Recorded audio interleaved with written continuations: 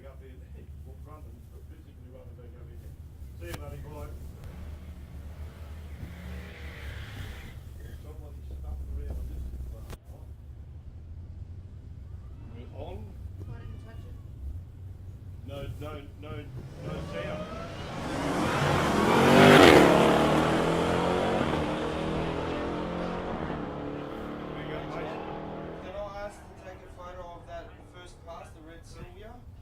They reckon they didn't print, but they reckon it should be up here logged. Scott will be here in a minute. Oh, You ask him. Oh, So Scott anyway, I was actually meaning to meet him too, so I'll hang around. give me a bit of. Just running across now. Oh yeah. What's the what is it, Sylvia? What is it? Yeah, the 6650 race number. Yeah. Yeah. That's a quick car, mate. Mate, Was that the first one that that's a brand new car, mate. 2200 horsepower. Defender. Take a photo because the printer didn't print. It's about to print out in a minute. Just give me a second. Jump up, beautiful. Take your time. Jump up, please. Wow. Nothing's working here. I just got a phone call between us. There's nothing.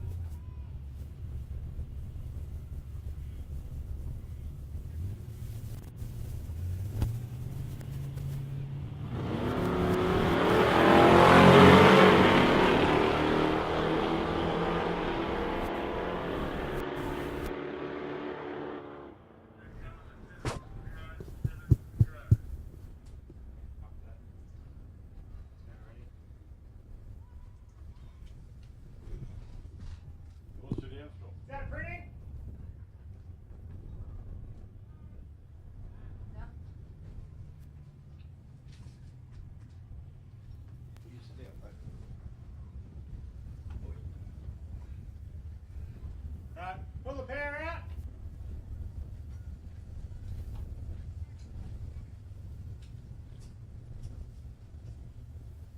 Plug it back in.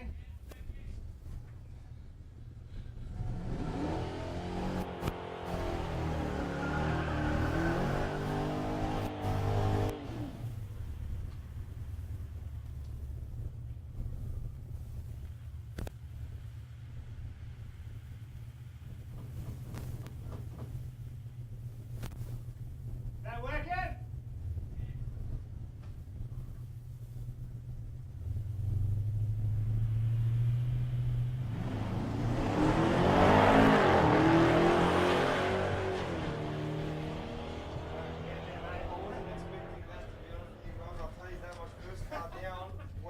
The boys like, nah, wait for a few slick cars to go down.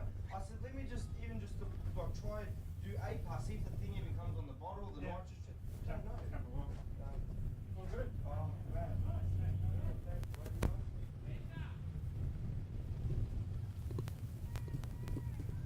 Mark Humphrey, can you hear me all right now? Thanks, mate. Just got a phone call saying it wasn't come across live stream. Thanks, mate.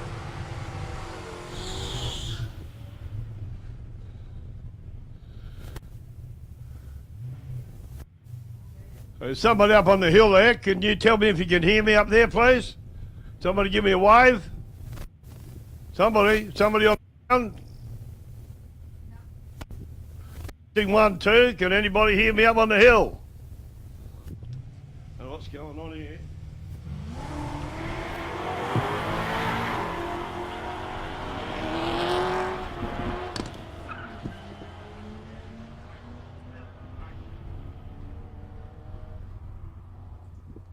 Testing 1, 2, can anybody up on the hill hear me? Somebody give me a wave, please. Hello? What's going on? I don't know which one I am. Did you want me to ask one of the boys to come and have a look? Oh, Scotty will sort out when he gets back up here, mate. This is not good. So they're not getting any commentary out there, but that's all right. I'll go home if that's the case. I don't mind. Is it going through the live stream though? Yeah, he's going to live stream. That's all right. Okay, it's Taylor Henley out here in McDonald's Lane 2 in the Blue Commodore, the VK Commodore, and Ben Cross in the VYSS over there in Lane 1. The South Coast Raceway Track Championship round here, ladies and gentlemen. Full-on action day coming up. There's a lot of cars here today, and all the cars have raced pretty ordinary reaction times. a 0.3 to a 0.1. To Taylor Henley. Taylor goes through it at 8.014 at 89.84 miles an hour. To Benny Cross, 8.635, 82.89 miles an hour.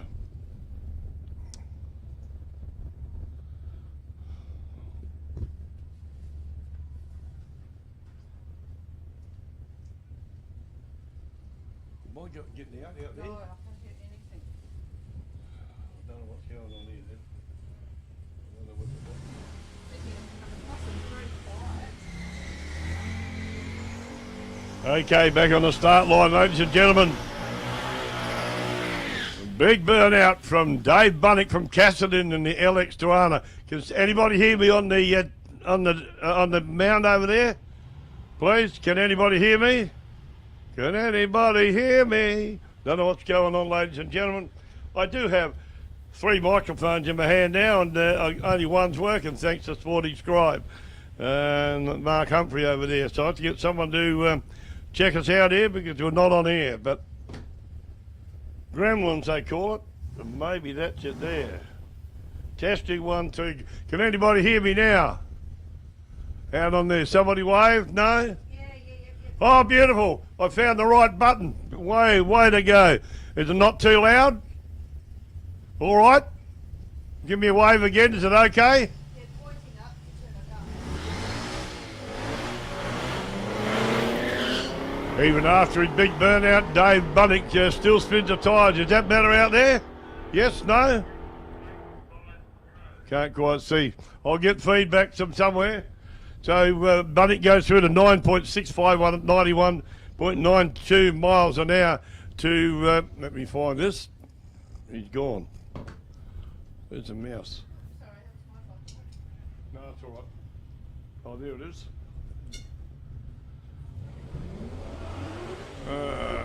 We'll go back to this. Jordan Monaghan over here in McDonald's Lane 2 in the VZ Commodore Ute. Nice looking ute, Jordan, and he's up against Kevin Dark over there in that beautiful HK wagon out there. Lovely car. Gets up and boogies pretty well this one, and puts on quite a good show, I can guarantee you that. And as usual, Darky gets off the line pretty quick. Pretty slow reaction time to him, knowing the 0.3 to a 0.1 to Jordan Monaghan. Dark goes through at a 7.276 at 95.02 to an 8.856, 80.62 to Jordan. G'day, Bear. How you going, mate? Not too bad. And yourself? Good to see you. Good, yeah, likewise, buddy.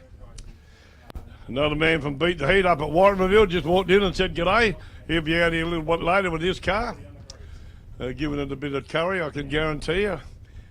So yeah, we're. I think we're going okay now. Somebody tells me over there that whether we're loud enough or too loud. I'd appreciate it because I can't hear it from in here. But if I get no signals, I presume we're going okay. Back to the start line now. Simon Lazaro over there in lane 1, the GTS, the HQ GTS Monaro, and Matthew Smart in this little giant killing Toyota Corolla all the way from Strathalbyn in South Australia. And Simon, off he goes. Good launch time, 0.189 reaction time to Smarty there, and the Corolla goes through to 7.15 to 95.79 miles an hour to a 7.355, 98.44 mile an hour to Simon.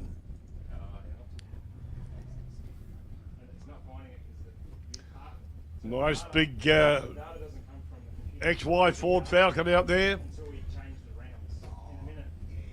Jamino Lavia over there in lane 1 and Ned Karanovic in his beautiful Plymouth Barracuda.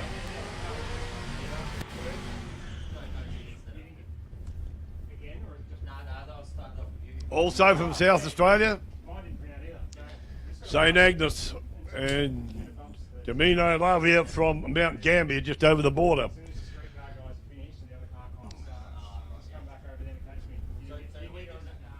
Both cars moving up into the staging beams.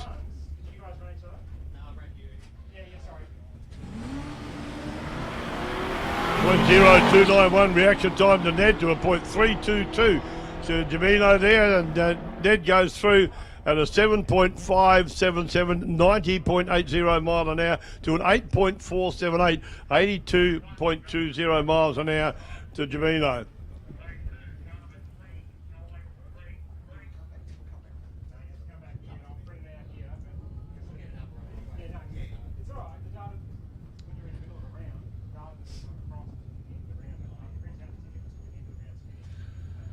Brian Keane now from Compton in South Australia. Got a bit of support from South Australia this weekend here at South Coast Raceway and the Track Championships. And Chris Tatchell from Merbein in Victoria.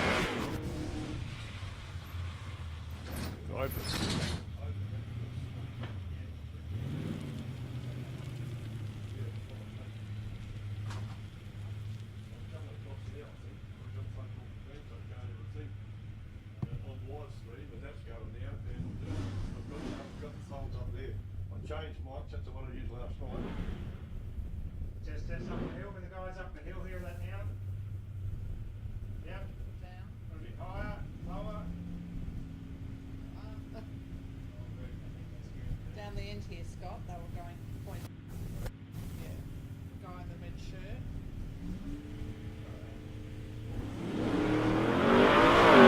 Nice jump away from Brian Keane, didn't there? Over in the X. Oh, jeez. Chris Tatchell trying to chase him down. Tatchell goes through at a 7.917, 85.15 miles an hour to a 7.050, 85.76 to Brian Keane in the XR Falcon.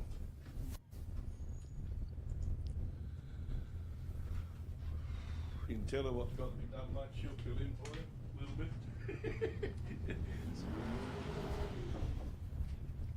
Lane 1, Darcy Johnson from Warrnambool, just down the...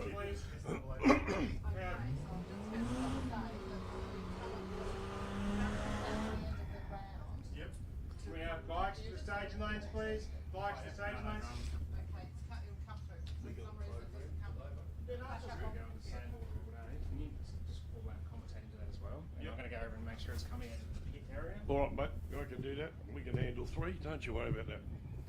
You need some tape. She'll be right. Okay, Darcy Johnson in the Commodore in lane 1. Good reaction time, well, better than the other guy, 0.173. And Johnson goes through at a 9.501, 77.93 mile an hour to a 9.055 at 75.6 to Jakey Phillips over there in the Falcon, over here in the Falcon. Bradley Dixon now coming around in the VW Beetle. Don't be surprised, this thing's pretty quick. He's from Broughton in Victoria, and Shane McKenna from Warrnambool in the Commodore Ute.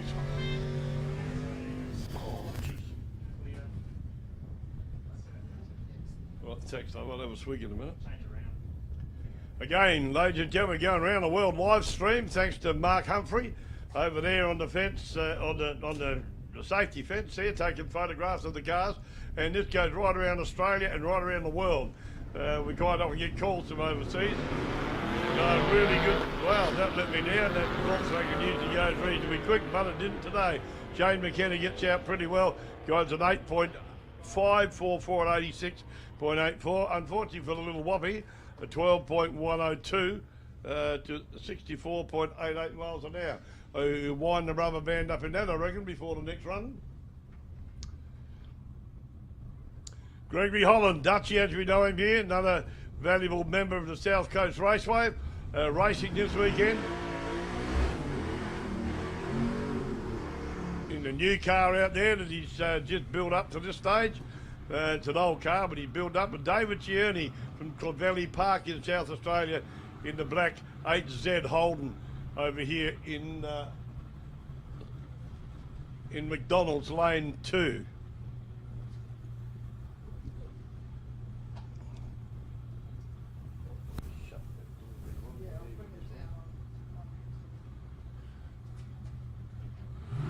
Both cars just about ready to go now. Waiting for Greg to move in. He's in now. Here we go. Pretty even reaction time, both in the .2s. And David Tierney goes through at a 6.375 at 122 to Dutchie's 9.099 at 78.80 miles an hour.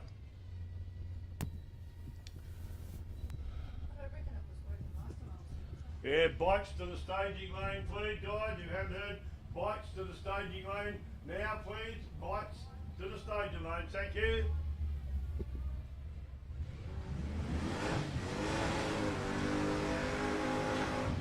Stephen Mills out there in a little black and grey Toyota Corolla. Jason Drew in the HJ Kingswood. They can't hear you over in the pits, they reckon. They can't, Scotty's over there trying to check it out now. All right, mate.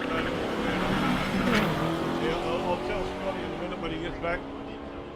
Oh, all right, no worries. He got me on 3, Mike, so we'll try and work it out. Good luck. Yeah, thanks, mate. Okay, Stephen Mills and Jason Drew just had a run there. And Millsy went through at a 10.291 to an 8.843 to Jason Drew. Still got a few issues up here with the mic, so I think we're coming out loud and clear to you guys. But we've got 3 microphones now, one for us, one for Sporting Scribe Muscle, and one for the pits that's not getting through yet.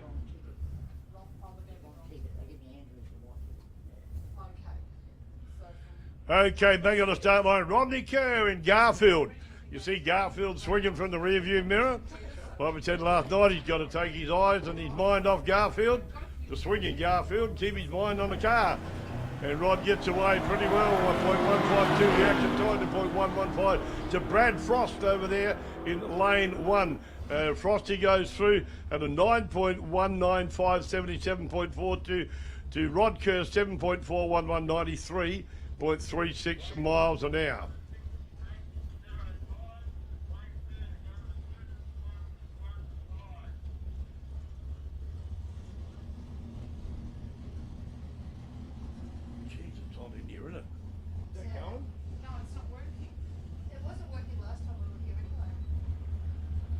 Jamie Ackland now from Hamilton, just up the road. Now this is a quick little car, this black Cortina wagon. Gets up and boogies. They call it the Ford Fridge. And over here we got Stephen Griffin from Warrnambool in his little LJ Toronto, and that's no slouch either. This should be a pretty good run here. A previous best for the Fridge at a 6.595. To a 6.309 to the Tirana. So that'd be pretty. Reaction time on the lights will be the one that gets there the quickest this time, and that is for sure. What?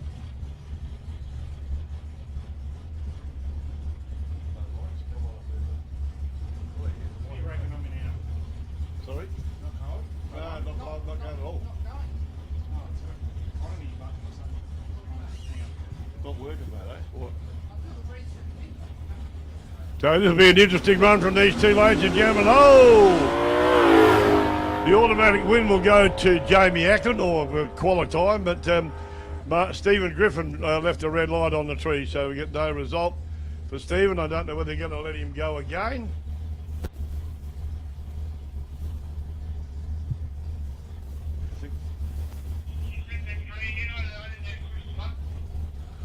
On the mound, can you people hear me on the mound still, please? Somebody wave. Yep, thank you very much. I can hear us up there, mate.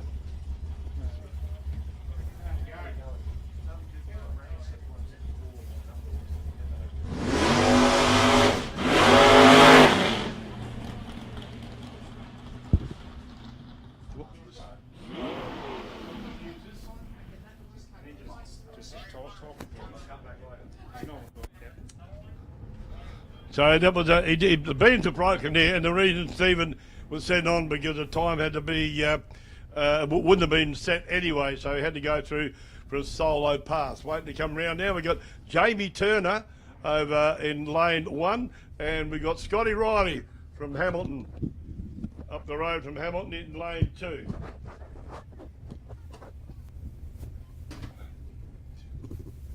In the beautiful XY Falcon. Over here, Clayton, the McDonald's lane 2. And Jamie Turner in the HQ Holden.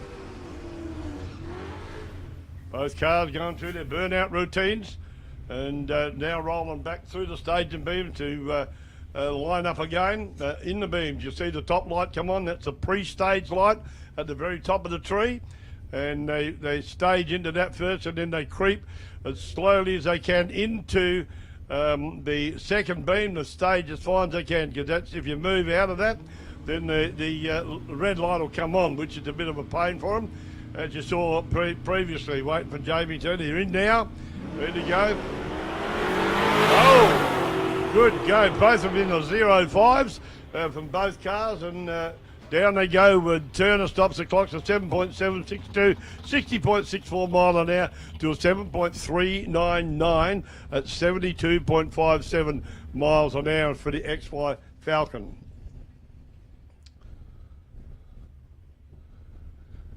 Okay, we've got Stephen Lewis over there in the GTS Monaro, the big blue car over there in lane 1, and Andrew Champness from Bordertown in the little Volkswagen. Maybe I got them mixed up. This is a car that goes reasonably quick. We'll find out what it's like in a few minutes when they get going.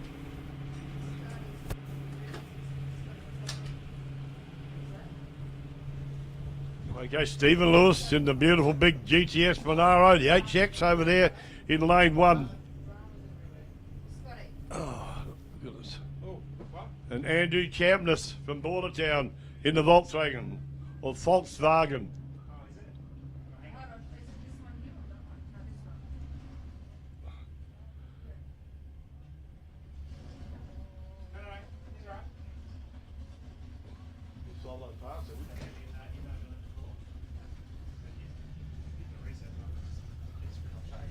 Looks like we got a solo pass now. Back Stephen Lewis out. So Andrew Champness, sorry. Whoa, just about pops the wheels off the ground, then he changes gear and he heads down and goes through, stops the clocks at an 8.504 and 79.52 miles an hour. Got a good range of cars here today. I reckon we go up around 70, might be wrong about that, but I reckon there'll be a good 70 cars ended today. So it's going to be a full-on day. And these are just the time trials that we're going through now. The racing will be on in Chicago shootout format later on today, sometime after lunch. Got young Shane Walker walking down there, photographer extreme. One of our regulars out here is Shane, takes some absolutely magnificent photographs of the different vehicles, and he's very competent. Hello, we just shut somebody down.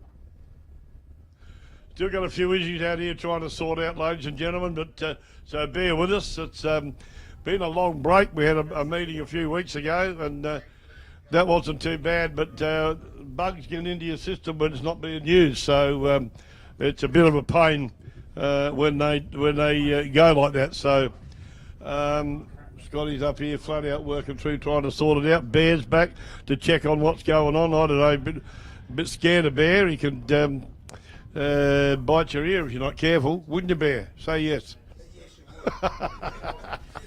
I love it. Bear's from Warwickmobile. Right, Bear? Yeah. Up that way, yeah. Up at Horsham. Oh, Bear's from Horsham. Yes, that's right. It's the Winborough Off-Street Drag Racing Club at Warwickmobile. He's an intensive part of. Yeah, Bear's the president of the club up there. If you ever want to go up and go and take part in the meeting, see the guys that beat the heat over there, and they'll tell you what's happening with the meetings up there, and also give you a bit of information on Beat the Heat, the big marquee down there. You can see from here, beautiful big marquee, got graphics all over it. So worth a trip down there. Go and have a word to them, and I'll explain to you what Beat the Heat's all about. Not only the race cars, but also but also the program.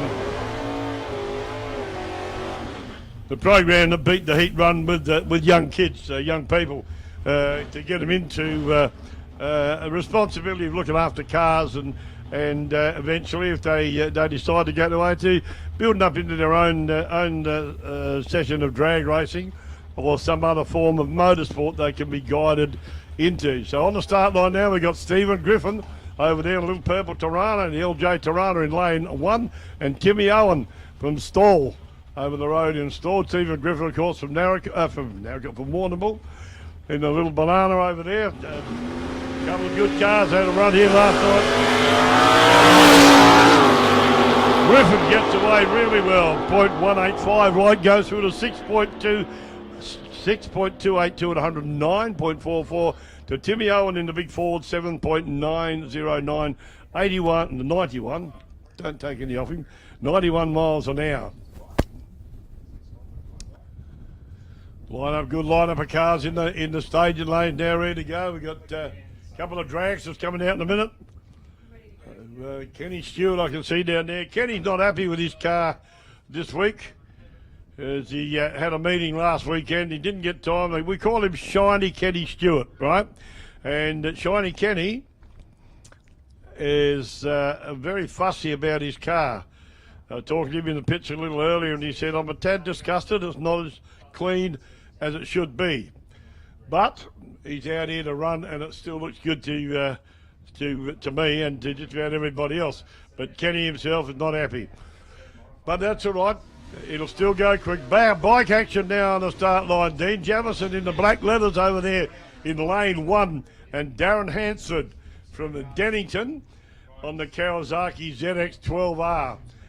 Dean Jamison from Casterton, the Kawasaki 900 over there, like I said, in lane 1, the black leathers. That's the only way we could tell them apart last night, black and green leathers.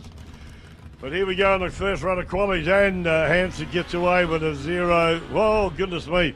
With a .117, Dean Jamison stuffed it up off the line, but his reaction time was 0.009. So, but he went through it at 10.592 at 103 to Hansford 6.902 at 109.48 miles an hour. Dragster time now, coming round. It's Peter Moore, isn't it?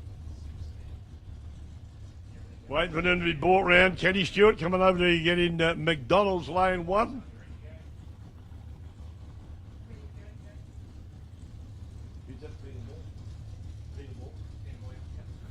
Peter Boyer, is it? Right? No. Peter Boyer. Peter Moyer will come around in lane 2. It's a pretty new car for Pete. He went through all his tech stuff.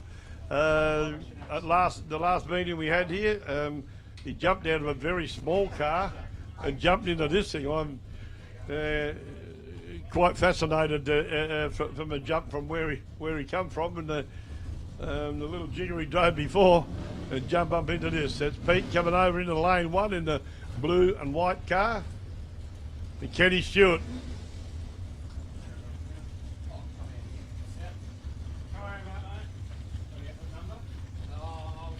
Over here in the Fuchs Dragster.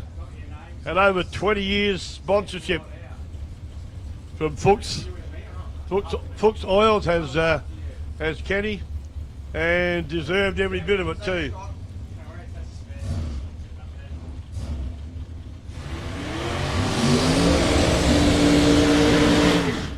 Peter Muir. Burn out there. Kenny Stewart does the same in the Fuchs Dragster. William Berry, very proud of him, my grandson. He's crewing there for Kenny, guiding him back into the marks.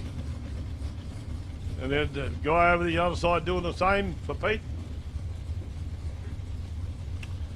Kenny Stewart, previous best here at South Coast Raceway, with a 4.682 at 145.90 miles an hour. Runs pretty regular here and regular times too, Kenny. Gets the slipper in and pushes it pretty hard, I can tell you. As they all do. But here we go, Kenny moving up in the stage now. Pete already in there. Creeping slowly. Kenny gets away. Beautiful reaction time, 0.015 reaction time to Kenny Stewart. Pete goes a 0.363, and Peter Moore goes through best time and best speed he's had, 6.614 to 102.72. Kenny's 4.807 to 142.13 miles an hour.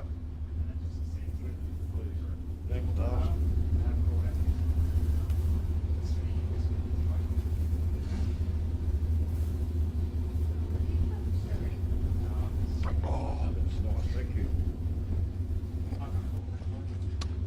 So back into tin top action now. Kenny Stewart from Tarneet. Nice quick straight pass there. They'll be going down to tow him back in a minute. Kenny be sitting parked up there in the dragster saying, come on, I want to get back and have a drink. Pretty hot in these cars with their racing suits and that on for every one of them. Michael Hanrahan in the HQ over there in lane 1 and a big Chevy. Now this is a stick shift car, this Chevy. You got to change gear with this thing and all the others are pretty much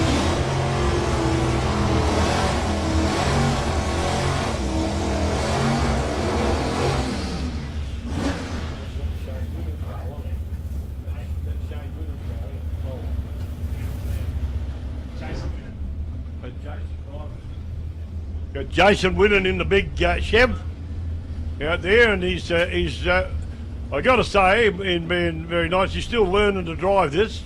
Shane used to drive it, and talking to Shane last meeting, he said, I've got to get him to go a bit quicker, mate. Got to get a bit more confidence, and he will as he learns to drive this. But it is a stick shift car, unlike others. Gonna have to change gear. 1, 2, 3. And he's hanging on to it pretty well too. Buttons off before the line, and he takes a win anyway. If it was a race, Michael Hanrahan left a bit early, but still runs a 6.604 at 102 to win in 7.260, 72.14 miles an hour in the big Chev. Obviously a cruising down there because he buttoned off well before the finish line. Okay, one of my favourite cars, Des Jeffrey. Have a look at this car go. It's beautiful, beautiful. Very beautiful Commodore. No, it's not a Commodore yet. Woo! Go Desmond, my man. And Robbie Cardham, no slouch either, in the big XE Falcon over there. Couple of hard runners here, ladies and gentlemen. Des loves pulling the wheels off the ground with this car. And I believe it's going to have a bit bigger motor in it sometime in the near future. Des a real stalwart of our drag club out here, big, great supporter, and this car is absolutely immaculate. And he loves the racing here in this Holden Ute, 565 cubic inches of motor under the bonnet. Watch it when he leads, watch both cars. I know Robbie Cardham's had the wheels way up in the air at some other meetings, not so much here, but he's pulled the front wheels way up in the air. So both cars are worth watch. Watch the front end as the lights go on the green. Whoa, beautiful! Cardham gets away beautifully. Dad's got the pedal down. Good reaction time. Cardham goes to .021, Des Jeffrey .022. Cardham runs through at a 5.722 at 120 to Des at 6.462 at 111.04. Bit of smoke coming out of Des's car. Hope for things will be all right. And he'll be back here again reasonably, well, next round anyway. But no, entertaining, those two guys tend to get up and boogie. They put it all into it and certainly go and go big time. And both cars didn't disappoint. Wheels up a tad and pedal to the metal away. Oh no, they're picking stuff up off the track. It looks like it must be out of Desert vehicle. Bit of oil. There was smoke come out down the top end, out the back of Des Jeffrey's car. Down the top end, so we'll get a report on that a little later, and hopefully Des's car will be okay.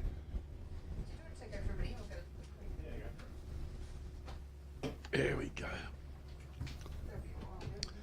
Bit of a break. The boys are cleaning up something off the track, whether it be oil or radiator fluid or trans fluid or whatever. They'll be, like I said before, or yesterday, last night actually, the crew on the start line are pretty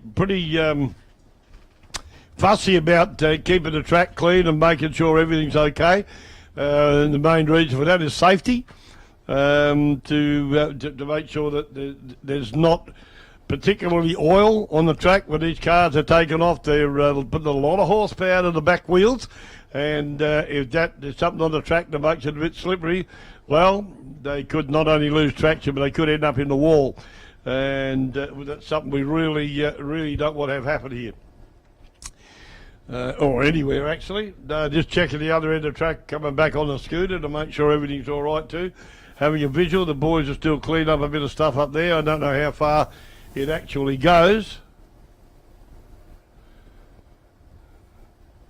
Smithy coming back. Here's the track prep man and our club president. I think there's Smithy in it. No? Yes? No? Yeah, it is. That's Andrew. Couldn't see for the sunlight. So he's the guy that does an amazing job of preparing this track, and it doesn't just happen. There's a lot of work put into preparing this track, so it's got plenty of grip and it's in pristine condition, ready for the drag race meetings. And it's, like I said, it's not an easy job. It's very time consuming, and there's 2 or 3 days before the meeting, at least 2 or 3 days before the meeting, that are put into track prep, at least sometimes more, depending on what the deal is. So we're here at the South Coast Track Championships here at South Coast Raceway in Portland, Victoria. And if you've got anybody that you think should be watching this, tell them to get on Sport and Scribe, and you'll be able to watch it live stream around the world. Oh, I've got to get that right. It's not Sport and Scribe anymore, is it? It's Sport and Scribe. I thought he had another address. Malcolm Todd, one of the Todd brothers, as we call them. Sorry? Is it? From Pelagelo, Malcolm Todd. And in lane 2, we've got no details just yet.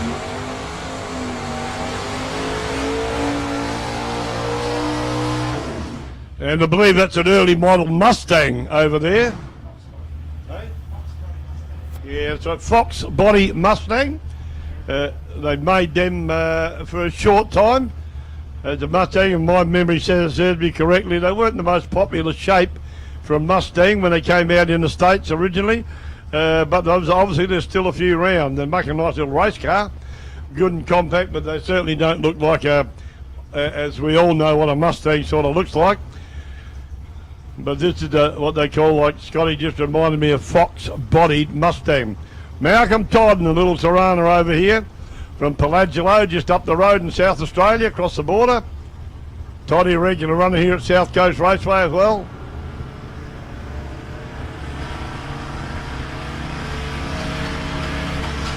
Ooh, here we go. Oh, the Fox body Mustang gets away. Good reaction time, 0.080. Goes through to 5.412 at 136.32 mile an hour to Toddy's 7.140, 97.84 miles an hour. It looks like it's hungry to go, that little Mustang, the way it was jumping around on the line. Good to see.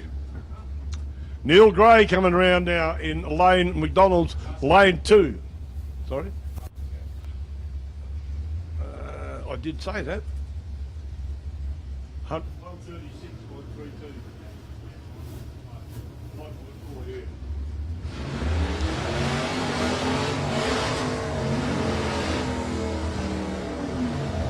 Joshua Borg in the Commodore over there in lane 1. And Neil Gray from South Purrumbete in the little Tirana over here. Now this thing got up and boogied last night. I'll be interested to see how we go. Joshua Ball from Kurunjang in Victoria.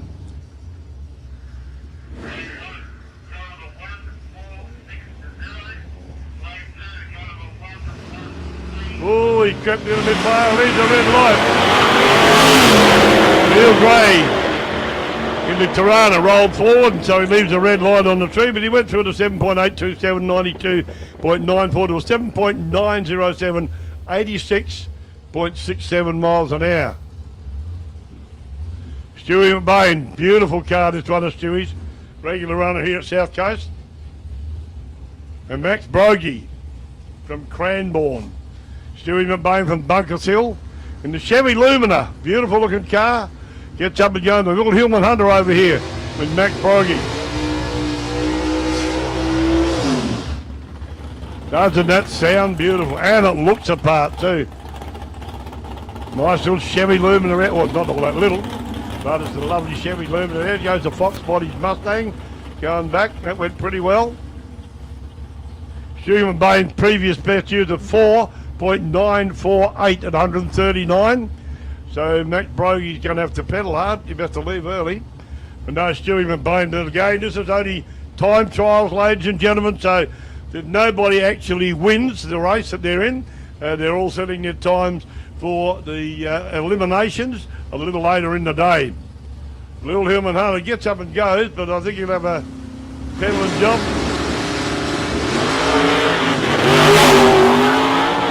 McBain off the line at a 0.90 reaction time. Goes a 5.508, 127.63 for his first pass. Mac Broggie a 7.733 at 90.27 miles an hour. Now here's another car you got to love.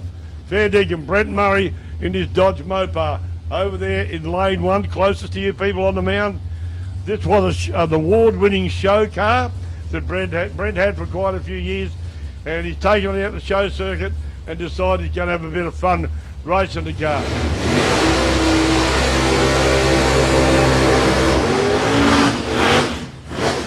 Beautiful car, sounds beautiful, looks good, and performs really, really well. 440 cubic inch of the Chrysler motor under the bonnet, and no slouch either, Ryan Sturzier from Warrnambool in this lovely little Mazda RX-7 with 427 cubic inches of Chevy motor under the bonnet. That gets up and boogies too, don't you think it won't. Both cars are pretty quick. Best time for Murray is a 5.9, Sturzier 5.7. So they're going to be pretty close down the end if they both get off the line pretty evenly.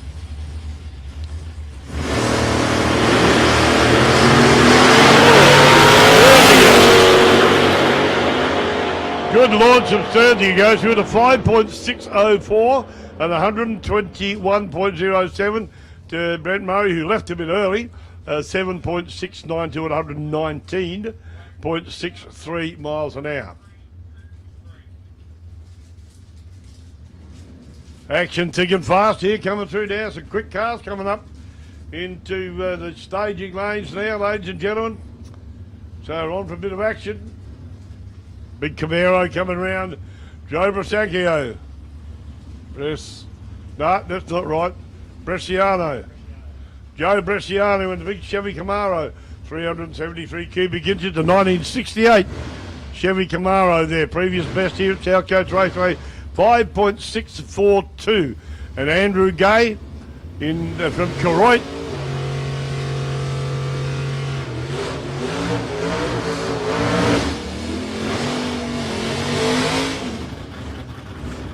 Andrew Gay from Koroit, previous best time here at South Coast Raceway, 7.005. So we would expect to see, obviously, Joe get away in a Camaro a little bit quicker. He's a couple of seconds quicker over the distance, over the 1/8. But that's if it all goes okay. Whoever gets off the line first and cleanly has the potential to win. There you go, Dead Jeffrey coming back in that beautiful Holden Ute. Hope that everything's all right. I'll see if I can get some information to let us know. Here comes that beautiful Mopar coming back to with Ryan Sturzier in the little RX-7 behind him down the return road. Meanwhile, Joe and Andrew in the staging beams ready to go. A beautiful launch to Joe in the big Chevy reaction time at 0.036, 5.790 at 119 to Andrew's 7.750, 93.08 miles an hour. Coming to beat the heat cars coming around. That's what they're here to race this weekend. This little blue Commodore over in lane 1 is one of the junior cars that we run, and as the kids move up through the ranks, this will be a car that they'll be allowed to drive.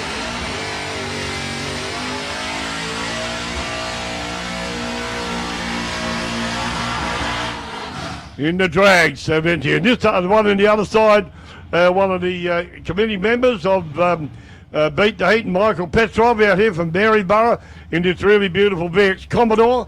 The lights flashing, and had a word to Mick. I said, smoke them tyres up more, mate. He said, yeah, I'm going to have to. Last night. Had a lot of fun last night, so no, good car, goes pretty quick. And this is the what Beat the Heat's really all about. Come and race your mates. Don't race on the road. Come out and do a drag strip and see if you can beat the cops, as they say. Mick gets away at a .142 reaction time to Harry's .118 in the junior car.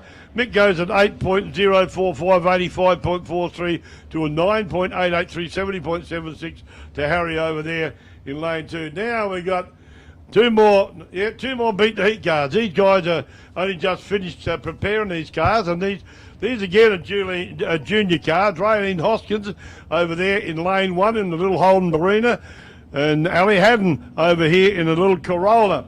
This is a first time meet for these guys in these cars, and they're I'm telling you, they're pretty nervous, both of them.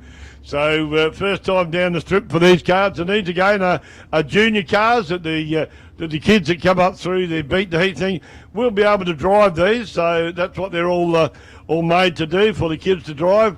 And Ali gets away pretty ordinary action time, but that's expected. 0.495 to a 0.7 to Raylene over there in lane 1. Ali goes through at 11.75059. 0.43 mile an hour to a 13.864, 47.84. But they'll bring those times down during the day as they get more and more confident. Okay, the PCR engines, Commodore coming in now, and against Glenn Headley in what we call the shopping trolley. The little red car out here, we call it a shopping trolley because it's such a small car with such a big motor. And believe you me, it gets up and boogies. And I don't know, I'm a big bloke, and I know I'd be hard pressed to get in that car. It's got a very, very big 445 cubic inch Chevy motor under the bonnet of that, and Glenn sits in, I guess, beside the transmission and part of the motor too. But this thing gets up and goes. Car that's regular runs, pretty straight and pretty true, and we're always glad to see these guys out here. Glenn from Mount Gambier run a previous best here of a 5.147 at 152 miles an hour. That's the little Datsun 1200 ute. So it gets up and boogies, ladies and gentlemen. As you will see, it goes like a very quick Datsun 1200 ute. I'd lay odds that the bloke that actually designed and built this would be turned over in his grave if he saw it go down a strip as quick as this one does. And the Holden Commodore from Joe Carboni over there from Penfield Gardens, a regular runner here at South Coast Raceway as well, the 355 Holden Commodore. The PGR engines sponsored car run a previous best of 6.295 at 109. Mate.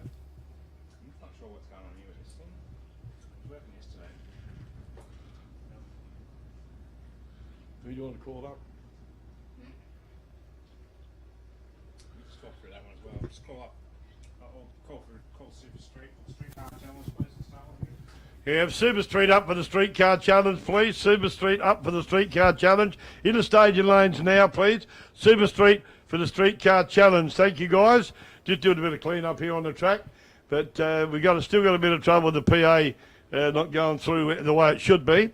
But please, Super Street. Please to the staging lanes now for the. Because we've only got 3 cars to run, guys. So can you get up there? Super Street to the. Glad to see you here again. Gee, it's nice and quiet with no cars going. But like I said, safety's paramount. Craig Dennett, our starter, walking back down there, did a good job last night, doing a good job again today. What's the starter here for a lot of years? From Bulwarra, just up the road, and it's immaculate LJ GTR XU1, 434 cubic inches of Chev motor. And Matthew Gay from Koroit, just down the road towards Warrnambool in this HX Ute. Another quick one here. Previous best here is 7.101 at 98.95, and Jeff's best previous time and speed 5.411 at 127.63.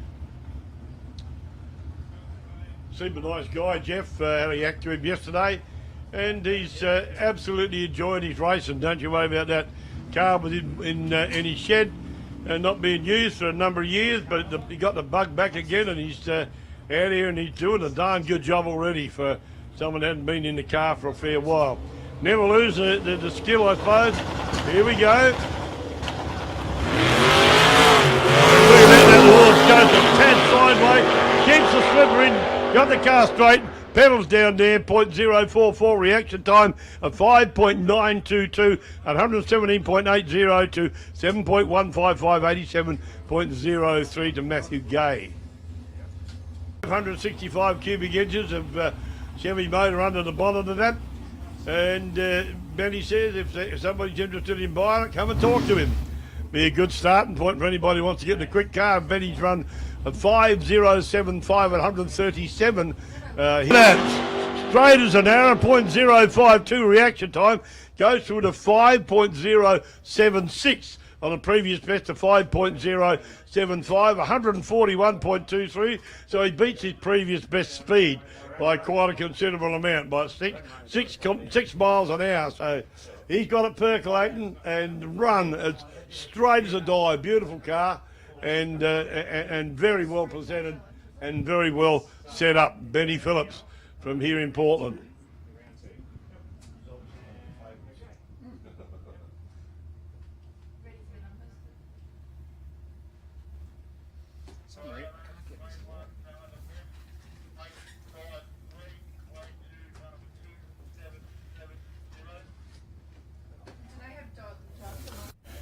We're at South Coast Raceway, as you know, for the South Coast Raceway Track Championship meeting. We've had a bit of a bad run, particularly with the COVID. We had 2/3 of... Going now, is it? Sorry, we got it fixed now. Everything's completely in control, not out of control. Matthew Smart and the Little Giant Killer Toyota Corolla, 202 Holden power, but it's no slouch. And over the other lane, in lane 1, Adrian Pitts from South Coast Raceway. Matthew Smart from over the border in Strathalbyn. So Pitsy. Look at that little Corolla get out. 0.019 reaction time. Pitsy goes 0.127. And Adrian goes to an 8.439 to 80.16 to Smarty, 7.137, 96.48 miles an hour. Righto, test. Straight cars to the start line, please. Straight cars to the start line. Working now, mate. Beautiful, can hear it.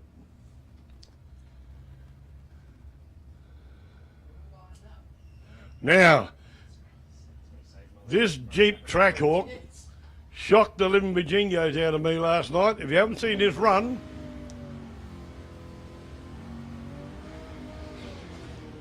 mightn't be the quickest car around, but I'm telling you, it's the quickest Jeep I've ever seen. Kevin Clooney from Eden, and the Holden Serrano over there, Chris Tatchell from Merbeen. Previous best of 7.492. But this, a tad sluggish, how wrong I was.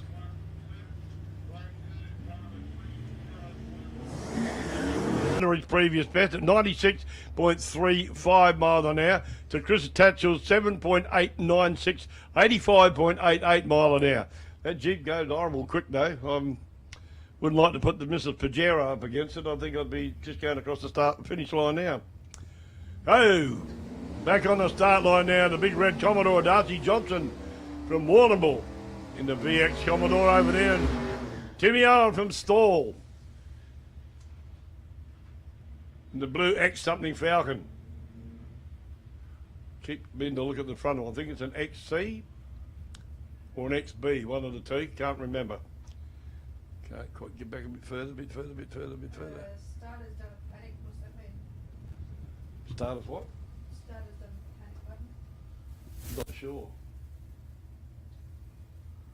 Well, it must be all right. He's letting them go. Oh no, the red light's flashing on the bottom, so they shouldn't be running. Back them out. Yeah.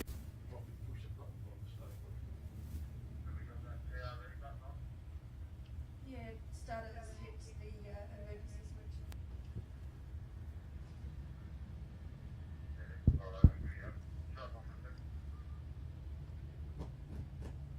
Shutting them off.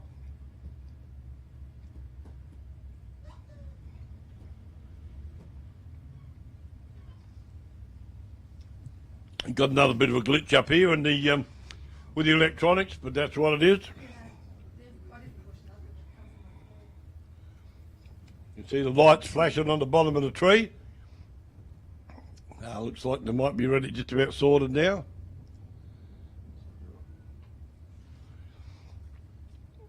And looks. must have pushed it by accident, did he?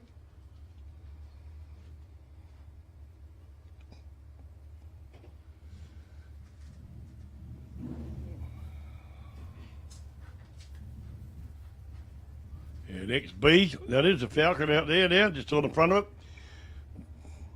A bluey coloured XB Falcon, I think we call it blue. Probably got a completely different name. Going through their burnouts again now after we fix the glitch here. There, Jeff coming back there, that beautiful Tirana, followed by Benny Stewart in that gorgeous little Chevy S10 truck. Special paint colour on that.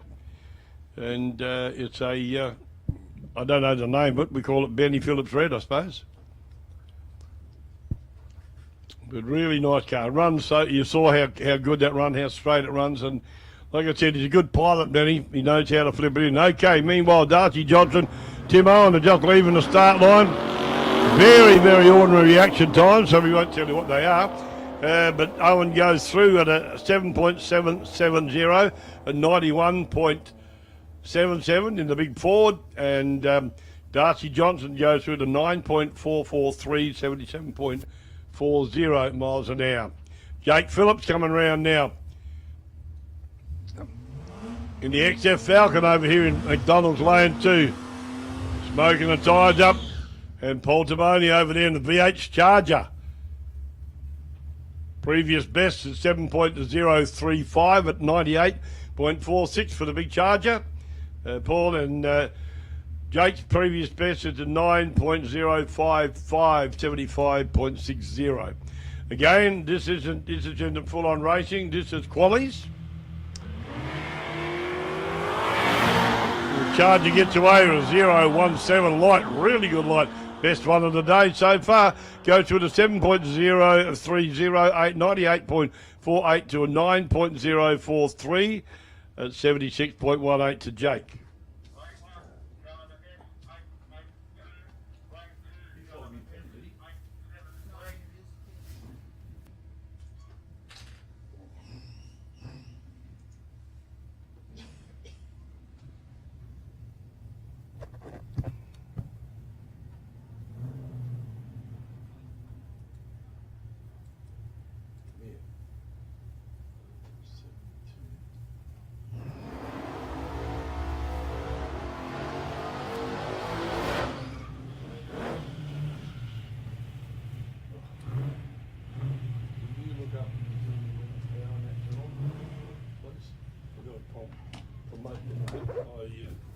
Don't know the dates. Okay, back on the start line. No, we haven't. We've still got the previous screen. No, that's my fault. There we go. No, Stephen Lewis over there in the HX GTS Monaro, and Michael McClintock in the Ford Falcon over this side. Stephen Lewis leaves a tad early, leaves a red light down the bottom of the tree, but stops the clock at 7.21296. 0.77 Michael McClintock, 9.710, 76.69 miles an hour.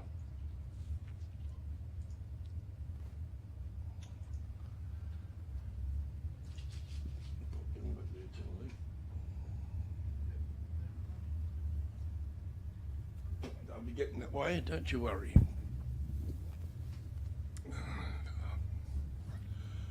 Coming around in the white HQ now in lane 1, Jamie Turner from Epping in Victoria. Beautiful HQ there. And Brian Keane in the XR Falcon from Compton in South Australia.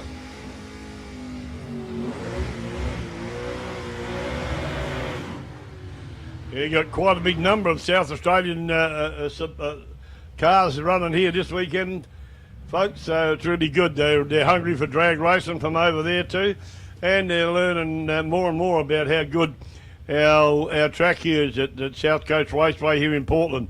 And of course they love drag racing or they wouldn't be over here, but that's why I know they're looking for places to go race their cars, and this is probably the closest place they got from South Australia to get here in a lot of cases.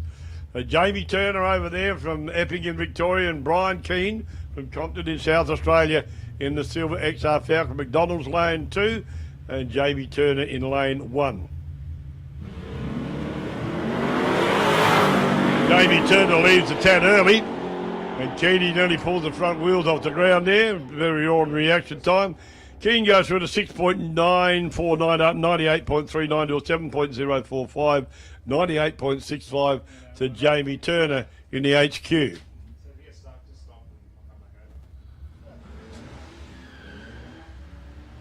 Back on the start line, we've got Jaden Keane in lane 1 over there closest to you, the Holden VY, and Andrew Francis in the car Thunder. That's what it's called. No, that's a lie. That's a previous car he used to drive. He drives a Commodore now. It was driven 82.11 miles an hour.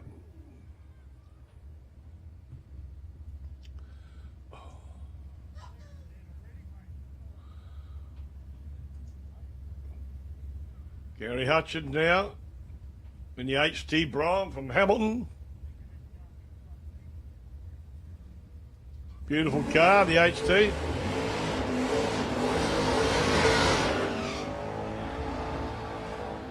And Brendan Carr, a bit of a wild bird out, little LH Tirana with LSA under the bonnet. So got a pretty grunty motor under there. Car's Concrete Construction sponsored car. Previous best for Gary Hutchins, 7.640. Previous best for Brendan Carr's of 7.218. So this little red LH Tirana goes a tad quicker than the big Brougham. A lot more weight in the Brougham, no, to what there is in the little LH.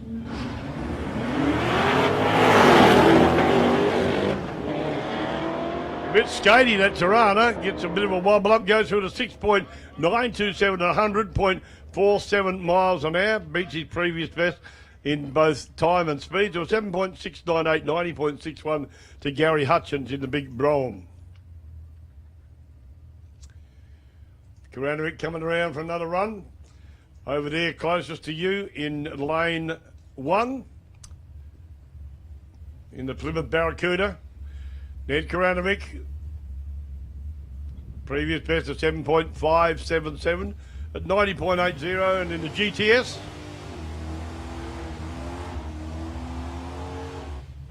We've got Simon Lazaro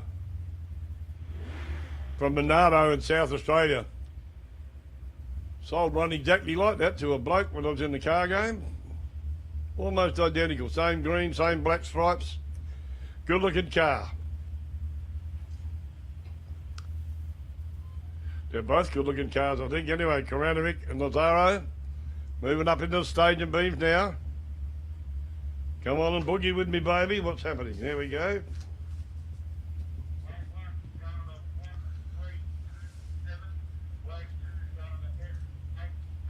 Go time. Pretty even reaction time to both cars. Koranovic goes through at a 7.575, 90.92 to a 7.171 at 98.93 to the HQ GTS of Simon Lazaro. Dave Bunnick now from Casterton up the road in Little Hatchback. Got a little bit of trouble with tyre spin last night. He couldn't get traction, but I'm sure they've adjusted a few things there. Jeremy Martin from just over the border in Mount Gambier in the little Tirana over here, the purple Tirana in lane 1.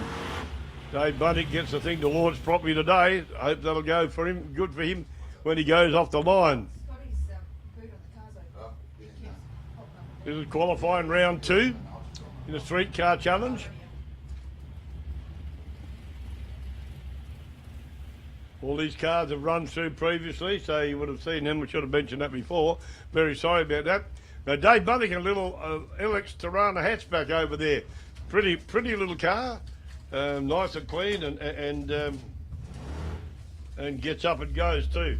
Like I said, last night he had a little bit of trouble with traction, but hopefully he got it sorted out today. Thanks, mate.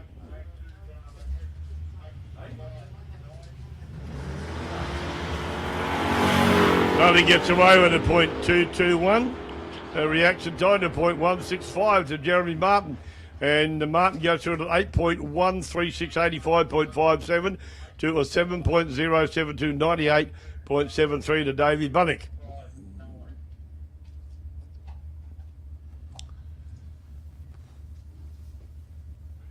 Benny Cross in the VYSS Commodore over there in lane 1. And Jason Edwards over here in the XE Falcon, Ford Falcon, in McDonald's lane 2.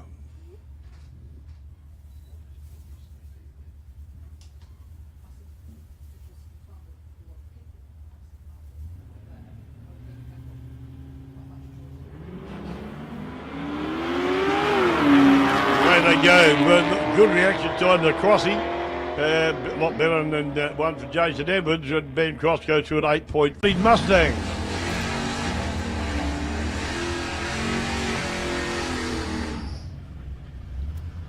Smoke them tired, baby. Get them hot.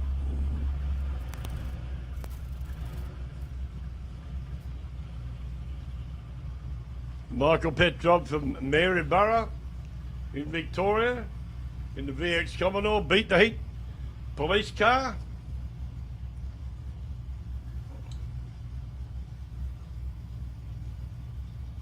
Lights flashing. See, he got his serious race face on though. My goodness me.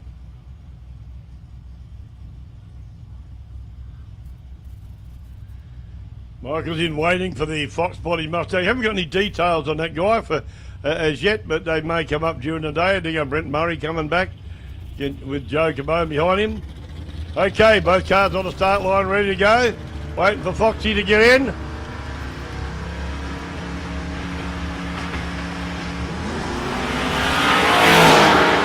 Off she goes, pedal to the metal. It's good straight run from the Mustang. .090 reaction time goes to 5.298 143. .27 Michael goes at 8.004 at 85.62 miles an hour in the Commodore.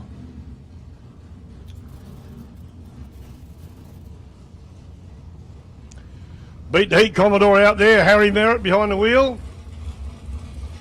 Another active, big time active member of Beat the Heat in the Warrenville area. That little car staying down here for us to let the younger generation, that'll be the car that they drive when we get Beat the Heat meetings down here. And over here, Glenn Henley from his beautiful Datsun 1200 Ute. Affectionately, we call it the shopping trolley. Lovely car, always looks good and always goes extremely well. Harry Merritt lighting the tyres up over there in the V6 Commodore. Brett Henley crewing today for Glenn.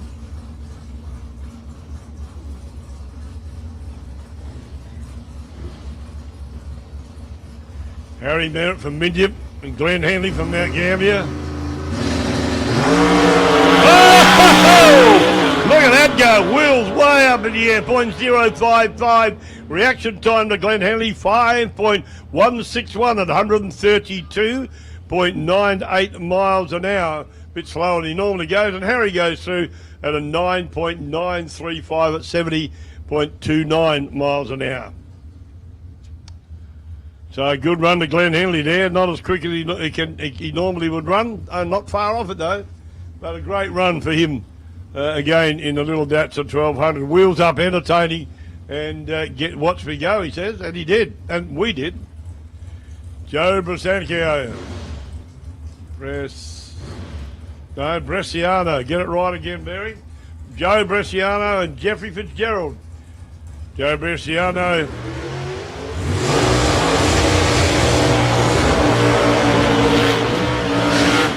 Joe Bresciano over there in the 1968 Chevy Camaro.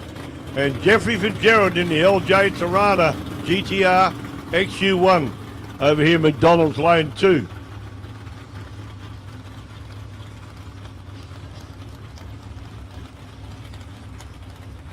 It could be a very interesting run, this one, ladies and gentlemen. Not far off in their times and not far off in their speeds either. So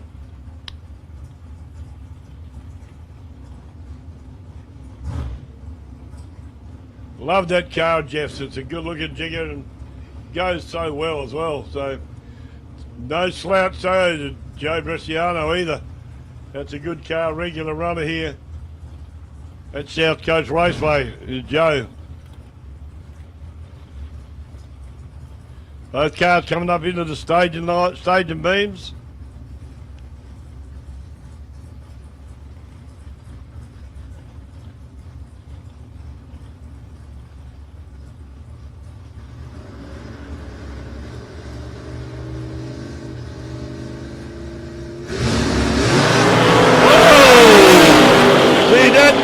The wheel standing competition here today. Bresciano 0.043 light to Jeff Fitzgerald 0.062. Fitzgerald goes through at a 5.505 at 124.83 and Joe Bresciano goes through at a 5.748 at 119.36. Big wheel stand there from Jeffrey. Kept the slipper in and brought it down gently. Here we go. Couple of the high-powered cars coming around the corner now. Two beat the heat cars run off against each other here. They try to match up to see how they go. We got Ali Haddon over there in lane 1 and Raylene Hoskins in lane 2, McDonald's lane 2 over here closest to us. In the little Holden Barina, rolling up to the lights there. No burnouts. What's going on here? Smoking them front tyres up, guys.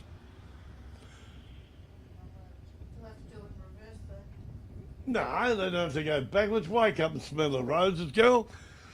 They can smoke. I'd be smoking the tyres up high, a front-wheel drive car. Maybe not one of them. But no, the two beat heat cars for the juniors to drive. And Ali gets away at a very slow, but a 2.86 better reaction time than Raylene. Only their second run down the corner, so, down the eighth. So I'd be interested. And Ali goes through to 11.718. to a 12.037 to Raylene. Here we go, Benny Phillips coming round again for another run. That beautiful S10 Chevy Ute that's out there. Great car, looks good, goes well. Like I said before, Benny knows how to shoot his car down the drag strip. Just shut the. That's the second time. That we had to clean up after one of those little beat heat cars. Must be dribbling something. Yeah, but probably the air conditioner should have turned that off before they went. Don't know, maybe. only grass if it gets through here. Here comes Glenn Henley's little bus, a little shopping trolley. That's a 1200 ute with a big Chevy motor. Under the 445 cubic inches, I think it is. Give the guy a wave. He could be looking at you. But very entertaining. That's a great little car, that. And an awesome performer, the way it just every time it comes over here goes exceptionally well. And an all-round nice guy, Glenn. Good to talk to, and just a very friendly guy, nice bloke. So if you want to go over and have a look at his car in the pits, he'll show you around, see what's what, no problem.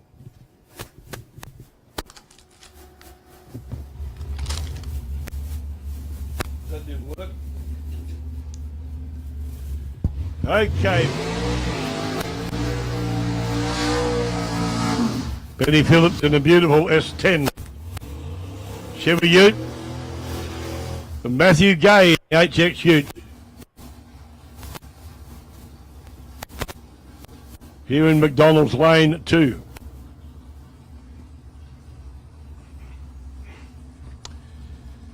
Still in the second round of qualifying, Super Sedan.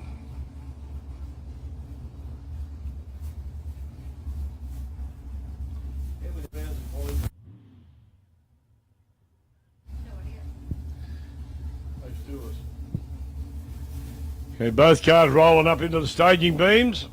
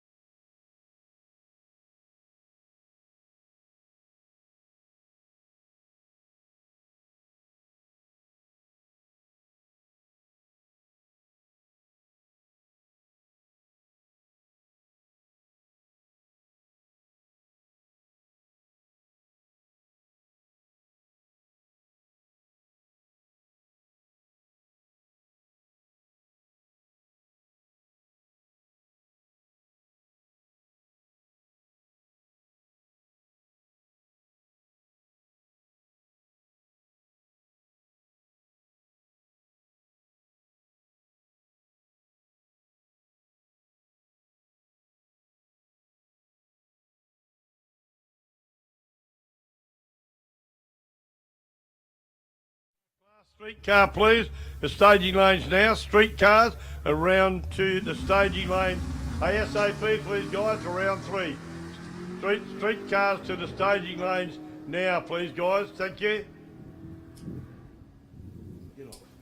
A little break here, ladies and gentlemen, but Brogy goes through the 7.220 at 93.17 miles an hour. So while we wait for the street cars to come around, it'll be time to go and grab a burger or a sanger or a pie or a hot dog. No hot dog, sorry, a pie or a pasty or a sausage roll. Get back there. Give them a call again. Street cars, please, to the staging lanes now, straight away and immediately, that means. Thanks, guys and girls.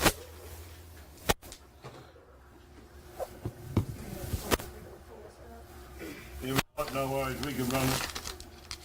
Like joking. Hey? No, fucked up. I'll just change it now. To the store. Sunglasses off? Don't matter. Because you told me off at Warwickville last time. So, you probably won't hear me, so just introduce yourself, and then if I ask questions, because this is a directional mic, so you may not hear me, but Yeah. so you can talk. G'day, I'm Danny Richardson. I'm from Beat the Heat Victoria. We're a team of off-duty emergency services people, and we participate in different motorsport events. So predominantly this program was a drag racing program that ran at Calder Park from the 80s onwards. However, we've since introduced motorcarnas, hill climbs, we've tried a bit of circuit. Drag racing's our home, really. So we've got Smokey 4, that's a VX SS, racing today in Super Sedan. This is raced by Mick Petrov. We're also members of Wimmera Off-Street Drag Racing Club in Warwickville, which runs at the airport. We run a drags event out there once a year. And one of the special things we do at Warwickville is we are able to Andrew license in Super Street 16 and 17-year-olds that have been through our motorsport club mentoring in motorcarnas to race Super Street. So this VE Commodore that we've got over here, if you wanted to come for a walk. So this car was donated by Sheen's Panels. It's just an absolutely stock VE Commodore. I think at some point in its life it might have even been a hire car. But today it is being raced by Harry Merritt. Harry is one of the Wimmera Off-Street Drag Racing Club members. He coordinates the burnouts at the club. However, he also mentors young people in motorcarna, drag racing and other things. Harry also used to be one of the town's school bus drivers. So having that kind of supportive relationship within the community is so important for young people to be able to be included in car clubs, motorsport, especially if they're not from a motorsport background or their families don't have any involvements in any kind of sporting club. Being able to just come in, be at home amongst our team of mismatched cars is just awesome, and we come along and have fun at events. So we're supporting the South Coast Raceway event today because we think it's awesome that there's all these street cars that have come along, they're doing the right thing, they're on a track, they're in a controlled environment, they're doing the right thing by their community and the right thing by the sport. And it's just such a really lovely, inclusive feel today with families, kids, everyone's here. What's funny about today is we actually entered 2 of our junior motor cars in the drag. And the only class that they were eligible for, because to go in the street class they would have had to have been road registered and go in the cruise, they can only enter super sedans. So here we've got a Corolla and a Barina racing against things that have wheelie bars and parachutes. And the 2 people that are racing these cars today are actually CFA volunteers that are part of our group. And these guys, well, guy and a girl, they're mentoring young people in motorcarnas and now drag racing. And this is their first time drag racing. They're learning about the lights, staging the car, what time slips mean. It's all pretty overwhelming. And it's also a test run for our junior cars that we've only just done these up. So what's the aim of the program? So the aim of the program is to break down the barriers between emergency services and young people. So we're all doing this off our own bat. We're not paid to do this. We do this as part of just our love of motorsport and our involvement in the community. We also just include young people because we want to see young people take over in roles of leadership in car clubs, develop a passion and skills in automotive. So here at Portland, we're actually developing a program with the Southwest TAFE Automotive program, and they're working on a Camaro project called the Sheriff with us, which will be a super street car that was donated by Des Jeffrey. He's a member of the club here, but we've put light bar on it. We've marked it up like a USA Sheriff's car, and it's a really cool project between the community and us. We also want to see young people doing better in the community. We know that the Wimmera area is 4 times the state average for youth suicide, and if young people have one person that believes in them throughout that difficult adolescent time, they're much more likely to last throughout that time than a young person who's isolated. So it might just be a car club or a motorsport club, but by having young people along, giving them some leadership roles, helping them register as officials with whether it's AASA or when they're over 18, even ANDRA, that gives them a sense of pride, a sense of belonging, some skills, people that can vouch for them when it comes to going for jobs.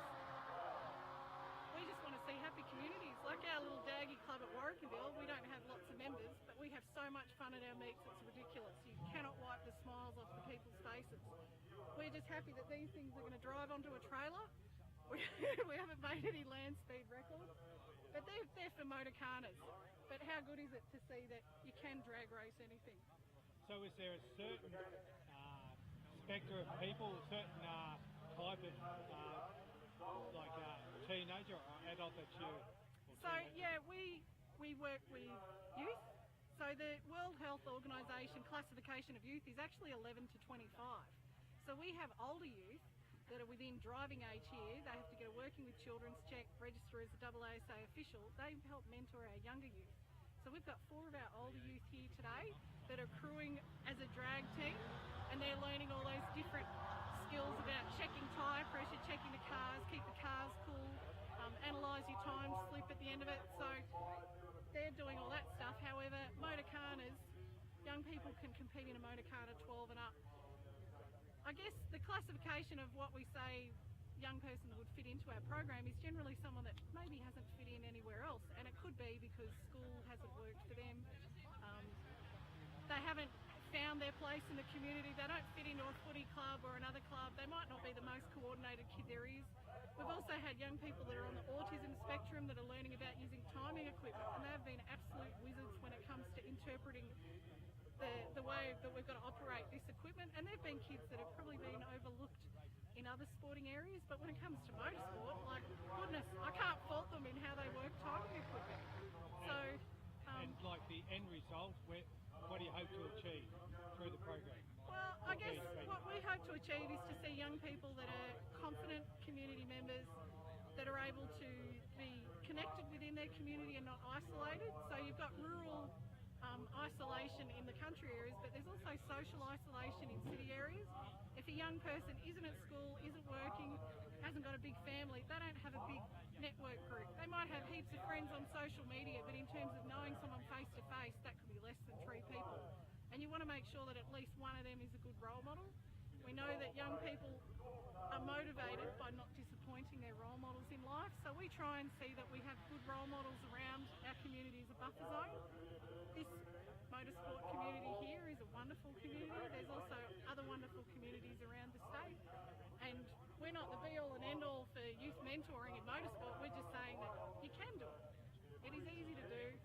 You don't have to have top-of-the-range cars to do it, and it is awesome fun to let the kids modify and work on these cars because they're just like giant Lego, really.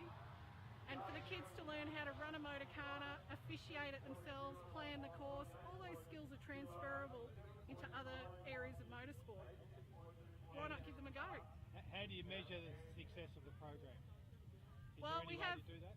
yeah, we do. So we do qualitative ways in terms of case studies. So I write a lot of the case studies and I track the young people throughout their involvement. We have young people that have been involved for short term that'll just come along for a few events and then they might get their own car and just start competing independently. But we've also had young people that have been with us through magistrates diversion programs and they've actually stayed with us for years because they've felt at home within our sporting team. So we've turned them into a mentor. We've continued with them. The quantitative side of it, when we do apply for grants like wind farm grants, we also got a state sporting grant to do with increasing the participation of women and girls in motorsport. I then have to count the numbers of young people or women or whatever that have been involved, membership increases, competitor increases of different genders, officials increase, numbers at training events is another one, so numbers at a motorcana, or if we've got a little officials training event, which probably is a motorcana, but how many have actually registered as an official. So we do count and tally numbers, and it depends who we're reporting back to, what chunk of information we give them, because it can be overwhelming. So, being a volunteer, why do you do it? I love it. Yeah. Love it. Absolutely love it. And I'm passionate about seeing a good community that my kids can grow up in. I've got little kids, I'm a mum, there's lots of parents involved in this program. This is just something that we can do. We turn up, we have fun at the event. Why not have a few other people along with us and include other people? We didn't grow up learning how to do motorsport, we learnt it as adults. And so we've had to start somewhere, we're still learning. So we're taking other people with us on this learning journey and it's great fun. And you're happy to have people come in and have a look at the setup and, Absolutely. and follow the club? Yeah, absolutely. So Beat the Heat Victoria is our Facebook page, and at one of our home clubs is Wimmera Off-Street Drag Racing Club.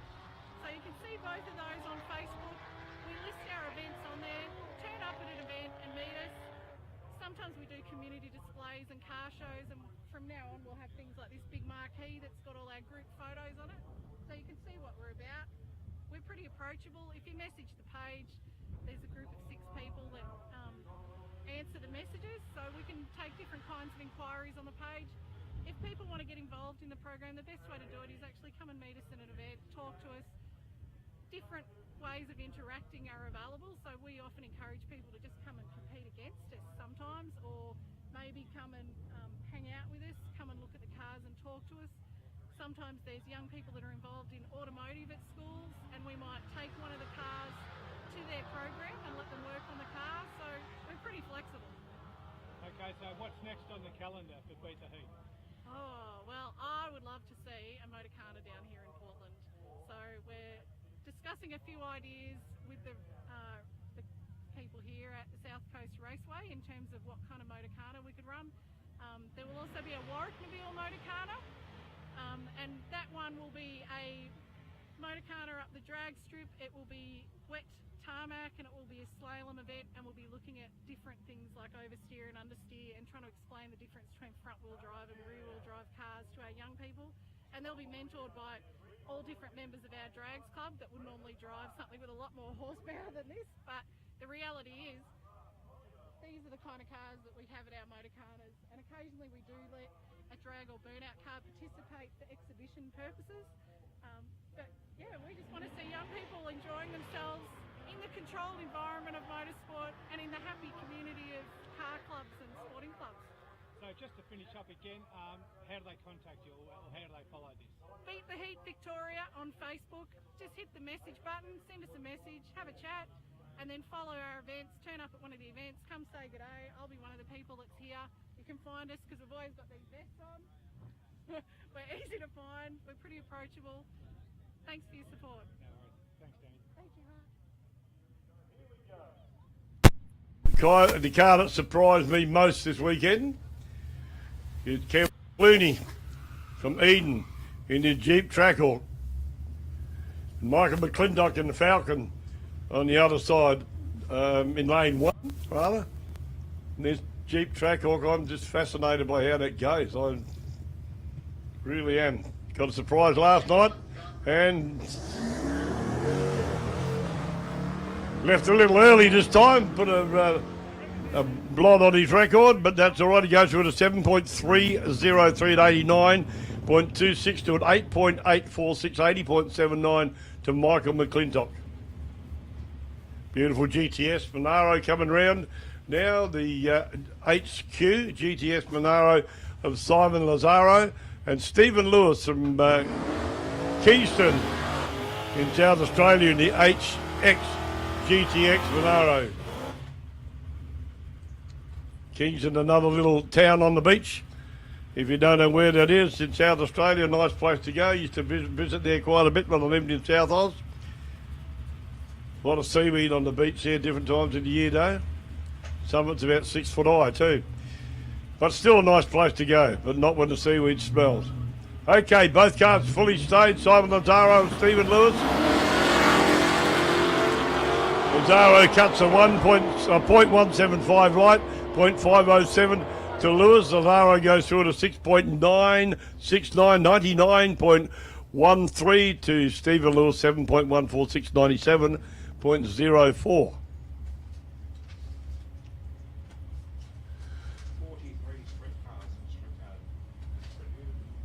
Here we go, Garfield's back and he's got a reputation. Rodney Kerr over there in the little Garfield car. Get up and boogie. You see, like I said, have a look in the front window. You'll see Garfield swinging around inside the car. And over here we got Dave Bunnick, a regular runner here from Casterton. And his little LX Tirana. Launches it pretty hard. Dave gets the tyres hot and gets a better grip. Shoots it down the track. Rod Kerr does his normal burnout routine in Garfield. Popular car, been around for quite a while. As Curry in Garfield.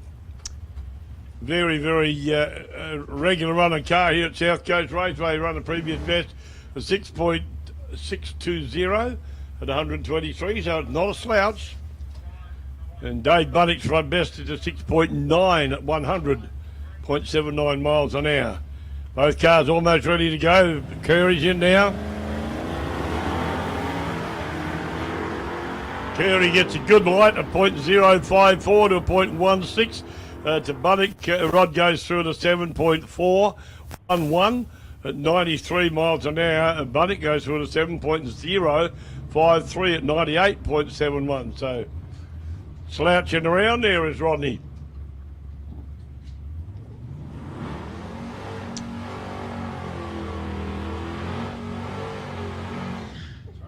Andrew Francis over there in the Commodore.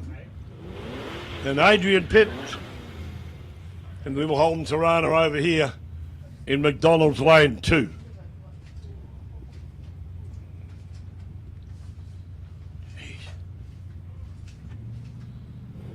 Both cars ready to go. Here we go. Francis cut a better light. I don't know what he'll hold Pitchy out though. It goes through and Pitchy goes through at an 8.474, 80.05 to Andrew Francis, 9.478 at 69 miles an hour even.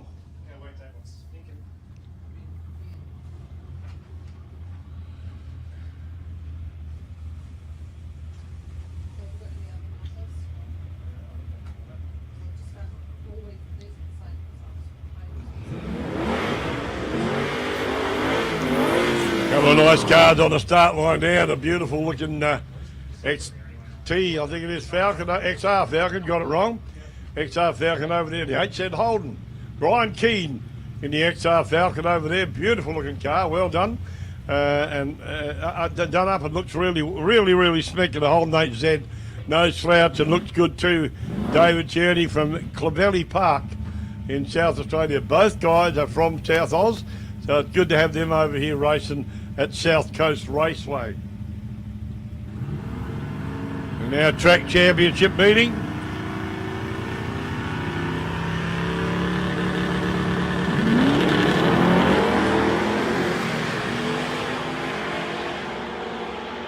Whoa, is he going to catch him? My goodness me, he did. David Tierney goes through a 5.720 at 130.86, and Brian Keane in the Falcon goes through a 7.107, 96.33 miles an hour. Goodness me, he caught him quick, didn't he? Say yes. Yes. Here we go. Volkswagen, all the way from Germany, from Deutschland.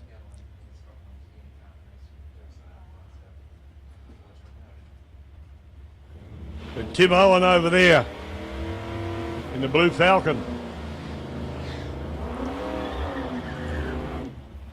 This little Volkswagen got the potential to do a good wheel stand the way it looks and the way it goes. Sitting there waiting now for Tim Owen to back up. No nonsense little car, this one. It goes very, very well.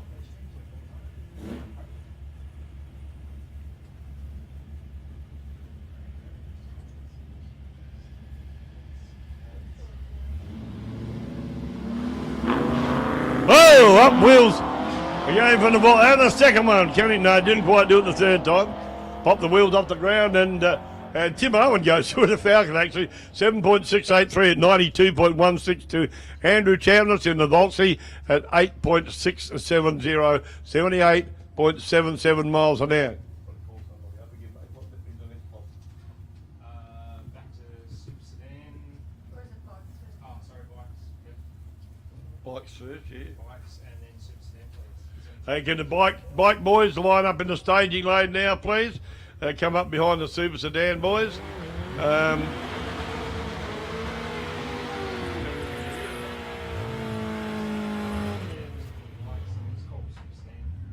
Yeah, Super Sedan behind them, please, guys. Super Sedan behind them. Thank you.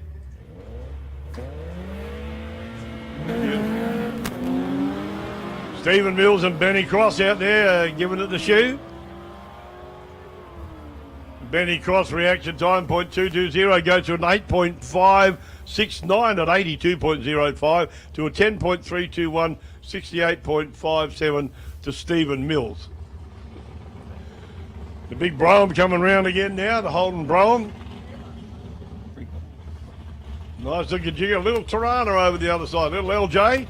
Tirana coming around there, beautiful purple in colour, that from Gary Hutchins from Hamilton.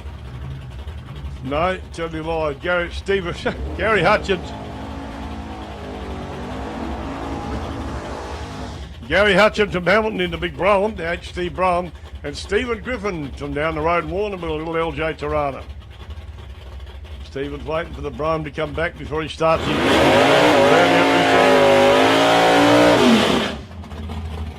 nice quick little car too, this LJ Tirana. The Brougham's no slouch either for the weight that it is. The Brougham is no slouch at all, I tell you. Runs into 7.6. Stephen Griffin's car's a tad quicker than that, runs into 6.2, 6.3. Business time now.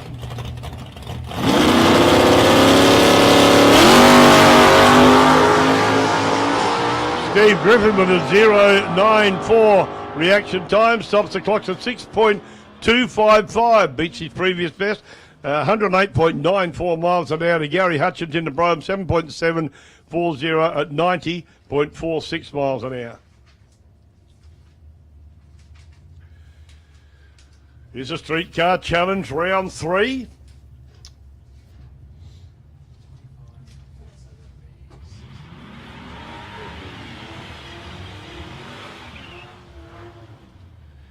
Jaden Kitt in the VY Commodore from Hamilton.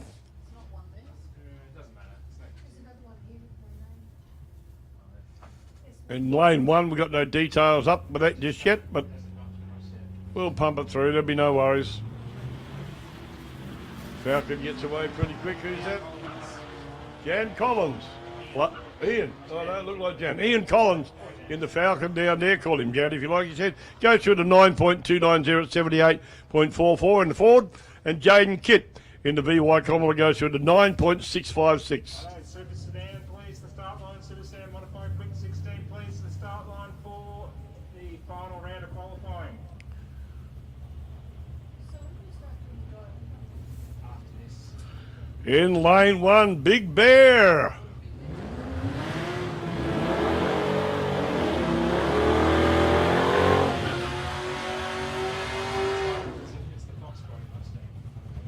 From Horsham, Gavin Hynam he is, in Little Hatchback, Tirana.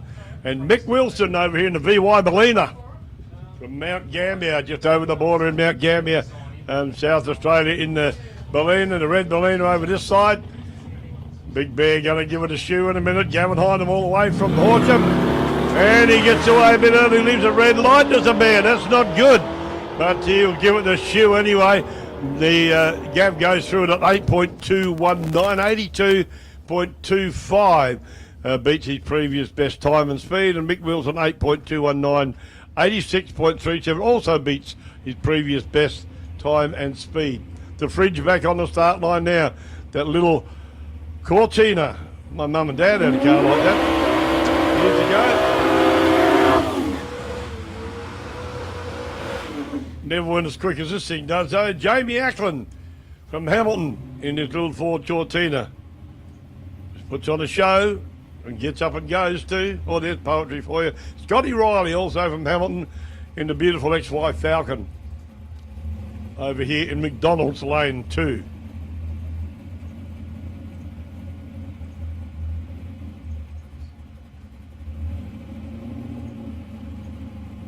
Both cars moving into the beams.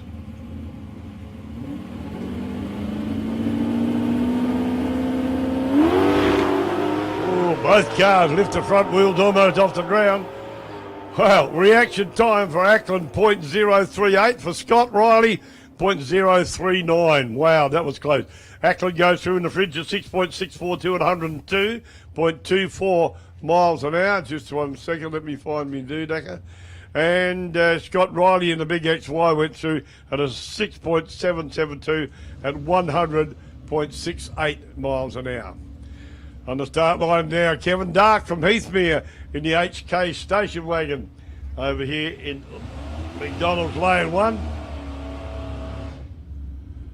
And Darcy Johnson in the VX Commode, the red VX Commode over there in Lane 1.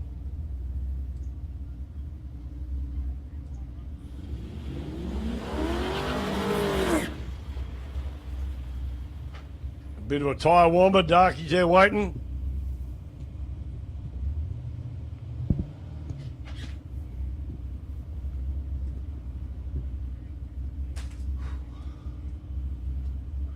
Both cars now moving up into the beams. Johnson's in very quick. Kevin Dart, whoa, he's gone. No, he's not. Very surprised he didn't cut that light, but well done. Kevin Dark goes through and stops the clock to 7.629, miles an hour to a 9.351, 78.26 to Darcy Johnson. I thought he was gone then, you see that? He jumped the top light, went out, and I thought he's gone, but no, he held on. Okay, it looks like this is the last run in round 3 of Streetcar Challenge qualifying. Solo pass we have. It's Gregory Holland.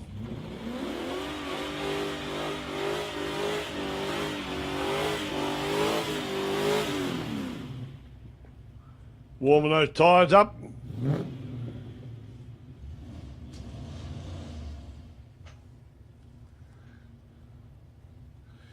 After Greg does his solo pass of bike action, there's only 2 bikes here this weekend.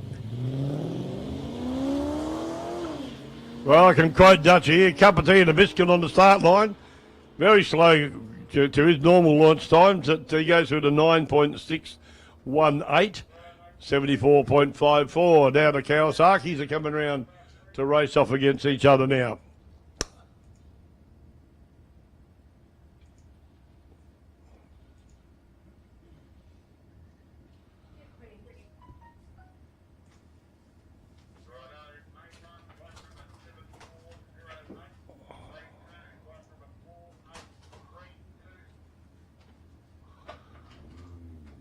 Dean Jamison from Casterton in the Kawasaki 900. And here we go, Darren Hansford from Dennington in Victoria on the Kawasaki ZX12R.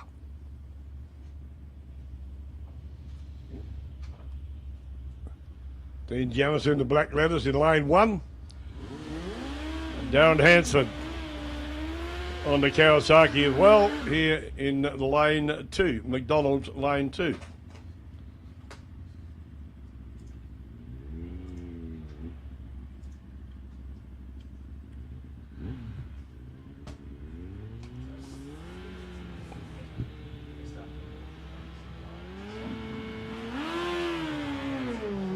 Good light to Hanson, gets away 0.053. He won't peg him back. By a long shot, 6.944 to Hanson, 110.96 to 7.421 at 101.46 miles an hour. Well, we've got a little bit of a break. Our next venue here at South Coast Raceway will be the 10K prize money burnout. What they call it, Scott? South Coast Pounders. Yeah, South Coast Pounders. I got it written down up there too. Good on you. That's in April. On Saturday the 10th of April, so if you want to see some smoke action out here on the burnout pad, whoops, don't knock them around, just to the right of to the tower here, there'll be burnouts going to plenty, the pound nuts on Saturday the 10th of April, $10,000 prize money, burnouts, a tipping comp and power skids as well, so it's going to be an action-packed day here at South Coast Raceway when the burnouts get going. If you like tyre smoke, get out here. You can have a look at it, or you can get closer if the wind blows the right way and breathe it all in. But the power nuts, don't forget, on Saturday, the 10th of April, with the burnouts, tip-in comp, and the power skids with $10,000 prize money to go. So it'd be worth coming out here if you get in the burnouts, get your gear, get your car out here. And if you haven't got a car to do that, come out and have a look. Be an entertaining day and time. And the boys will be out here full of enthusiasm. They've extended the burnout pad by a considerable amount, so they've got a lot more room to go through their different routines that they use on the burnout pad. They're not as restricted as it was, and that's blackened up pretty quickly, actually. Obviously not as black as the one they've been using for a long while, but no, it's a good setup out here now. Where they enter from, they've made that quite a bit wider too, so it's easier for the cars to come and do their little turnarounds in there. And I don't know the terms they use, but to go and do all their driving around, they got all got a routine, I think it is, that they try and follow to get as much smoke and cover as much area in the burnout area as they can. So all that area will be used at the power nuts on Saturday the 10th of April. Put that in your diary, folks, and come and have a look at the burnouts, the tipping competition, and the power skids that will be full on here at South Coast Raceway on Saturday the 10th of April. Don't miss it. Drags action now. Peter Moyer, he's coming round into lane 1, and Kenny Stewart. Over here, McDonald's lane 2.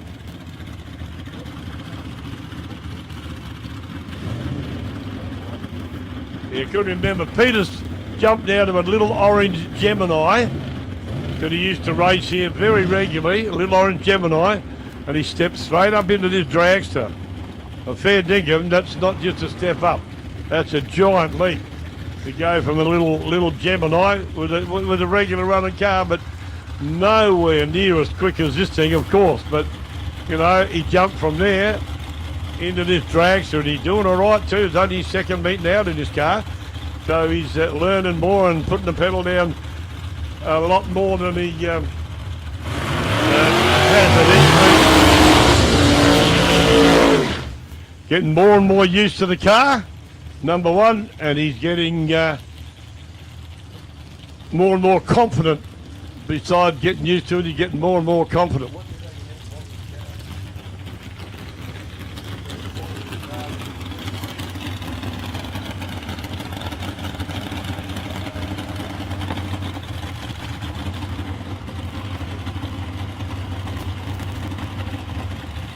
Okay, both cars have been backed up now.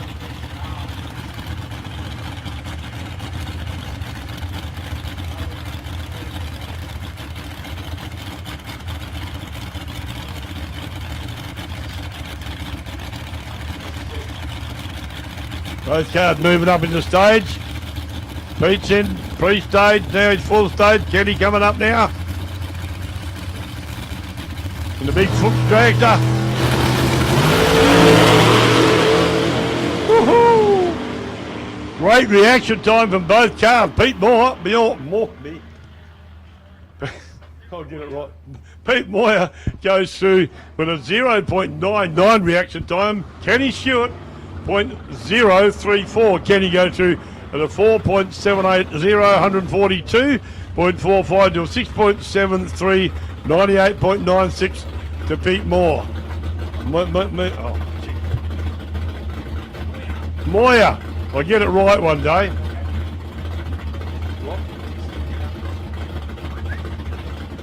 Okay. Now back into Super Sedan qualifying round 3. Joe Carboni and Malcolm Todd. Joe Carboni from Penfield Gardens in South Australia. Malcolm Todd up the road across the border in no, not across the border, sorry, in Pelagelo. Just over the border.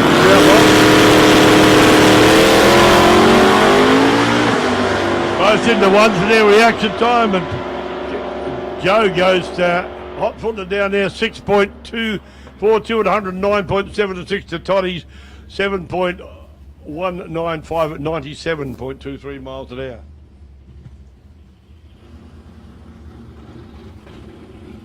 Got him? Thanks.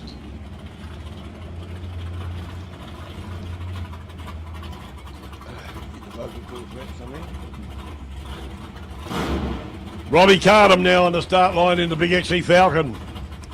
And Neil Gray in the little Tirana.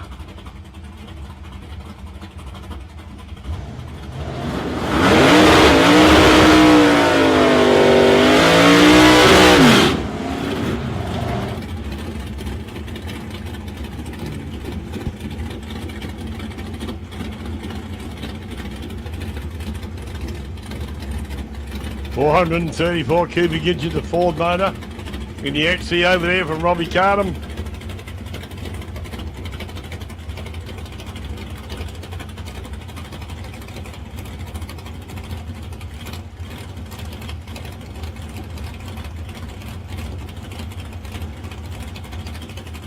It's about on the go time. Here we go, ladies and gentlemen. Robbie Cardham. Once again, front wheels off the ground, rockets down there.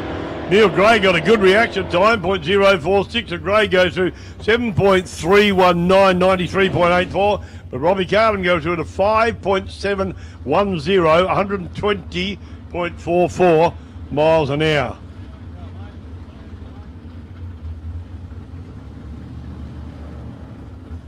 Couple of good looking cars coming around now, the Chevy Camaro. Joe Bresciano and Michael Hanrahan in the HQ over here at McDonald's Lane 1.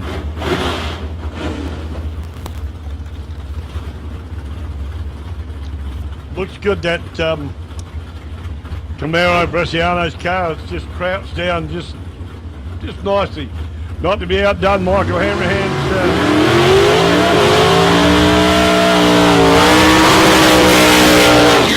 HQ 2-door also looks the part. Set down nice and low like a drag car should be. and goes very well as well. Previous best for Bresciano is a 5.642 at 121, and for Michael Hanrahan 6.540 at 104.68 miles an hour. Hanrahan from Haddon in Victoria, Bresciano from Epping in Victoria.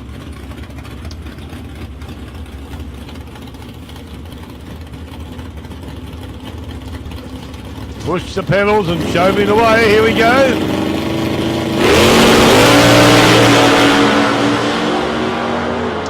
Very, very even reaction time. 0.039 to 0.036 to Hanrahan. Bresciano goes through to 5.769, 119.23 to Hanrahan, 6.615, 102.61. Good run there from both cars, straight and true. Ryan Sturgeon coming round once again from Warrnambool, and Stewie McBain in the Chevy Lumina coming up to the start line here in McDonald's lane 2. Both cars pretty quick. Chevy Lumina, beautiful looking car, a purple and white paint scheme, right?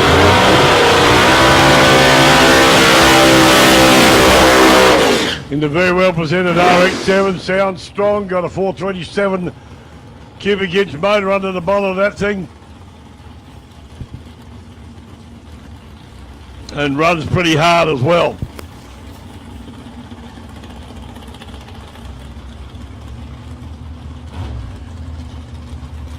Ryan Sturziger, a very good supporter of South Coast Raceway here in Portland. I don't think he's missed too many meetings, Sturziger, and so has Stewie McBain. He's been here heaps, and we appreciate these guys doing their travel to get here and put a show on and have fun. That's the main thing, they're having fun.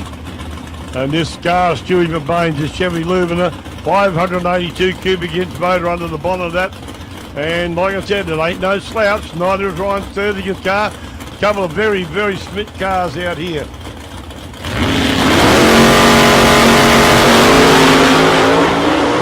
Sturziger pops the wheels off the ground, very even reaction time, 0.116 to Sturziger, 0.117 to McBain. McBain goes through to 5.023, 138.81 to 5.501, 123.59 to Ryan Sturziger in lane 1.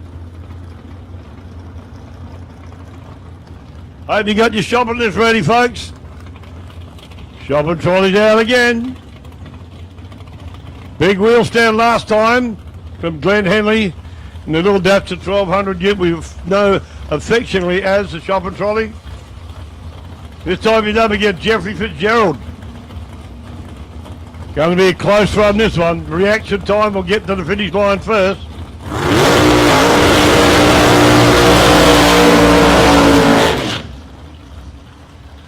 Both cars do very strong burnout. Jeffrey Fitzgerald, local man, a very valued member also, as they all are, to the South Coast Raceway. And Jeff, in his little HJ Tirana GTR-XU1. Trying to read them too quick. And of course Glenn Henley in the little Datsun 1200 ute, like we said, the shopping trolley. So get your list out, see if you can load it as he goes past. 445 cubic inches of Chevy motor underneath the bonnet of the seat. Looks good, sounds awesome, and goes like a cut snake. Fair dinkum. Be a good run this one. 5.411. Jeff's best time to a 5.147 to Glenn Henley.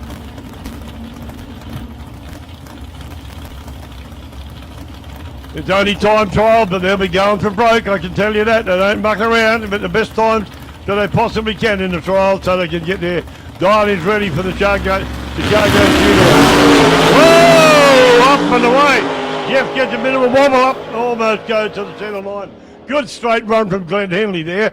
0.004 reaction time to Glenn Henley. Is that the quickest one? Yep, he beat him.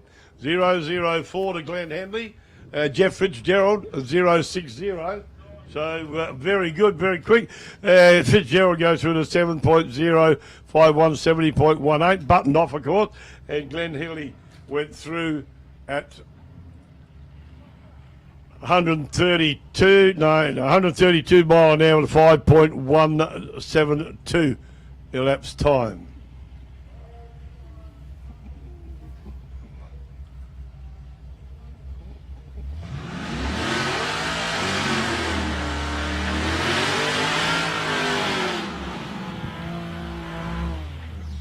And we got to beat the heat. A twin car go here, ladies and gentlemen. The V6. Harry Merritt behind the wheel in the little blue car over your side. Just a V6 car. It's an ordinary little V6, and like I said before, that's made for the kids to drive. When they get to that stage, and over here, Michael Petrov in the VX Commodore.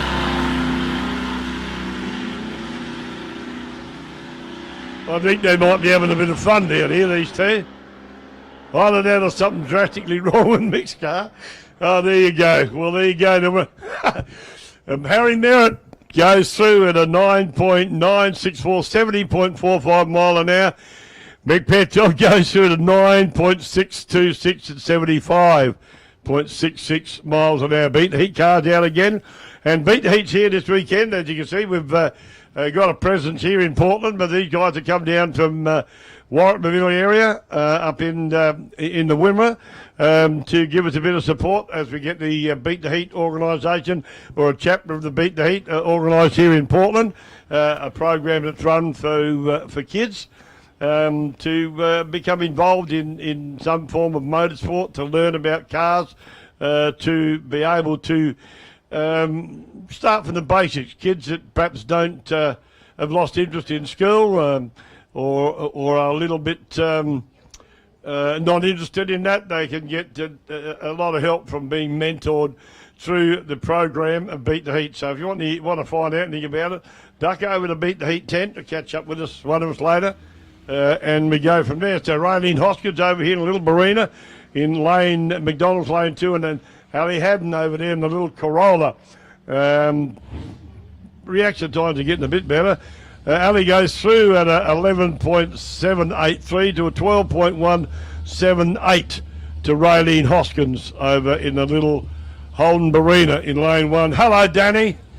Hey, Danny, she's the secretary of Beat the Heat, so if you want to know some information, scoot over the tent and have a word to Danny. The others over there will be able to fill you in, but she's a great lady, wealth of information, very, very enthusiastic about Beat the Heat. She normally drives a drag car herself, but the car that she drives, we've got to send away to sort a few issues out with it. And I reckon I told her the other day she needs to get it sorted so it runs a bit quicker.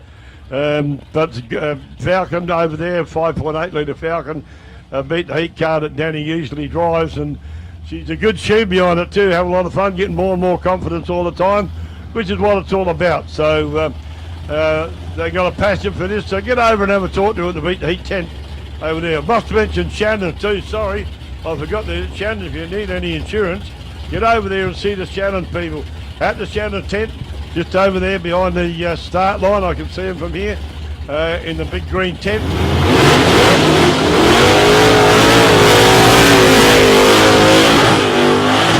Go have a good serious talk to them about any of your insurance needs. They will certainly be there to help you in any way they possibly can. So go and see them over there at the Shannon's tent. They won't bite, they'll treat you good, and they'll give you good insurance for anything you want. So go over and have a talk to them down there in the green top tent down there, right beside, if you like, the staging lane to the return road. Here's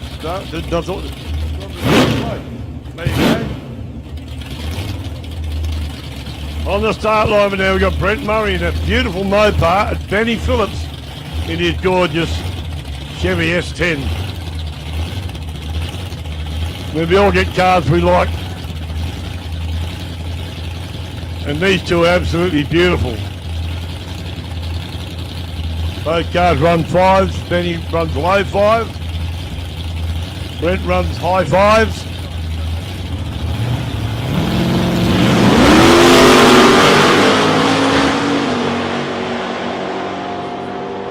Brent leaves the tad early, so he leaves a red line on the tree. We've got no time for Brent. I didn't mean it that way. No time's come up on the screen for Brent. Benny goes with a 5.050, beats his previous best time, and beats his previous best speed too. He runs a 137.27 on a 141.37 previous best time. The Fox Henry machine back in again.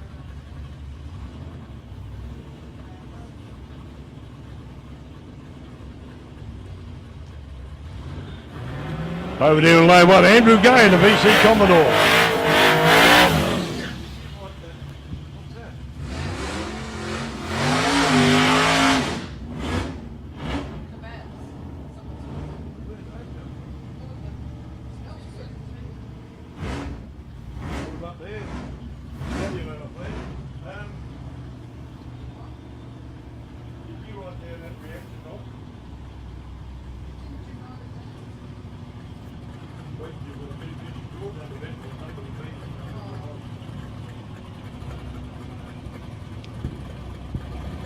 Andrew Gay in the VC Commodore from Koroit, and the Fox Mustang. We still haven't got any name or details on that as yet.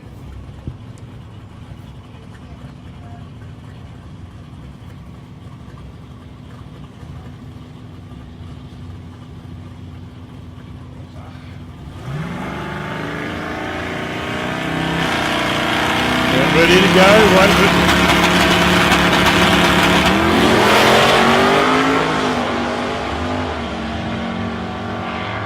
That's a very quick run from the Mustang. It's Tom Pronobus, his name is. I've just got a form handed to me. The Mustang goes through and stops the clock at a 5.231 at 141.31 miles an hour. And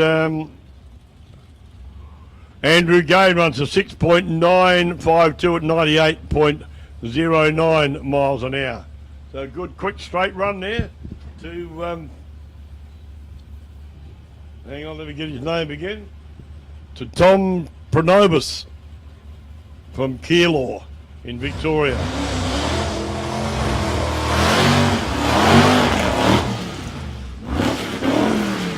Jason Winton in the big two-door 1963 Chevy Impala. Had a bit of an issue last time. Hopefully this time we go right, and over there Max Brogy in the Hillman Hunter.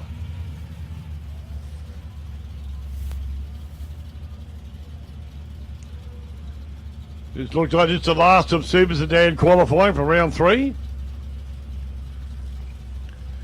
Like I told you before, stick shift car for Jason Winton, the big Chevy. Got to grab a gear lever and change gear, so the clutch has got to be pushed in and as it goes.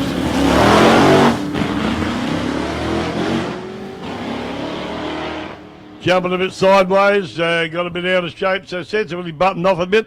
Good reaction time for Jason, 0.079, goes to a 7.727, 69.97 miles an hour. Not a bad run, but still getting used to the car. It's only a new pilot. Shane used to drive it before, and he's still getting used to the car. Brogy goes to a 7.533, 90.84. We've got a solo run here now. Looks from Matthew Gay in the HX Holden Ute.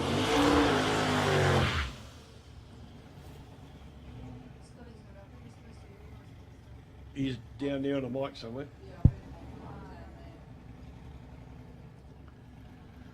Matthew Gay run a previous best here at South Coast Raceway of 7.101, 98.95 miles an hour. Yeah, we've got a beautiful little place here at South Coast Raceway, lovely green lawns, great atmosphere, awesome track. Keeps bringing the boys back.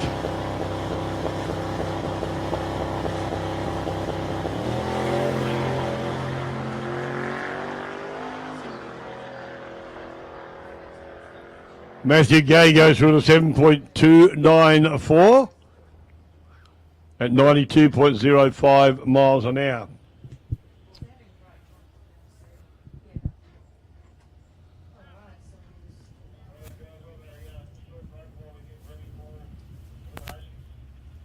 Ladies and gentlemen, we've got a short break now. While they get ready for elimination, they're going to sort out the elimination runs, and this time they'll be running off together with their dialed-in times that they select. So you won't see the cars start off together like we have done. They will be started with a staggered start, if you like, depending on the times they run. So you see some cars start a long way in front of others. Some cars will start nearly heads up because their times will be very, very similar. But you'll see that come around to Chicago shootout format. So they each get, I think, Scotty.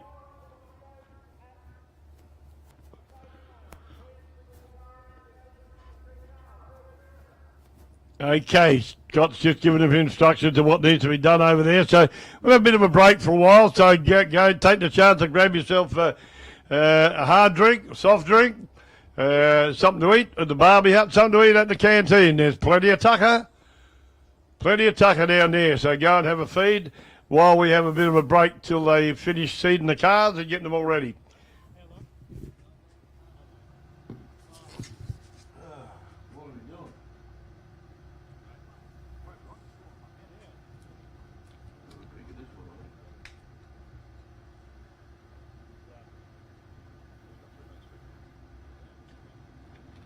Oh dear.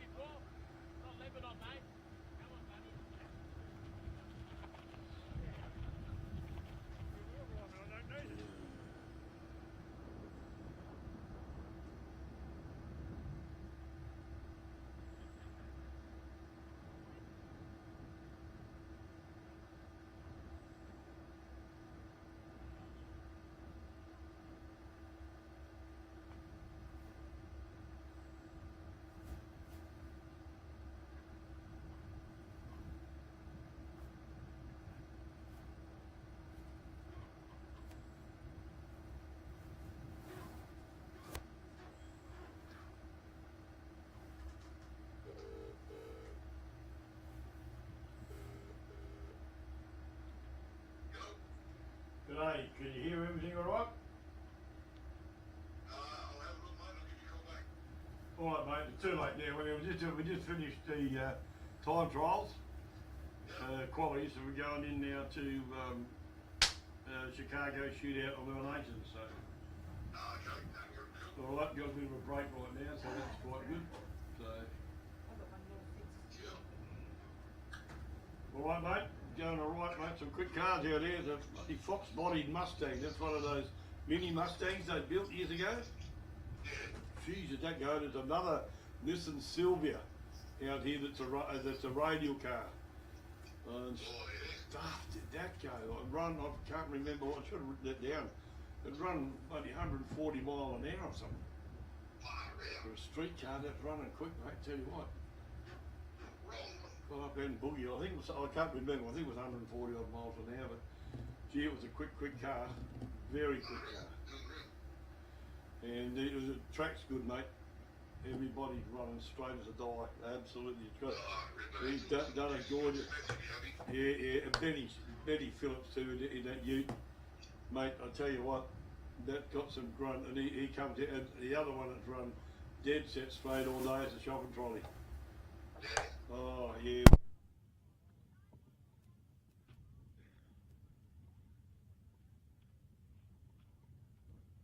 Gonna give it a quick miss.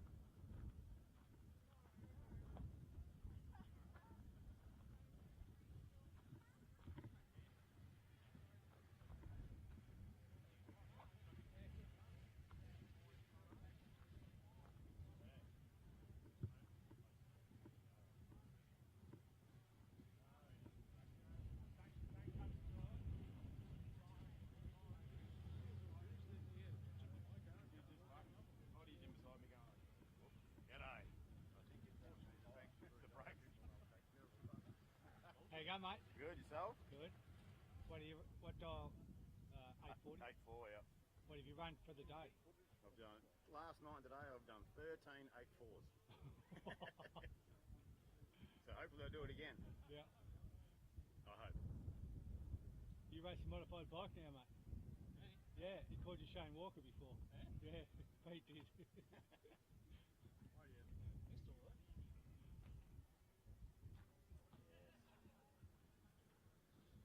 Finishes today, retirement today. Yeah. Gotta go and get painted. Poor thing. Thrashed it to death. No.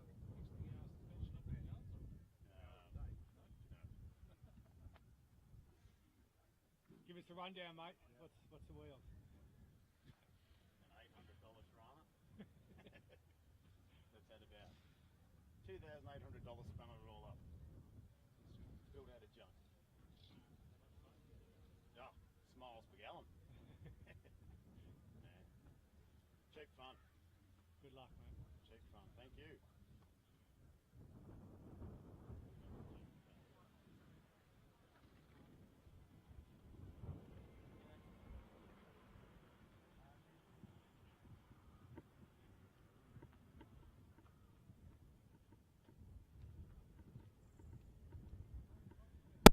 Oh, did you? Truth. Other things too, you know. Do you want to sit out in the fresh air for a while? Oh. No, that's got to go back up there too. It's a Mustang.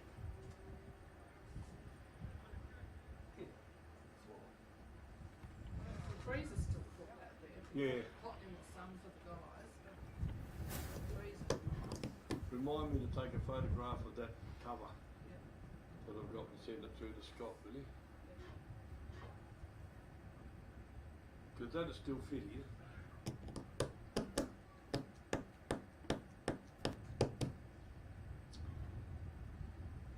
I went over to Jenny and I said, this is a bit tricky. I said, none of the crew have cooked up.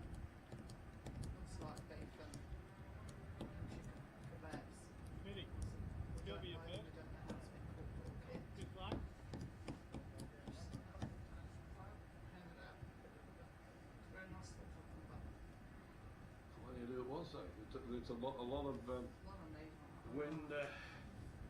when Would have probably been alright, but I where'd you offered put it? I took it over to the canteen. Oh, I've got to grab one of the kebabs actually. Probably. I looked around for it. I thought, what the hell is that? Maybe in the fridge. But Because yeah, a lot of the guys do that. When Spud Russell comes here, yeah. his missus cooks up absolutely beautiful stuff and hands it out to us around here. So That's some eggs. yeah, don't take any notice of Rob when he comes up here. The bloke with the beard that did the sandwiches out. He's a He's got this very strange sense. very, very strange guy. He treats me like a piece of crap. I don't care. That's his. But he's known to everybody. And I'm not being bad now, the guy, but just Yeah. don't take any notice of him. Like he said to Yvonne said said he didn't want it. He hands out the sandwich. He don't let you take a choice a lot of the times. You don't never let me take a choice. You give me a sandwich straight away. Always. Yvonne questioned and said that she Peter wanted pickle. wanted something different. Well, we got not much choice here or something, he says to her. You don't get the choice here. Just looked at him. So, I'm used to that. I was hanging out for a pickle sandwich and she give it back to me. I was giving the car a workout on the top road up there. No. Go Oh, kart. go-karts. Yeah, because we saw a little go-kart. What are you doing down here, Dean Cleary? It's too late to come and take part. Bloody hell.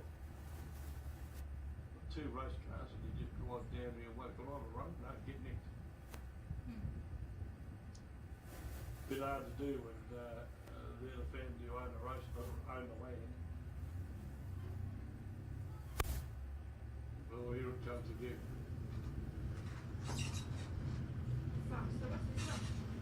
That's this is Sylvia demo car. The exhibition one that they did earlier.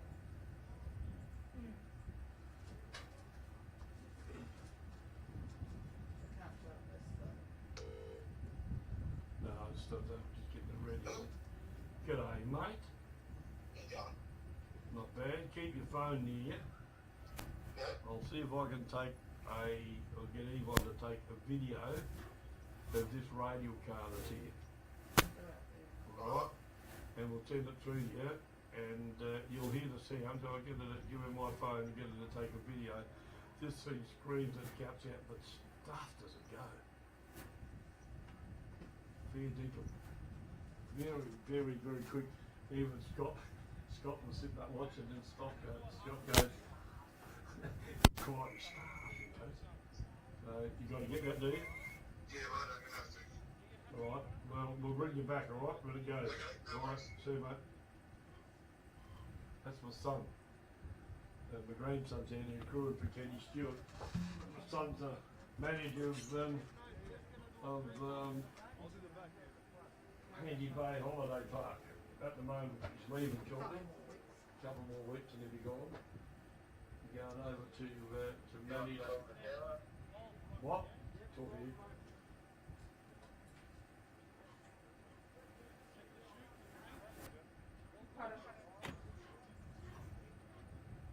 We're just getting ready to go up.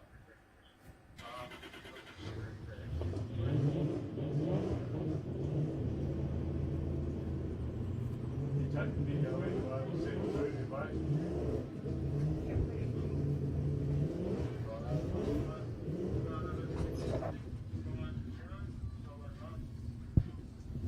Ladies and gentlemen, we're back on the go. This is an exhibition pass again for this absolutely beautiful Nissan Silvia. Last pass was very, very straight, very, very fast. Grab yourself a spot on the mound if you're not there, and just have a look how quick this car goes. Very impressive jigger, fair dinkum.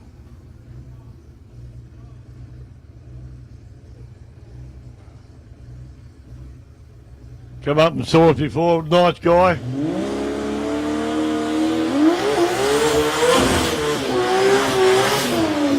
Wow, nice big burnout, fed on the throttle. Wow, looks good, sounds good.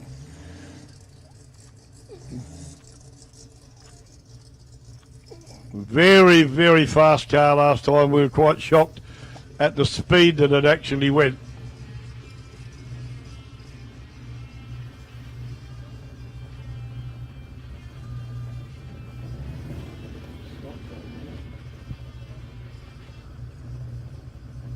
Checking things out for the car before it gets up, moving up into staging beams now. And Esnell is the guy's name driving it. Here we go.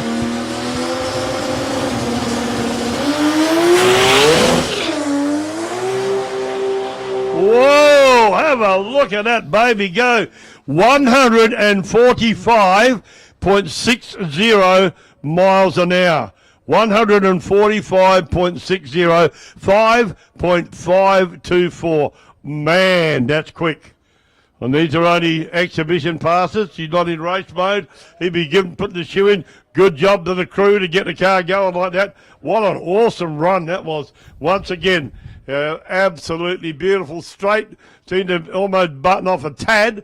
And it's beautiful Nissan Silvia. But goodness me, reaction time was a bit slow at 4.469, but the final numbers tell the story. 5.524 at 145.60. Edna Essenel, I think I'll say it like that. Absolutely brilliant. Good run. I think, Smithy, you happy? Yeah, Smithy's happy with the car running like that. Very quick though, absolutely magnificent. We'll be underway fairly shortly. The cars are being lined up now in the staging lanes and have their dial-in times written on this little frame. You can see, you guys won't be able to see it from where you are, but just behind where the starter stands, there's a little framework up there. It's got a electronic reader on it, which will tell the guys from the tower. We put their dial in up here with what they want to run. And they'll be in for lane 1 and lane 2 on the respective sides, so they can check the dial in and make sure it's what they want. for the dial-in time that they want to run. And the object is that you've got to run as close to that dial-in time as you can without going too quick. And I think it's a 3-round scenario, the Chicago shootout. I don't know how they seed it to finish and pick the winner, but they do. They're clever like that. But it's a big process, and that's why we've got the break that we have that we're going through at this time. So they'll be there. They'll check their dial-in times. You'll see on the Christmas tree, as we call it, where the starting beams are, you'll see one set of lights go down before the other. You'll see one car sit on the start line a little longer than the other one. I'll try and explain that to you as we get into it. And the car that's got the quickest time will start after the car with the slower time, if that makes sense. So in theory, the object is for them to get to the finish line as close to the same time as they possibly can. And that's the whole issue with dial your own racing or your dial-in times are set it up exactly like that.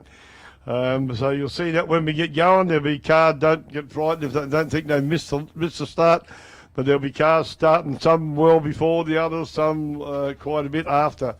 But that's what will be happening when they get everything sorted out. But what a great pass from that Nissan Silvia, who I don't know where he is. He's coming back shortly. He's down the other end still. They have to go and get him and bring him back, I would say, but awesome run. He got some courage, that young bloke. I tell you, Edna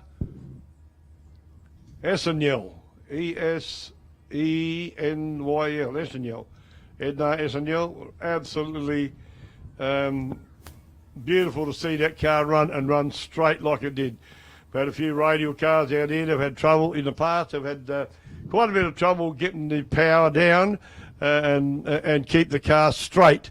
But he's done it both times now, and to run 145.60 mile an hour is quite outstanding to do that. And so he backed it up. His previous best, well, I think was 141. Yeah, on my screen tells me it was 141. He's run 145 this time. So, and done too bad. So. And that will just improve over and over again as he runs more and more wherever he goes, but particularly here at South Coast Raceway. Track is in pristine condition, like I said. Our grounds are exceptional, nice and green, and they do a lot of maintaining to keep it like that. We're lucky we've got enough water to keep it watered and keep it going, although we've got plenty of water next week. There's going to be a lot of rain, we hear, next week, so that'll give it a tad of a tickle up again. And make it look that little bit better again. So a lot of work goes into preparing the track for what it is, not only by Smithy but by the guys that do the groundwork, and the volunteers in the canteen, volunteers in the barbie hut, and volunteers in the bar as well. So.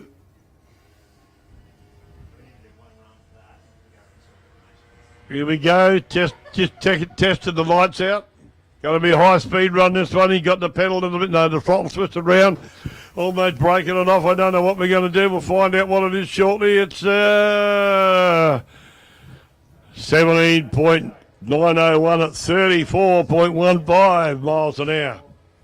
You get wind blown doing that, going that speed on that scooter.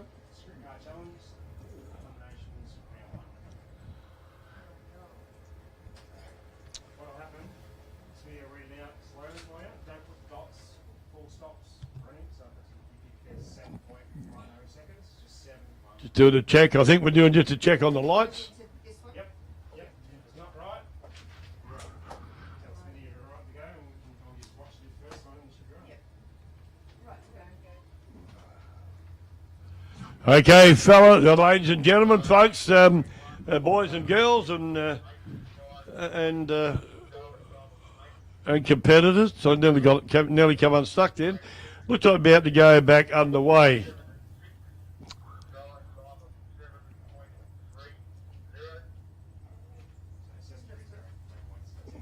Okay, first two cars are coming around. Adrian Pitts over there in lane 1.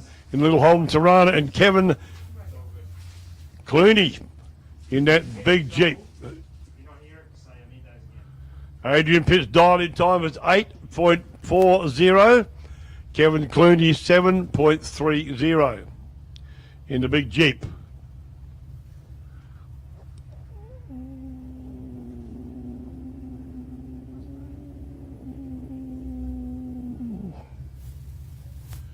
So Adrian Pitts will leave the line first.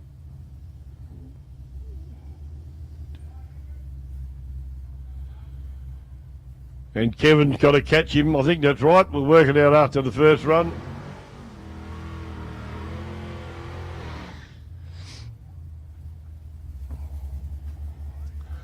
Okay, Adrian done his burnout. Kevin Clooney doesn't have to do one in the Jeep Trackhawk. You can't line up the starting beams on your back wheel. That's not legal.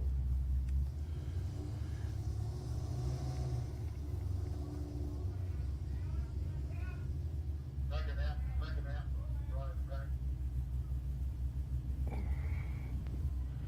Got to get it all sorted out. To get them off the line. Those red lights flashing on the bottom thing. Got to be reset again. Did you do that or not? No, they don't. What, that start flashing? You know, I didn't do it as an Aussie. They come up from that bed. Really? Oh, he's gone through, done it again. I was sitting here like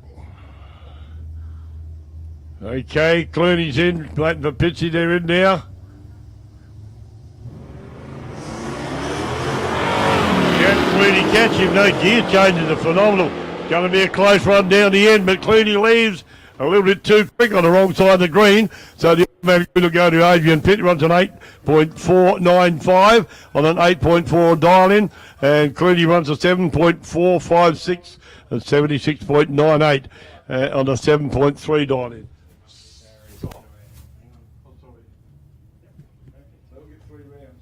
Yep, no eliminations. Huh? Anyone, the highest 2-point scorers will go through to the final after 3 rounds. Yep. So every car we got going through here gets 3 rounds. Every car you see will come around 3 times. Rodney Kerr and Garfield dialed in time of 7.40. And the little Volkswagen, Aaron Champness from Bordertown, he dialed in time of 8.55. So you see the little Volksy take off before. Carey takes off and you got to run him down without going too quick in the little L8 Garfield Tirana. Whoa, off the ground a long way. And we're both pretty ordinary reaction times in the point 2. And the win goes to Rodney Kerr. 7.441 at 87.83. Andrew's time was at 8.646 on an 8.55 dialing time of 78.71.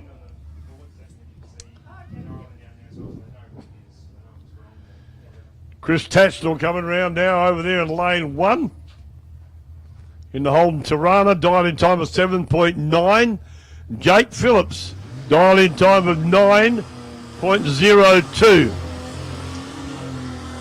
So that means Tatchell's got to sit on the start line for 7.9, 7.8, by just a second and a half, almost. As Jake Phillips drives away, and then Tatchell's got to try and catch him without going too quick down the other end. Jake Phillips will head off a fair way in front of Tatchell. Waiting for Tatchell to come in now. Still waiting. Here we go.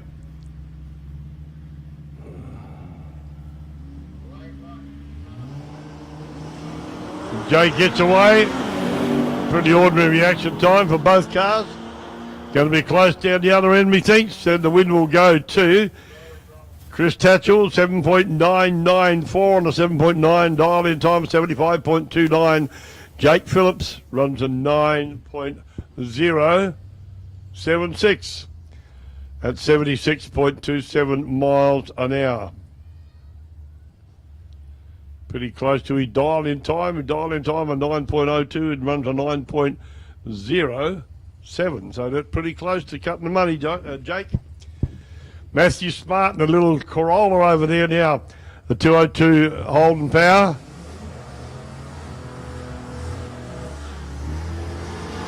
With a nitrous bottle there, and Dave Bunnick from Casterton and that beautiful LX Tirana. Dial-in time, this will be a close takeoff. Matthew Smart, dial-in time 7.1. Dave Bunnick is 7 seconds even, the dial-in time. So it'll be an interesting start. Now, you probably won't see the difference unless one of them misses a start. Here, they get fairly close together. Both cars creeping up. Nitrous puffs already, I think, coming out of the little Corolla. Smarty's in. Bunnick's there. Bunnick's nearly in too.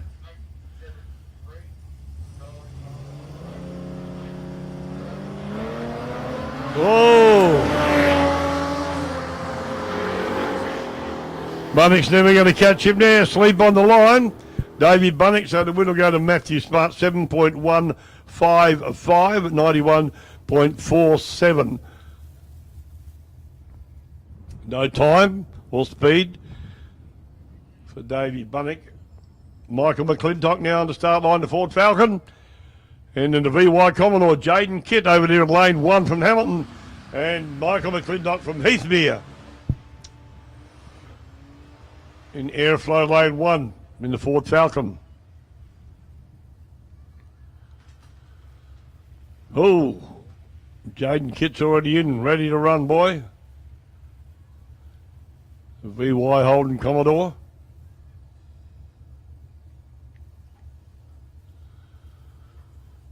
Waiting for McClintock to come in. There we are, ready to go. Down we go. Oh, a bit of a hiccup off the start line for the VY.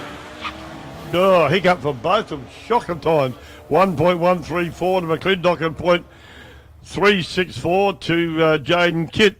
A win go to Jaden Kitt, however, 9.653 at 78.60, 8.822 to 81.39 to Michael McClintock. Now, even though I'm calling the win, that's what comes up on my screen, means they're all clear and they've won the race.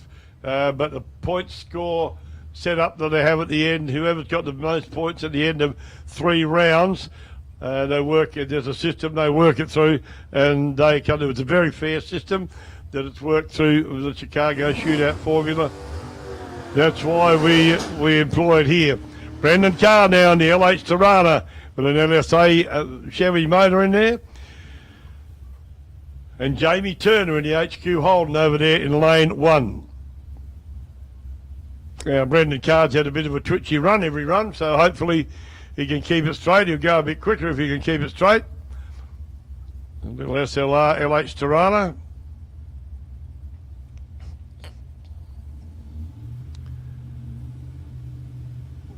Close reaction time, close to dial-in times here. A little bit of distance. There they go. Whoa!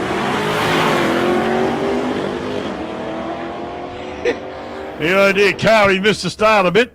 But he goes, oh goodness me, after all that, he tried to chase him down and did. He run too quick. He got 7.2 dial-in time, run a 7.156 at 99.99. So the win goes to Jamie Turner, 7.041 at 97.21. 7.4 dial-in, runs a 7.41. Unreal, that was horrible close to the mark.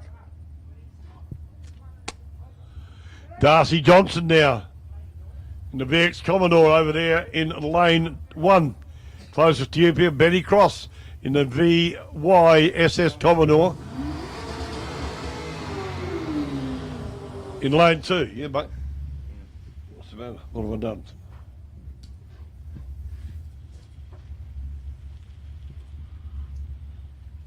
Is he coming here, is he? What the hell? I don't know.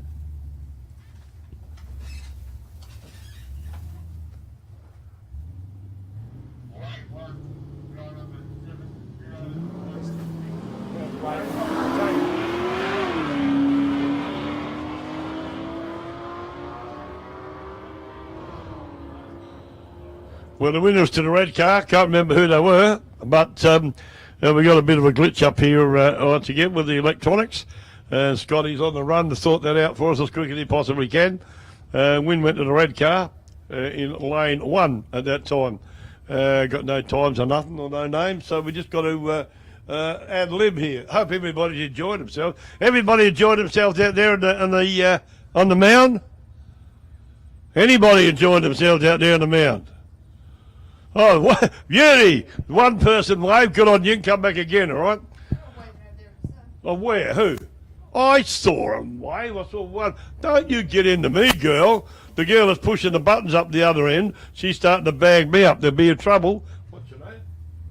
I love it. I was going to tell you who she was, but you're not telling me.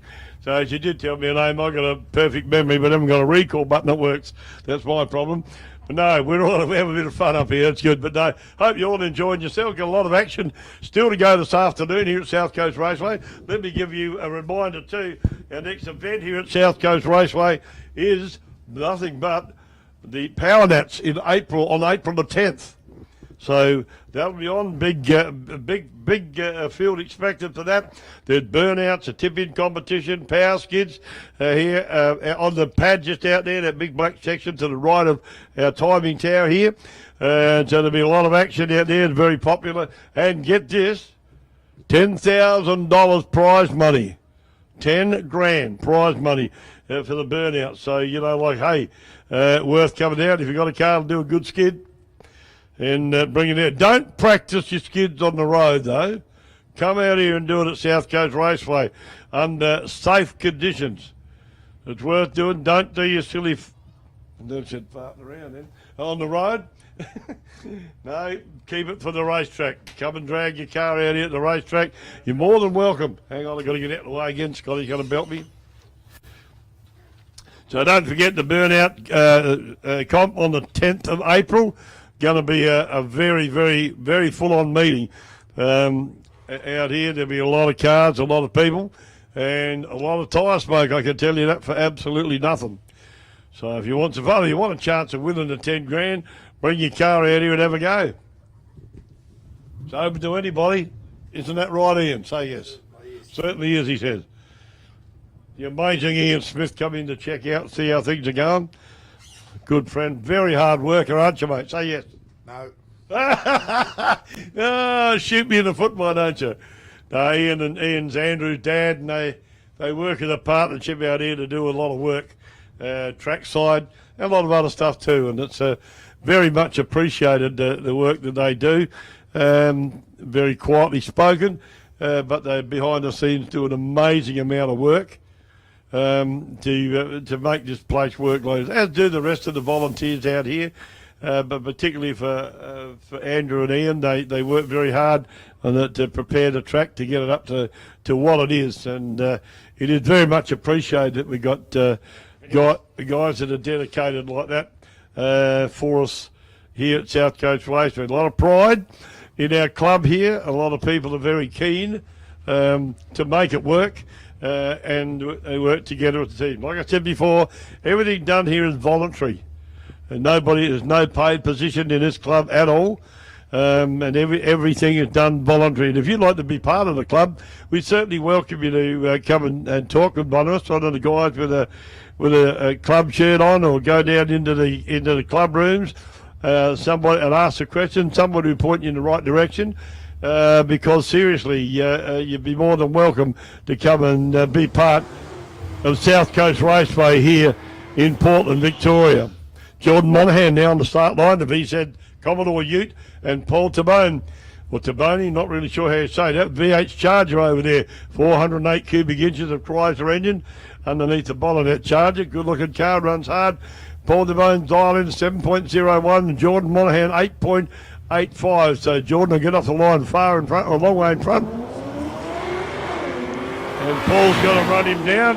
He's going to give it a good shot, my God. Is he going to go too quick, though? Going to be close. No, he gets through all right. Jordan runs too quick, though. Goes to 8.829 on an 8.85, sorry. Dial in. So the win goes to Paul Tabone, the Charger 7.034. on a 7.01 dial-in time. So that was a good clean run. Tabone gets the points there. Taylor Henley now coming out over there in Airflow lane 1, and Timmy Owen from stall in this big green XB Falcon. Big Blue. Stuff, I just realised what I said. Big Blue. Yeah, I must be colourblind as well now. Things are changing rapidly. Good. Old age. Thanks, Ian. Yeah, dial-in time for Taylor Henley, 7.90. Dial-in time for Tim Owen is 7.5. So Henley will leave the line a split second in front of Timmy Owen.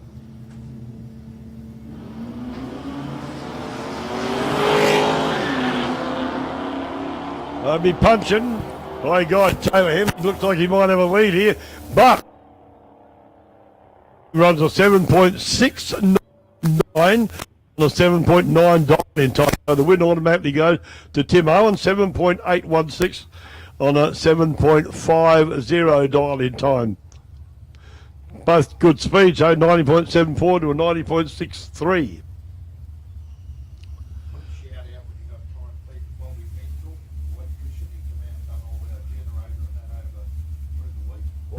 I'll do that for sure. Yep.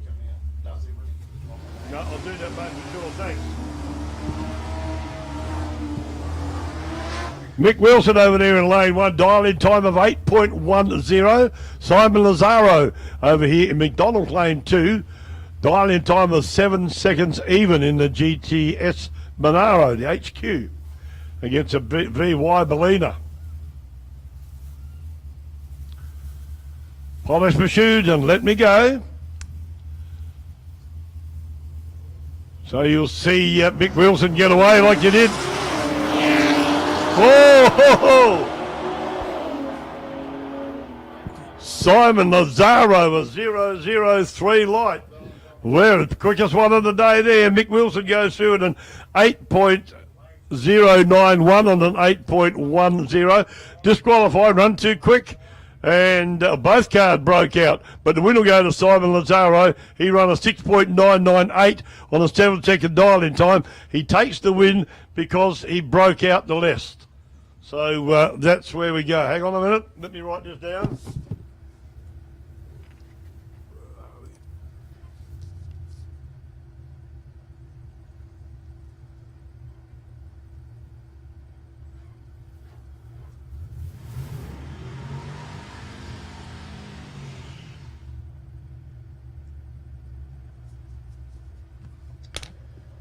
Okay, got that done now. Like I said, got a good memory, no recall button in action, so I've got to write myself some notes, so that's a bit hard to do sometimes. Okay, hang on, I've got to get back to the race screen. Where are we? Camino Lavali in the lane closest to you leaves a red light, so the win will go automatically to Ian Collins in the SS Commodore. Runs a 9.274 on a 9.25 dial-in times. That's pretty good, running horrible close to the dial-in time.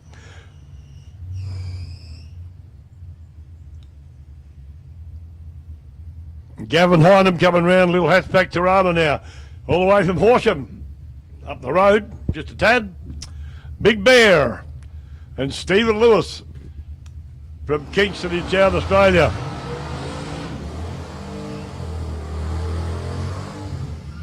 In the HX GTX Monaro.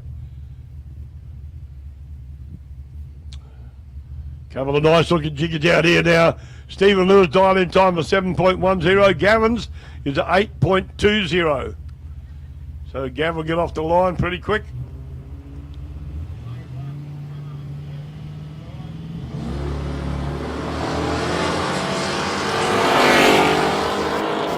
Pretty ordinary time for both cars, but both put the pedal to the metal.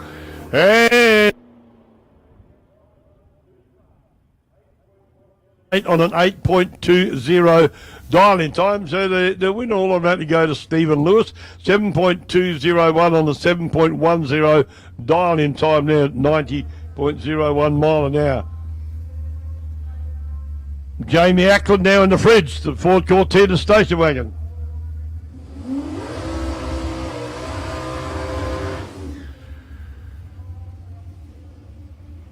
Man, that sounds strong. Dialing time for Andrew Francis over there in the Commodore of 9 seconds. Jamie Ackland's time is 6.65 dialed in time. So he's got to sit on the line for 2.5 seconds just about. That's a hell of a long time. Now he's got to catch him and pass him without going too quick. Can he do it? No, the win will go to Andrew Francis. Runs at 9.125 on the 9 point. Come on, a bit quick for me now. On the 9 second even dial-in time. Jamie Ackland run to 6.655. Whoa. On a, goodness me. Jamie Ackland lost, but he run a 6.65. No, he run a 6.665 on a 6.65 dial-in. Get it right in a minute. Dear. Okay, Jeremy Martin down here, little Tirana over there from Mount Gambier. And Shane McKenna from Warrnambool in the Commodore Ute. McKenna gets off first, and Jeremy Martin's going to eat him here. As long as he doesn't go too fast, he'll be right. Actually, Shane McKenna run too quick and breaks out, so the win automatically goes to Jeremy Martin. Lane 1, 7.927 on a 7.91 dial-in time. That's cutting it close to the wire, 80.73 miles an hour. Jason Edwards coming round now in the XC Falcon over there in lane 1. Gary Hutchins in the HT Brougham over here in McDonald's lane 2. Jason Edwards will start off in the XC Falcon.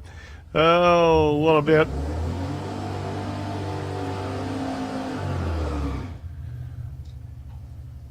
close to a second in front of him, and Gary Hutchins then has got to catch him and run him down without going too quick, so it doesn't break out.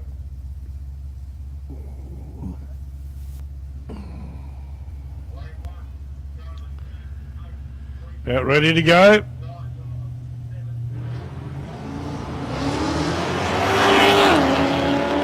Both cars get away clean. Can the Brougham catch him and pass him down? Gary Hutchins. Yes, Gary goes through, takes the win. 7.710 and 84.43 on a 7.64 dial-in time. And Jason Edwards goes to 8.499.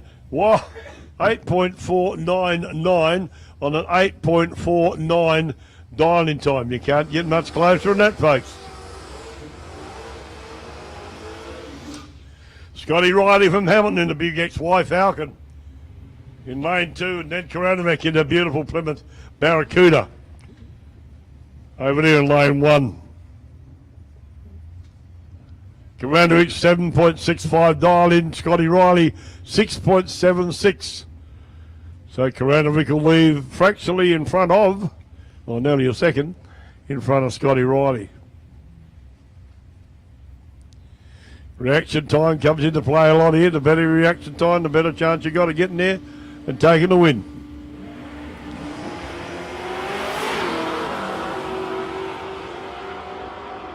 Is Karanovec going to hang on here? Don't know. No, the win goes to Scott Riley, 6.806 on a 6.76 dial-in time. Karanovec runs a 6.66, runs a 7.662 on a 7.65 dial-in time.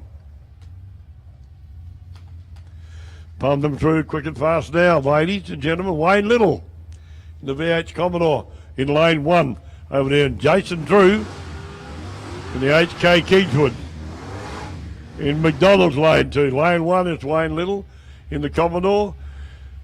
Dial-in time of 7.4 for Wayne Little in the Commodore, and Jason Drew, dial-in time of 8.5.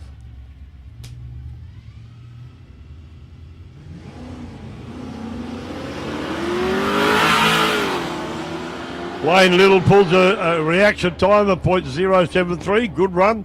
goes through and takes the winner 7.524 on a 7.4 dial-in. And Jason Drew runs an 8.567 on an 8.5 dial-in time.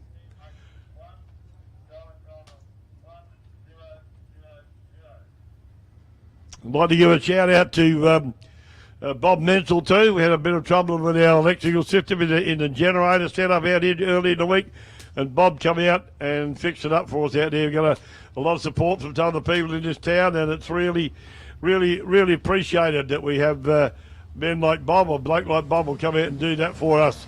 So we are truly lucky, and I guess blessed in a lot of ways that we've got support from professional tradespeople in this town, and Bob's helps us out quite a bit. He's here now. Brad Frost, 9.10 dial in, and Stephen Mills in the Corolla, 10 seconds even dial in.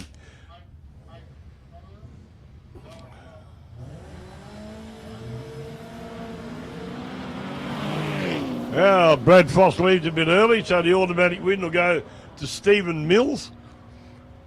Brad left, Frosty left on the wrong side of the green. Stephen Mills runs a 10.2 on a 10-second dial-in at 68.72 miles an hour. Kevin Dark now in his beautiful HK Holden station wagon. And Gregory Holland in the red Commodore. Kevin Dark's dial-in time is 7.21. Greg Holland is 9.42. Now that's a heck of a long way between them. Fair dinkum. So Darky's got to get up and go. Go like the Hammers and try and not get too quick so he breaks out. That's the danger. Greg gets away the whole campaign, and Greg, he'll be interested to see if he can hold on. He'll have the pedal to the metal. Greg stops the clocks at a 9.166, breaks out, 9.166 on a 9.42 dial-in. So the win goes to Darky. Set on a 7.21 dial-in, runs a 7.3 at 94.81 miles an hour. Who's Paul? The starter. Oh, the original starter. He's in Geelong Hospital, but he's watching. Ah, there you go. Paul, our g'day to Paul, send a cheerio to him. Our normal starter, he's in Geelong Hospital.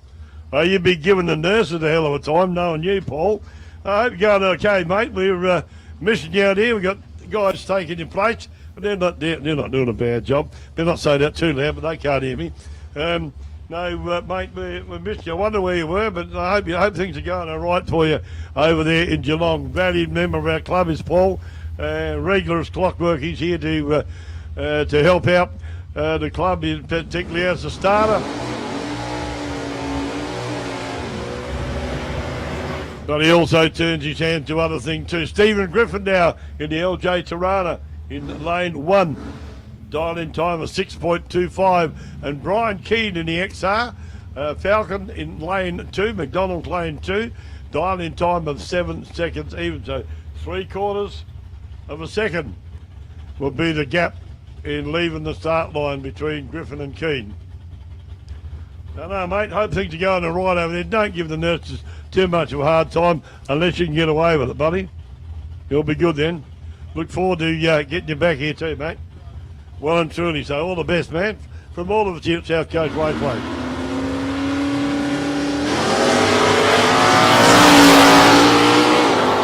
Very even reaction time. Griffin at .096, Keane at .093, and the win goes to Griffin, 6.297 on a 6.25 dial-in. Not far behind him, though, was Brian Keane, runs a 7.15 on a 7-second even dial-in time. Back on the start line, Scotty Cleary in the big blue VL Commodore. And David Tierney in the HZ Holden. Scott Cleary dial-in time of 7.10. David Tierney 5.70. So you'll see Scotty get off the line. You've got to drive it to get there as quick as you can without going too fast. And Daytown, you've got to wind him in and pass him, beat him before the finish line. Otherwise, Scott will take the win, or if David goes too quick, he'll break out and automatically give the win.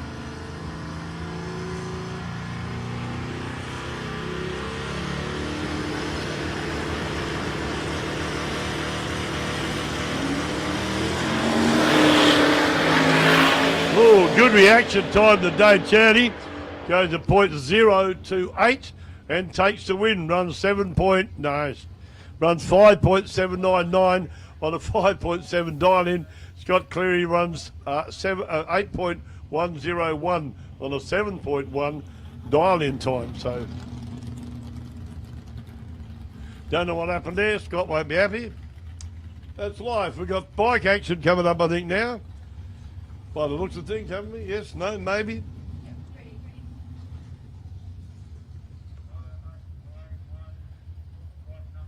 Only got 2 bikes in the go today, so I guarantee you one of them will win the meet. Is that right?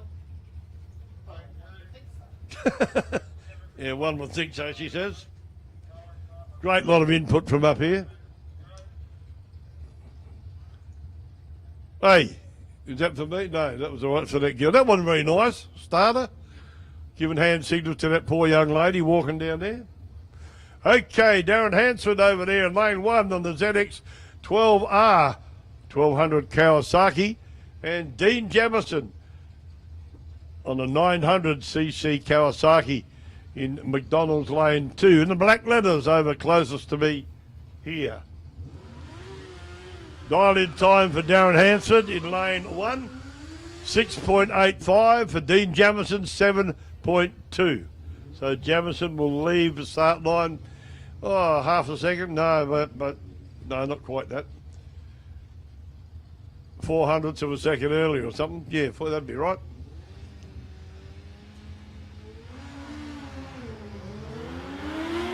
Yeah, well, tells the story. Darren Hansford got a 0.45 reaction time to a .324. And the win goes to Darren Hansford, runs a 6.874 on a 6.85 dial-in time, 7.159 on a 7.2 dial-in time. So Jamison broke out anyway.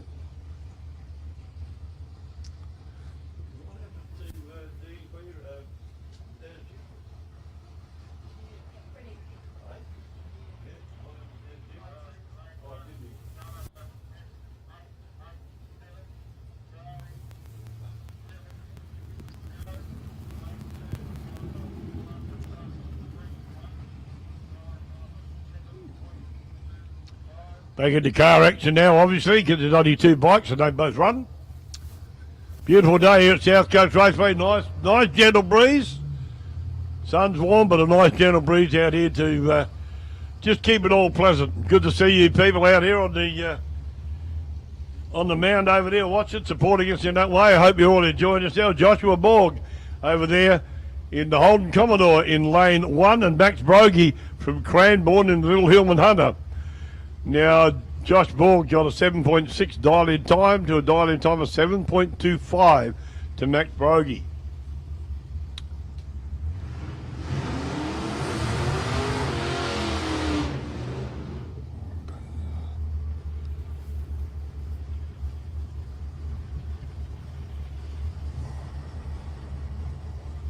You see the boys on the start line when they come up to go in, they point to the little board I explained earlier, and the drivers check what their if their dial-in time's right. Back on the start line, here we go.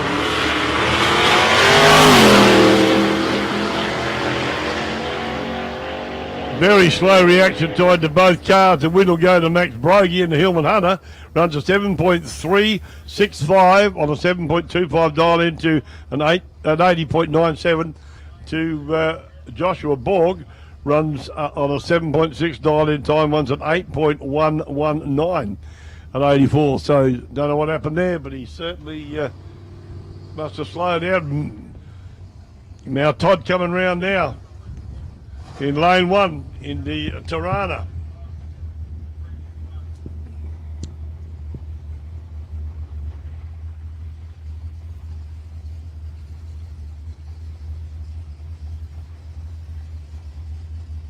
Malcolm Todd. Over there in the lane 1, Neil Gray.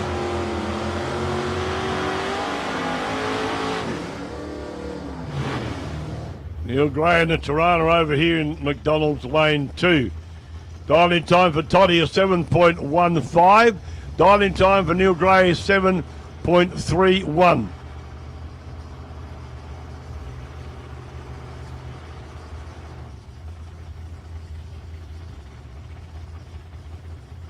Gray should leave the line just fractionally in front of.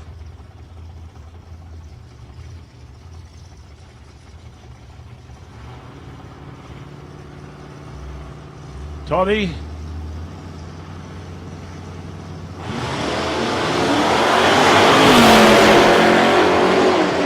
Toddy cuts a better light and goes through at a 7.285 for the win at 87 miles an hour.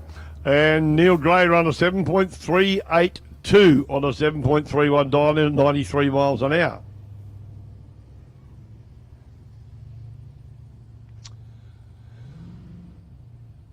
Mick Petrov coming round in the beat the heat Commodore shortly.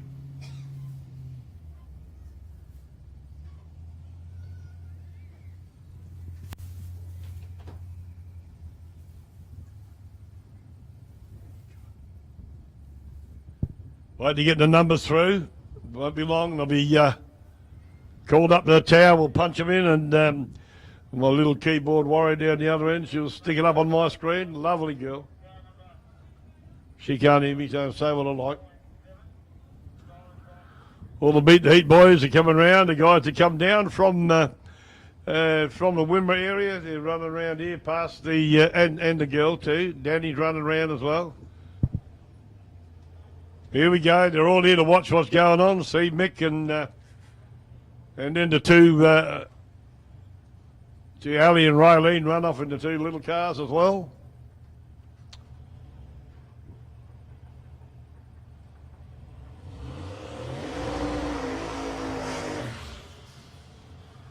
So I got a solo pass here. Matthew Gay in the HX Ute got a dial-in time of 6.9. He'll run as close to that dial-in as he possibly can. Business end of the day, they try and get as close to their dial-in times as they can. If they run too quick, they can change it for the next round. If they run too slow, they can change it for the next round.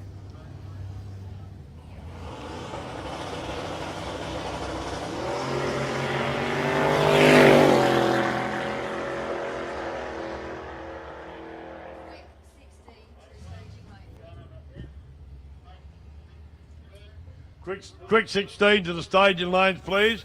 Quick 16 to the staging lanes ASAP. Thanks, guys. Quick 16 staging lanes now, please.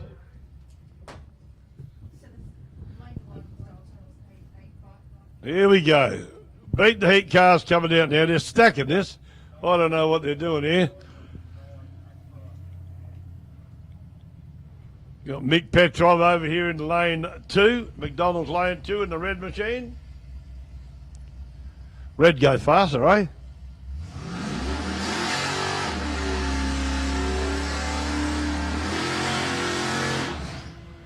No, not long enough in the burnout, Mick. I'll have to have a word to you again afterwards. Mick Petrov over there in the VX Commodore. 8-second dial-in time. Harry Merritt over there in the V6 Commodore. Beat the Heat car for the juniors to drive 9.85. So you got 1.85 seconds to sit on the line as Mick. Can he catch him? Harry Merritt. Harry Merritt, dial-in time 0.97, beats Mick quite easily. Now, this is going to be, Michael runs too quick, breaks out, runs a 7.979 on an 8-second dial-in time. He's going to be spewing. Harry Merritt takes the win, runs a 9.874 on a 9.85 dial-in time. Classy running there from the boys. Oh dear, how would you be? Time to bag Mick up tonight. That's as you go. More beat the heat car down. Raylene Hoskins over here in the little Holden Barina in lane. Gee, they make a lot of noise, these cars, don't they? The little Barina in McDonald's lane 1. And Ali Haddon in the Corolla over there. Dial in time for Ali in lane 1's 11.7. Dial in time for Raylene's at 12.02. So Raylene to lead the line first. Hope she's wound the rubber band up. Oh dear. Very, very slow reaction time to these guys. Goodness gracious me. Well, waiting. And the win goes to Ali. Runs 11.749 on 11.7 dialing. Good thinking. And Raylene runs a 12.17 on a 12.02 dial-in time. So both safe, both got through okay. Mick's the one to be spewing. Silly boy. Turn his lights off. That's how disgusted he is.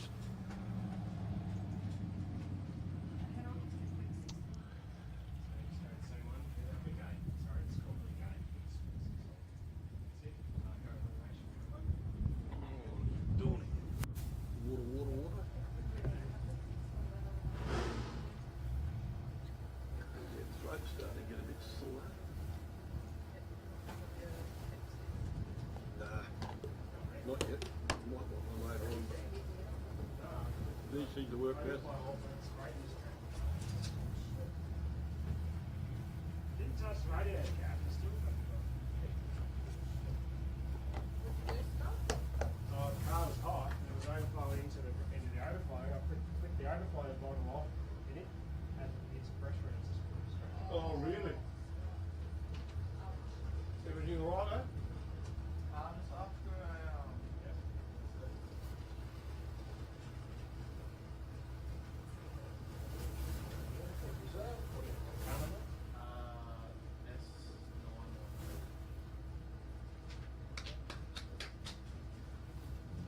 You're all right, right? Oh, you're joking, a virgin. Oh, fucking hell, mate. Go and see the airboat, then I'll have done for you there. Don't be a hero. It's just only just flipping. Lucky it's not sort of You're down right, under mate. your eye and across there. Right, you didn't miss that. Yeah. Red, I see that, yeah. Yeah. Yeah, a little bit red on the rest of your face, mate. Yeah, round there, yeah, down to there. Geez, that's quite the eye, buddy. But it's flicked all the cream here too. No, I just didn't flick off the radiator. It was over the overflow. Flicked the overflow and the tube just straight up around. Half a mil. Bugger. That's not good, man.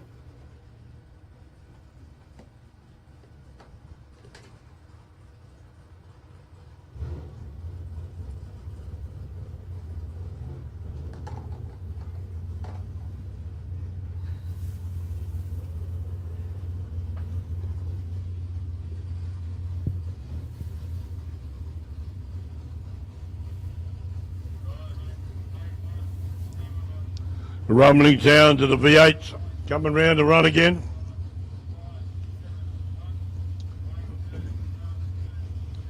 Robbie Cardham in the big green Falcon will be in lane 1 when he comes around.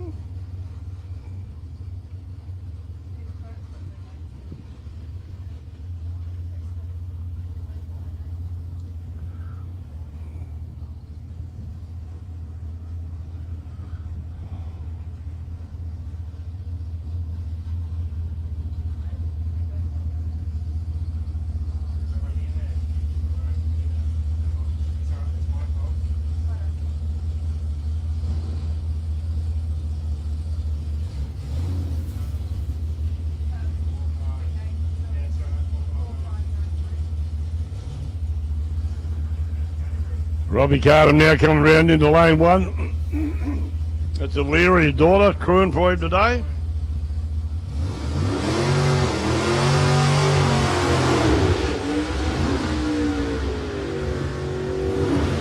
And a very slick looking bluey purpley HQ Monaro out there. Nice looking car. I've lost all their names unfortunately.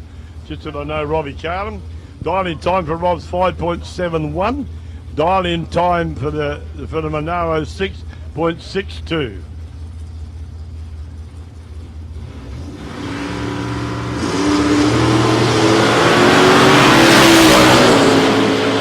Carlin's got a slip in together. It's going to be a close run down there, but Robbie Carlin left a little bit too early. Hands to win over to the Monaro. Good reaction time to Monaro, 0.053. Carlin left way too early, but run through at a 6.628 on a 6.62. Dial him. Carlin runs a 7.771 on a 7.71 dial in time. So close to their runs, close to their dial in times. Both cards, unfortunately, for Robbie Carter to be left before the thing went green. Ryan Sturgeon coming round in lane 1 now, and Benny Phillips in that beautiful Chevy S10 Ute.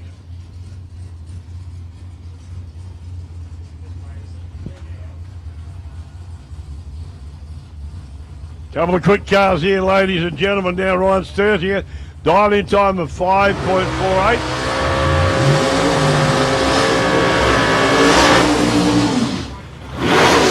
Benny Phillips, 5.04. 3.21 hundredths of a second. Sturzy gets away before Benny's got to go, and then he's got to catch him.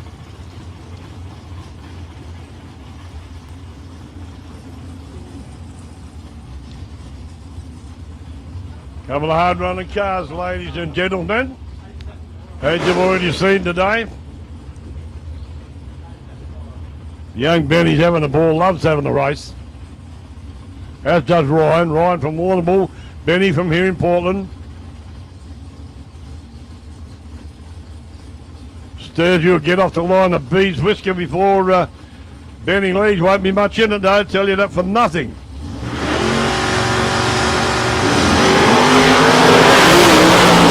Sturgeon jumps around. He keeps it straight. This is going to be a close run down the end. The win goes to Benny Phillips on to 5.059. 5.059 on the 5.04 dial in time, 134.59. Sturgeon run to 5.541 on the 5.48 dial in time, 123.38. Both cars beat their previous best times and speeds as well.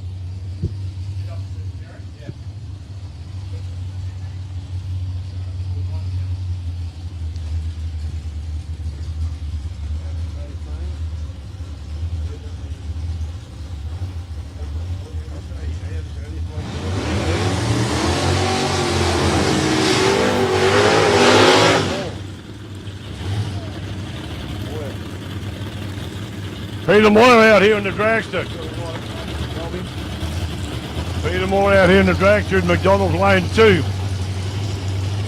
Dial in time of 6.68.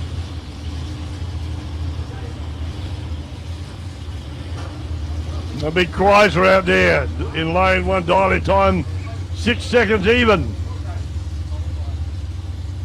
Now it's going to leave the line.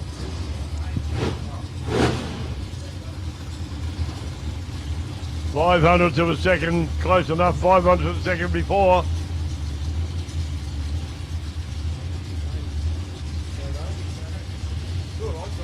Telling you, that's all.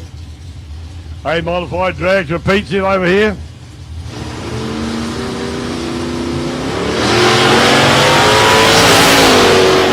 Well, pretty good reaction time to both cars. I reckon if he doesn't break out, he'll get it. No, he went too quick, did Brett. Run to 5.912 on a 6 second dial in time. Pete Moore takes the win and a 6.742 on a 6.8 dial in time. So break out there to Brett. What's his name, Brett? Red car. Doesn't matter. Glenn Henley coming around down to that's a 1200 U dial in time of 5.15, and the beautiful Camaro over there, the early model Camaro. Had a bit of a glitch up here with the names, and my memory's not all that flash. The dial in time. Dial in time for the Camaro is something. Glad Scott's here trying to sort it all out for me. Dial in time to 5.72 for the Camaro, and Glenn Henley's dial in time in the little shopping trolley 5.15.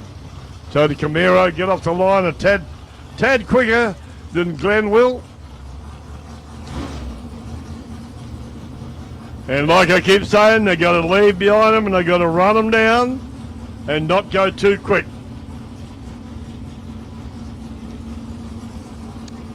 They break out, they automatically hand the win over to the other driver. Serious time coming up now. The Camaro and the Datsun moving up into the staging beams.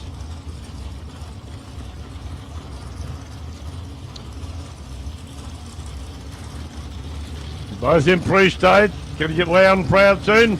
Pretty quick cars, these two.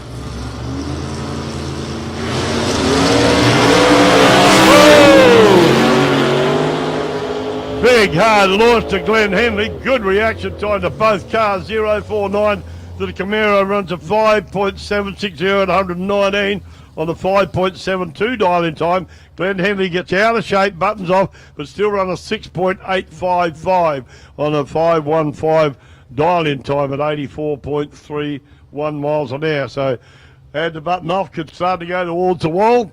And these guys always err on the side of caution, which is the absolute right thing to do.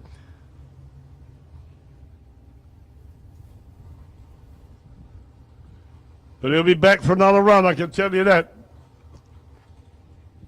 Well, Glenn Henley. The Chevy Lumina coming round. Scott McBain. And that Fox Mustang. I did have his name, it's hard to say. And the next pairing we'll see.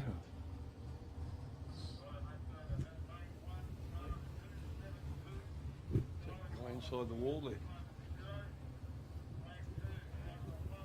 Shouldn't be there, should he?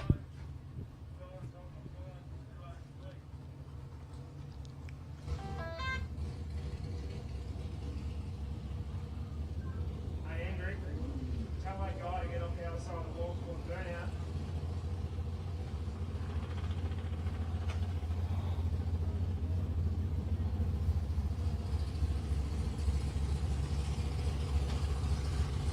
Stuart McBain, sorry, said Scotty, in the Chevy Lumina and in the Fox Mustang. I had a hard time pronouncing his name, but good looking car, goes hard. Dialed in time for the Fox Mustang, the 5.10, Stuart McBain to 5.03. So these guys are going to be almost a heads up run here. Not going to see much between them at all.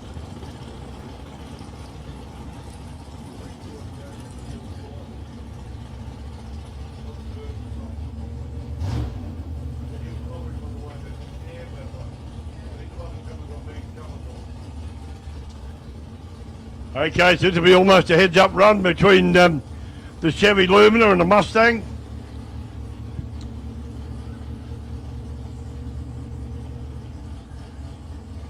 .10 to the Stang and 5.03 to Stewie McBain. And his beautiful Chevy Lumina.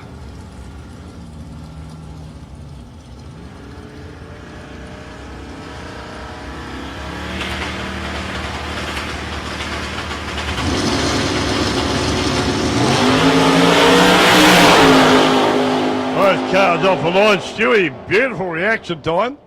Runs a 0.43 and Stewie takes the win at a 5.117, 121. Unfortunately for the Stang, he run a 4.548. 4.548 on a 5.10 dial in time. 139 run way too quick then. So I reckon I'll be adjusting that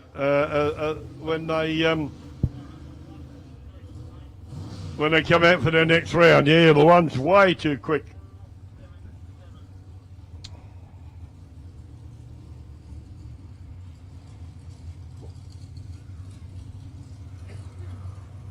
Kenny Stewart coming round now in the Fuchs Dragster.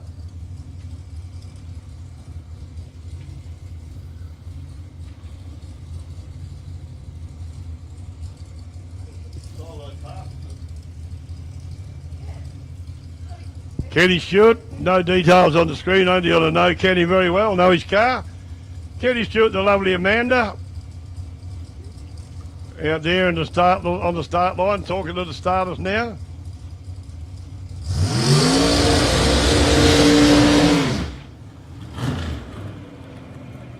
Yep. Down goes William to direct him back. Proud of the boy, that's a grandson, having a ball. Absolutely passionately loves drag racing. I'll be shocked if he doesn't somehow end up in it, involved in it in a big way.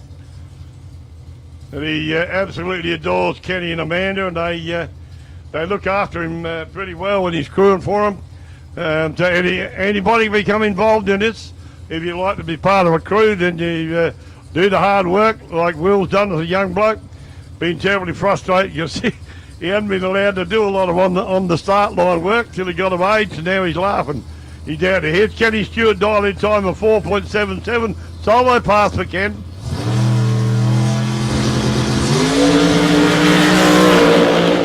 Oh, go home. Go home, Kenny Stewart. Kenny Stewart, 0.0 reaction time. Kenny Stewart, can you believe that? What a legend. 0.000, Kenny Stewart.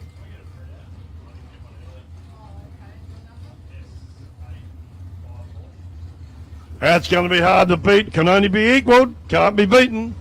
0.0 reaction time there to Kenny Stewart in the Fuchs Dragster. Whoa. Show me the colours, he said. Jeffrey Fitzgerald. Coming out now, the LJ Tirana dialed in time.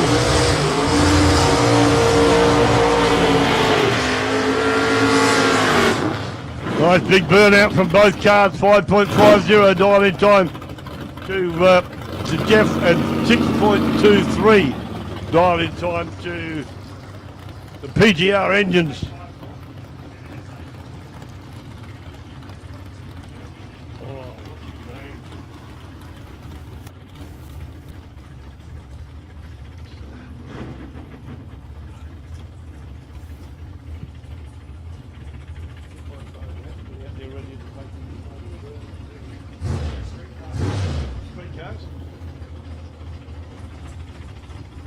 Street cars to the staging lane, please. All the street cars to the staging lanes, ASAP. Street cars to the staging lane, please. Thank you. Who's the other bloke? What's his name? Jeff Fitzgerald. I know Jeff. Can't remember his... I know him. Here we go, ladies and gentlemen. Whoa! Both cars moved up. Can Jeff catch him? It's going to be a close run down the other. Beautiful. Oh, look at this, Scott. Beautiful reaction times. I don't know how to read this. Fair dinkum. So this is the margin of victory down here, 0.004. So he went a 53 and a 50. So it was a very close race. Yeah, that was extremely close. There was figures come up on here, but I don't know how to read them. I tell you, there's margin of victory and in feet, and almost in inches too. My goodness me, what a run.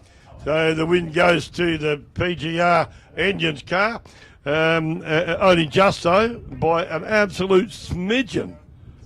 Like I think the margin of victory was 0.830 of a foot down the other end at 124 miles an hour even. How the heck would you see that? Coming up, ladies and gentlemen, another demo run for this beautiful Nissan Silvia. This is going to be absolutely smink. Make sure you get the burnout. Good girl. Got to get somebody to take a movie on their phone of Nissan Silvia, see how it goes once again. Very quick little car. Very Cabone, Joe Cabone, his name is. Couldn't remember his name. There he goes. PGR engines car takes the win, but only by the thickness of a bee's wing, I reckon. Fair dinkum. That was a good hard run though from both cars. Awesome stuff. Way to go. Great entertainment out here at South Coast Raceway. Never a dull moment out here. We have an absolute ball. All of our meetings, some of them are good, and some are even gooder. You get that? Some are good and some are goody. You get that? Come on. Hey, she's deaf. That's all right. No, we always have a good time, and they always have a great meeting here at South Coast Raceway. Okay. Demo time again. Demonstrate. No, what do you call it? Hey? Exhibition. Demo, exhibition run here from this beautiful Nissan Silvia. Boy, is this car impressive. Get it going. Here we go. Into the burnout now. Get off the track, boys.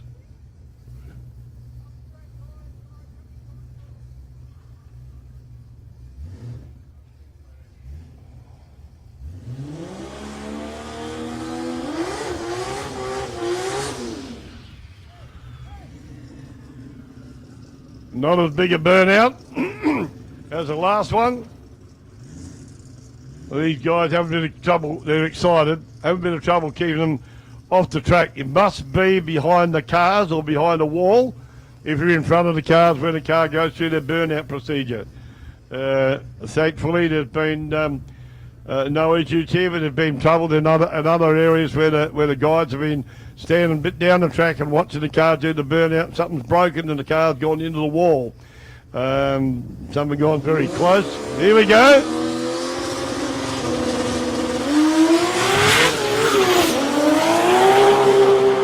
Have a listen to that baby go. 127, bit slower that time, 127.49 miles an hour. Man, is that a very slow reaction time, though. 0.3822 reaction time, no, 3.822 reaction time. So very, very ordinary compared with his last one. But a good run nevertheless for an exhibition run from a very, very fast car. Went through to 5.572 at 127.49 miles an hour, as I said. Hopefully we'll see it down here again. That might even better that. A faster time, 146 miles an hour to do before. And Kenny Stewart coming back down the return road now. Kenny Stewart in the Fuchs Dragster. Beautiful looking car. Swing around and get a shot of him, Mark. Here he comes. Right behind you. Kenny Stewart. There he comes down there in the Fuchs Dragster. 000 reaction time. Best you can get. Left as good it can be. Kenny, congratulations, Kenny. 000 reaction time. Way to go, buddy. Have an extra beer tonight, I reckon. Maybe two. Well done. Absolutely brilliant. Okay. Streetcar challenge car guys coming around now. We got Adrian Pitts coming around into lane 1 and Brendan Carr in the LH Tirana over here in lane 2. McDonald's lane 2. Okay, this is elimination round 2. Dial in time for Pitsy is at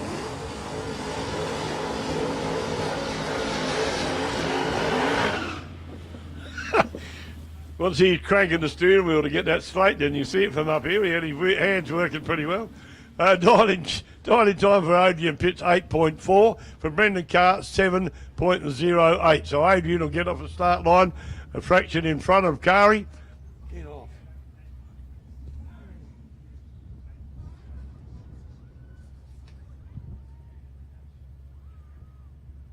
Got a problem with Brendan Carr's vehicle? Just checking out to see what it is at the moment. Don't know whether we're going to have a solo run or what at this stage. What was that? Oh.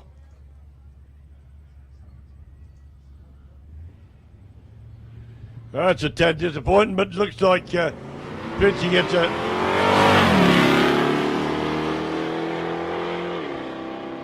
Pitchy gets a solo run. Pretty ordinary reaction time for him, 9.211. But he goes through clean and easy.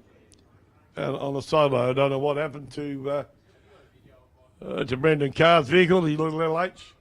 But they shut him down here. Something looked like it was maybe leaking from somewhere. So something's happened. So to check that out and see what's what.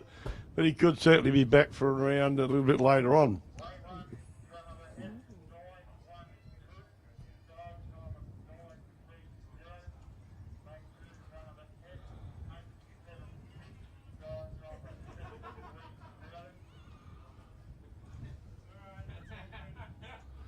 Now they got him off the track. They're bringing others back in. Okay, the big Jeep's coming back in again now.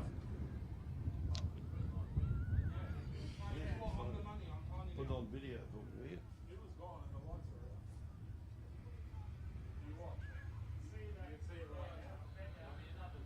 Get out, just. Kevin Clooney in the big Jeep Trackhawk.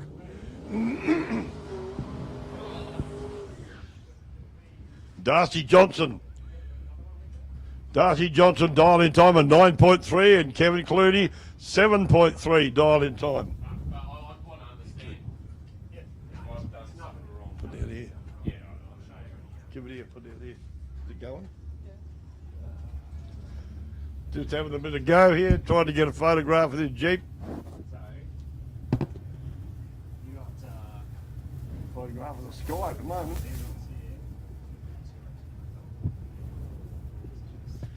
Okay, both cars in the stage, ready to go, ladies and gentlemen.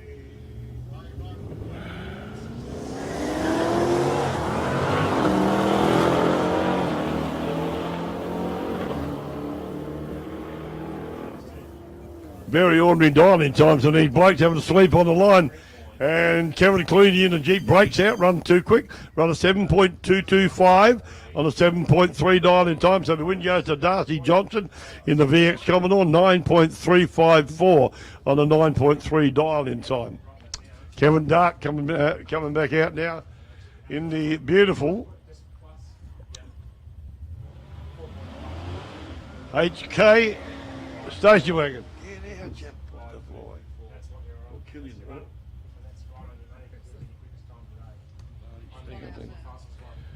And Jaden Kitt in the VY Commodore over here, closest to us in McDonald's Lane 2.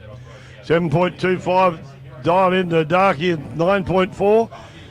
To Jaden Kitt, he gets away, then Darky's going to run him down. Kevin Dark pulls a ripper light, .080, and gets a .337. I reckon it's going to be a close run, and the win will go to Kevin Dark, runs a 7.436 on a 7.25 dial in time. And Kevin Kitt runs a 9.487 on a 9.40 even.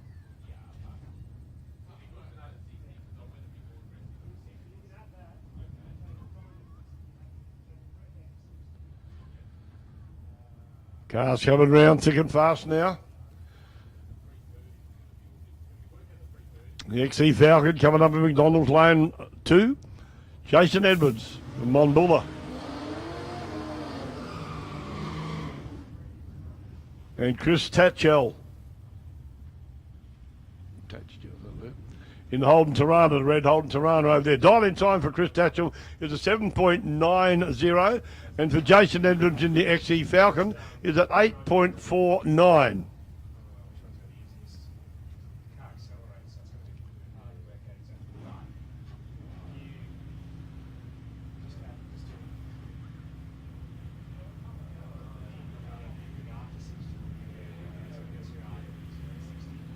Both cars in stage.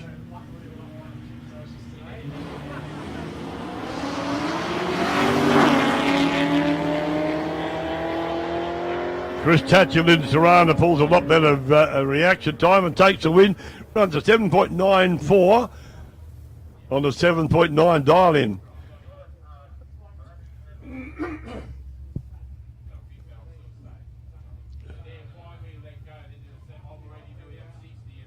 Brian Keane coming round now from Compton in South Australia in the XR Falcon, and Paul Timone in the VH Charger. Dial in here to go. Listen to this one. You won't see the difference in the dial in time for the XR Falcon is 7 seconds even. Dial in time for Paul Cabone in the Charger is 7.01 seconds. If they leave right on the line together, you won't pick it. So they're going to be close to a heads-up. Well, it's got to be. It is a heads-up run, whether they like it or not. So 7 second dial into the Ford. 7.01 second to the Charger. No? Sorry, they just changed it to 702 to the Charger. They've just changed it now. Don't know why the 02 of a second.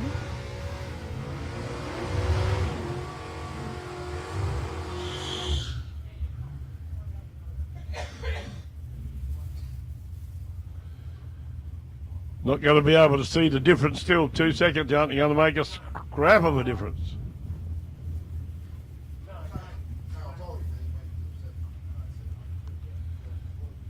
Paul DeBone from Gormandale in Victoria, the Charger.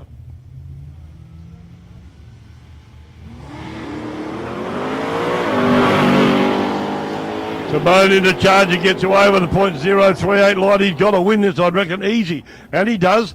Runs a 7.025. Oh, get out of here. Runs a 7.025 on a 7.02 dial-in time. Stagger me. And 7.3, no, reaction time of .362, runs a 6.955 on a 7 second dial-in. So Brian Keane run a fraction too quick. So he broke out to hand the automatic win to the Charger. Man, that's pretty close to their dial-in time. Pretty close to their dial-in times, eh? Neil Millard now in the VX Commodore in lane 1. Wayne Little in the VH Commodore from Mount Gambier in McDonald's lane 2.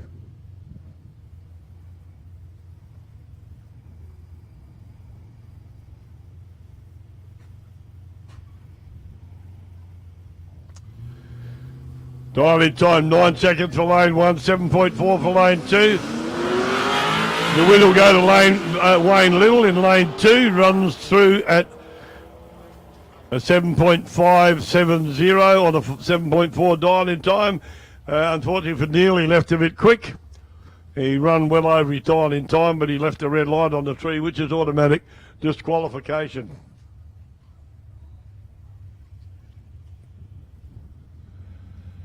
Streetcar Challenge Eliminations round 2. We're going through now, ladies and gentlemen. And kids, or children, sorry. Jamie Turner in lane 1 in the HQ Holden. Jeremy Martin in McDonald's lane 2. 7 second even dial-in time to Jamie Turner in lane 1. 7.91 dial-in time to Jeremy Martin's Tirana over here in McDonald's lane 2.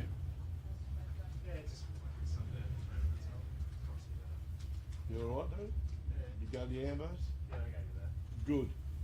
Do what you're told for once. Just make sure the middle stitch on the other side of the face. Oh dear. Here we go, ladies and gentlemen. Nelly Reader, rock and roll again. 7 second dial into lane 1, 7.91 to lane 2. Away goes to Tirana. 0.148 reaction time to 0.086 to Jamie Turner. And the win goes to Jamie Turner, 7.066 on a 7 second even dial-in time, 96.02 to 7.929. Come on. 7.929 on a 7.91 dial-in time, 84.09 miles an hour. Brad Frost over there now in the Holden Calais in lane 1. Dial-in time of 9.16. Rodney Kerr in the LH Tirana. Garfield, my man, Garfield in the 355 cubic inch Holden powered. Banana, Tirana. Oh, Banana, good name. It's yellow too. So Rodney Kerr there. He'll wait for a little while, and Brad Frost will get away, and Rod's got to wait for almost a couple of seconds. Doesn't sound much, but it's a long way on the drag strip. Frosty gets away, 0.12. Oh, Curry cuts a good light, 0.074. He's got to be odds on to get close to winning this, does he, or doesn't he? Yes, he does. Rod Kerr takes the win at 7.447 on a 7.4 dial in, and Frosty runs a bit too quick, runs a 9.076 on a 9.16 dial-in time. So maybe the track's coming up a bit, giving a bit more grip. They'll adjust their dial-in times so they can run close to do their dial-in times on the end. But some of them are running close to the wire now, as you've heard, if you can work out what we're talking about. Their dial-in times, they run quicker than that, then they're disqualified, so they obviously don't get the win. Matty Smart now out here in that little giant killing Toyota Corolla 202 Holden Power Nitrous. Gets up and goes for Steve Griffin. Steve Griffin in his beautiful LJ Tirana over here in McDonald's Lane 2. Dial-in time for Smarty in the Corolla 7.10. Dial-in time for Stephen Griffin 6.27. So Smarty will get a bit of a jump on him, and Griffith's got to wind him down without going too quick, as I keep saying. And you've seen that happen. A lot of them go too quick.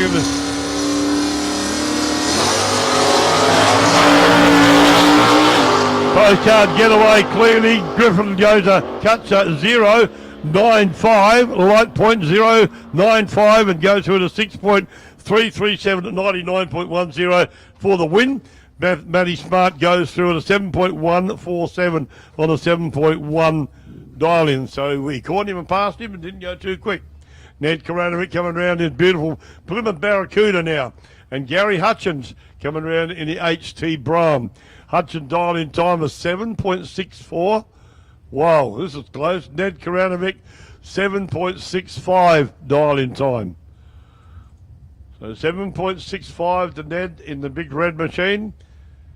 And the big grey machine, the HT Brougham, is 7.64.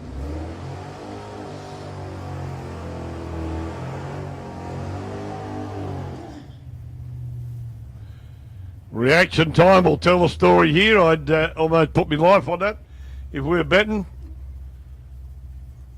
Shouldn't have said that. Someone might come up and kill me. Hutchins is already in, fully staged. Karanovic's moving up, both in now. Oh, Koranovic 0.081 light to Hutchins 0.27 to 11. And the win goes to Koranovic 7.716 on a 7.65 dial-in. Hutchins runs a 7.681 on a 7.64 dial-in. So both safe there for the dial-in time. But like I said, the reaction time is the thing that generally takes over and wins the race in a situation. Like Ian Collins there in the SS Commodore in lane 1. Mick Wilson, Mount Gambier in lane 2. Collins dial-in time in lane 1, 9.25. And Mick Wilson dial-in time of 7.95 in McDonald's lane 2 in the BY Bellina.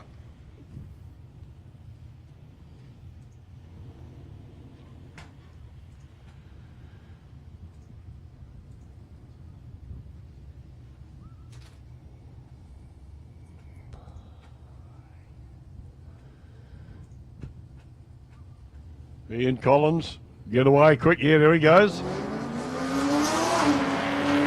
Pretty even reaction times, only less than half a second between, well, no, 200th of a second. And the win goes to Mick Wilson into VY Molina in lane 2, 8.125 at 86 miles an hour, and runs at 8.125 on a 7.95. Ian Collins run 9.22 on the 9.25 dial in, so went too quick, breaks out, hands the win to Mick Wilson. Here we go, Gavin Hynam from Horsham in Victoria in the Tirana hatchback. Simon Lazaro in the HQ GTS Monaro. Dial in time for Lazaro is 7 seconds even. For Big Bear, Gavin Hynam, for Big Bear's 8.10. So he'll get away a lot earlier. Gavin will take off a bit earlier. And Simon's got to catch him as we've said, and pass him without going too fast. Simon's in, Gavin's in.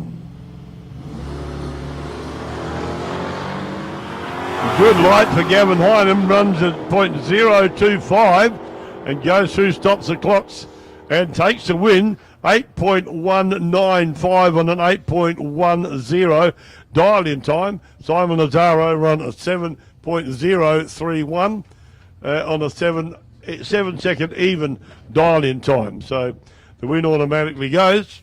No, the win goes probably, as we say, to Gavin Hynam. So they both run within there. So it's just Stephen Lewis in the HX GTS Monaro now coming up in lane 1. And Betty Cross in the VYSS Commodore over here in McDonald's lane 2. Crosses dial-in times an 8.2. Stevie Lewis 7.15 dial-in times.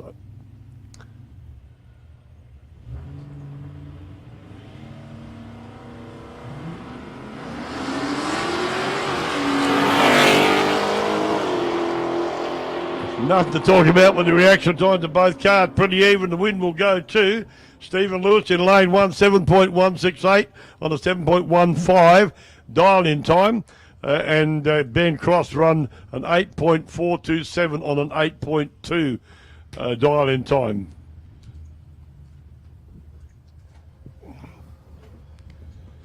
Shane McKenna now in the Holden Commodore Ute and Timmy Owen in the XB Falcon. Shane McKenna for Warrnambool, Tim Owen from Stall. Shane McKenna dial-in time 8.51, Tim Owen 7.50.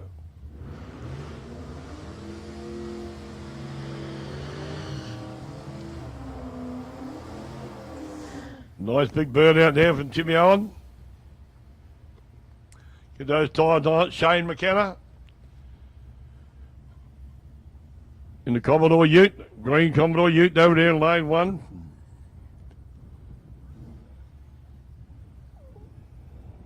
Tim Owen in the big green Ford.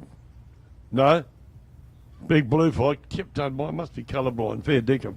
Getting worried about that. Oh, a bit of a bog down off the line. Oh, goodness me. Reaction times are woeful. 0.3 and 0.4.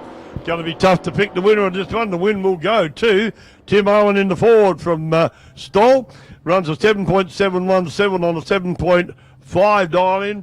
And Shane run a 8.820 on an 8.51. So both more than safe, but the reaction times was shocking. 0.349 and a 0.415 to Tim Owen. He still takes the win. Having a bit of snooze on the line, both of those guys, I think.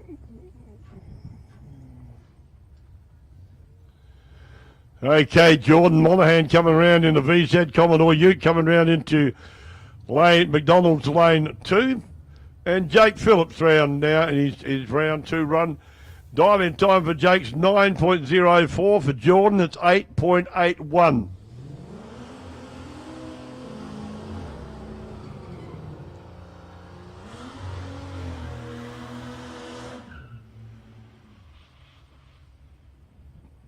Jakey smoking the tyres up there in lane 1, as did Jordan. Not quite as much so, but that's a Holden. Ford did the biggest smoky, that's good. Oh, I just love it.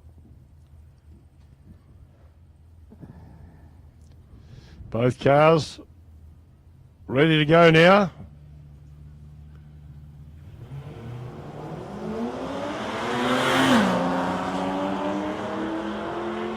Even run, both cars reaction time.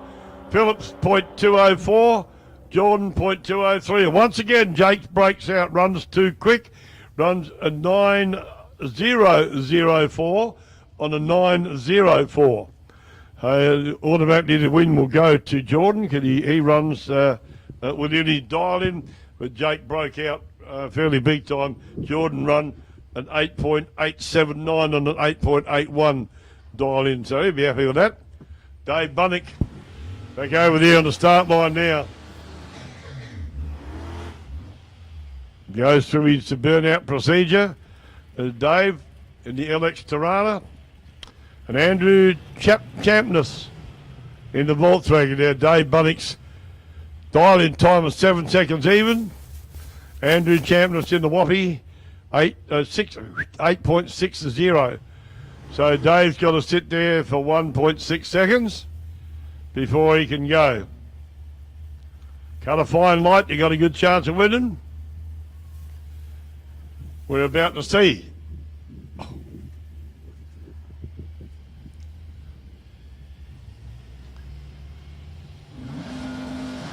Whoa, wheels way up in the air. And Andrew Champness very slow with his reaction time. Dave will have to take this out if he doesn't run too quick. Yeah, once a 7.086 on the 7-second dial in time for the win.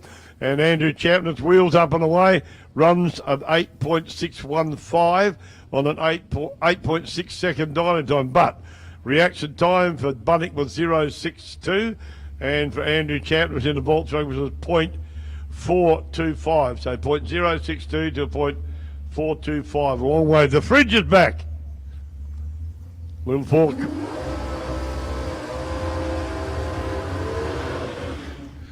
All Ford round here, so I don't mind which one wins. Scotty Riley over there in the beautiful XY Falcon, and Jamie Ackland, both guys from Hamilton in the Ford Cortina, the Ford Fridge, as it's affectionately known. Dial in time for Scotty Riley in the big Ford is 6.76. For Jamie Ackland, 6.65. So only a bee's whisker again as they leave the start line.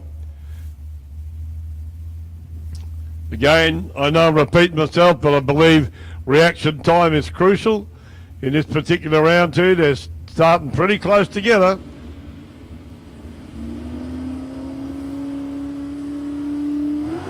Whoa! Jamie Ackland leaves the red line on the bottom of the tree, so the automatic win goes to Scotty Riley in the big XY Falcon. Scott runs a 6.824 and a 6.76 dial-in time, and Jamie run a 6.65 on a 6.6 second, but he left too quick and the red light came on. Hasta la vista, baby. Jamino Lavia coming round now in the XY Ford over there in lane 1. And Taylor Henley from Mount Gambier in the VK Commodore. Lavia has a dial-in time of 8.35. Taylor Henley a 7.75.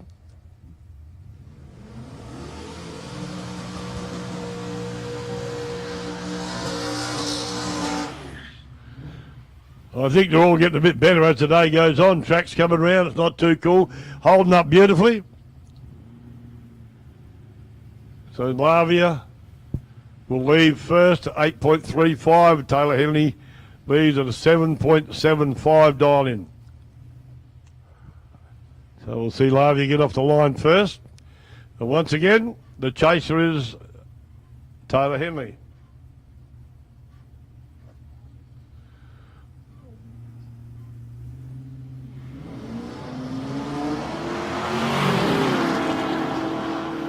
Good light from Taylor Henley there, 0.026 to a 0.235, and Henley takes the win, runs a 7.823 and a 7.75 dial in, so takes the win, 8.483 to an 8.35 dial in time there to Lavia, so the win goes to Taylor Henley. Michael McClintock coming around in the Falcon over there in lane 1, and Jason Drew in the HK Kingswood over here in lane 2. Dial in time for McClintock in lane 1's 8.80.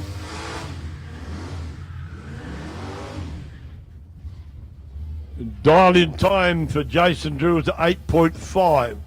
So these guys are pretty close together as well. Reaction time will give the advantage.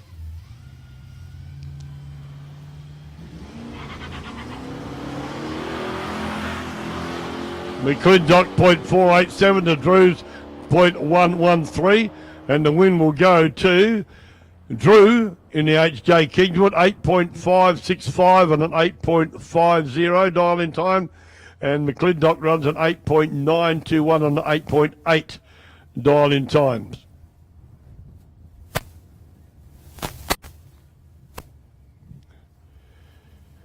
Little Toyota Corolla coming round, Stephen Mills and Greg Holland in the other lane. Got no details up there for Dutchie, but we know who he is. So Dutchie's time is at 9.42. Stephen Mills in When You're Hot, You're Hot, the Corolla, is 10.15.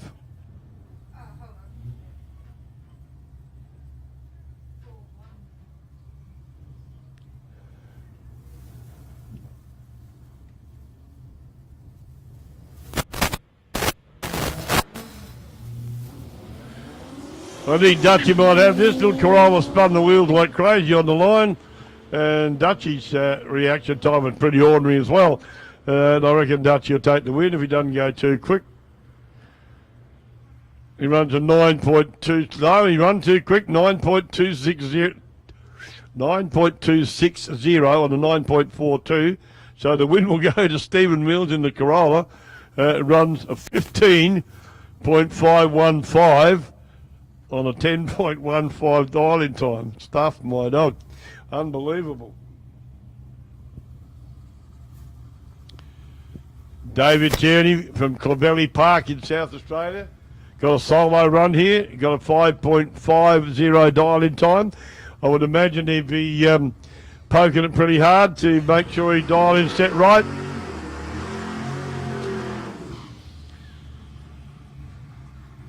Big hello over there to Mark Humphrey again. G'day, Mark. Over there patiently standing up with that camera, going live stream around the world on Sporting Scribe.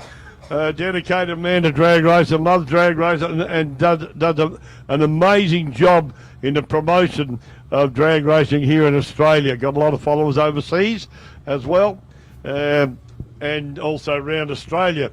It's quite often that we do get messages from people overseas. 5.5 dial-in time to David Tierney.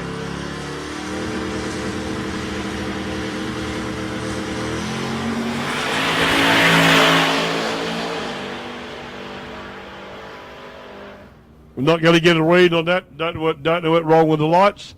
But he sat there for long enough. He thought stuff this about it here. Back to bike action now on the start line. The two quackers are coming out. Doesn't matter for Dave because he had that solo pass, but probably a bit frustrating. But at least he had put the slipper in and went.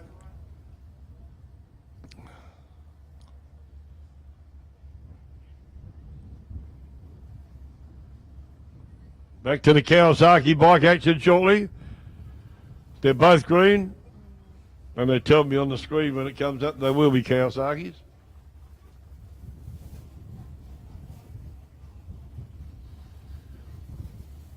Mal Todd coming up into the staging lanes, ready behind the bikes, ready for his next run. Oh, it's nice and quiet now, isn't it? If you like peace and quiet, there we go. A couple of minutes, or a couple of seconds maybe. Sorting something out down there, don't know exactly what it is.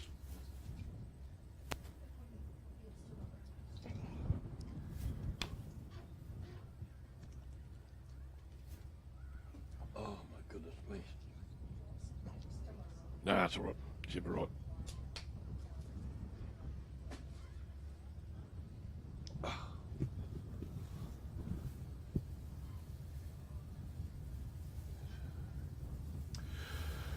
I say a big thank you to the Fireys down the other end. They're I can't run the meetings without them. They're right down the other end of the track. The red ute that's down there, and the guys in the yellow overalls do an amazing job for us down there to keep the eye on the end of the track to make sure everything's all right down there. But they're also there in case there's any issues that got to be dealt with. And primarily, if something like that happens, it usually happens down that end of the track. So thanks, guys, for what you do. We do absolutely appreciate it, and we couldn't go without you. The other guys we need to mention too are the Ambos down there, sitting on the start line, behind the start line here. We very much appreciate the fact that they're out here to watch over proceedings, and they're certainly have been called on in different situations down here, but luckily there's not been anybody hurt lately. So they've had a relaxed day, but they're here just in case something goes wrong. And we do appreciate their attendance here as well. So thanks, guys, for what you do. And we really do appreciate the input. We got Shannon's Insurance over there as well, the little Shannon's tent over there. Go and see them up there in the Shannon's tent. They'll fix you up for any insurance. They're great people, great product, and they are great supporters of motorsport, us particularly, but also others around the country. And it's very, very good that they come here to support us in the way that the green top marquee or tent down there, shades up, whatever you want to call it. I call it what do we call it? Marquee. Yep. Hell, there, go down and see them down there, and they'll certainly be very, very supportive and help you out with any of your insurance needs. So don't be frightened to go down and see them. Here go the bikes. 0.176 to Dean Jamison, lane 1. 0.094 to Darren Hansford in lane 2, and the win goes to Darren Hansford on the Kawasaki ZX12R. Runs at 6.895 on a 6.85 dial-in to Dean Jamison, 7.424 on a 7.1 dial-in.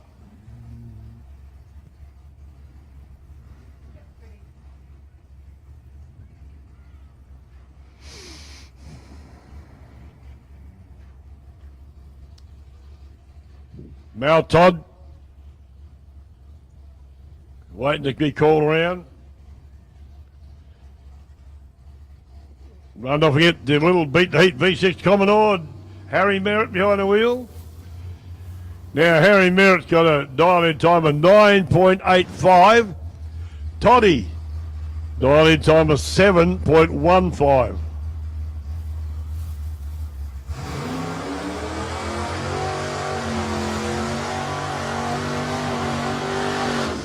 I imagine Toddy will go past him pretty quick down the other end if he catches him.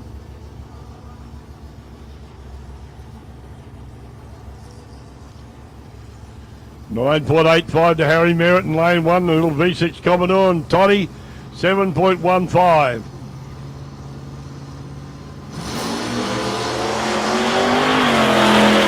Good reaction time, pretty even to both cars. Can Toddy catch him? Don't think so. No, he didn't. Harry Merritt takes the win, 9.94 on a 9.85 dial-in.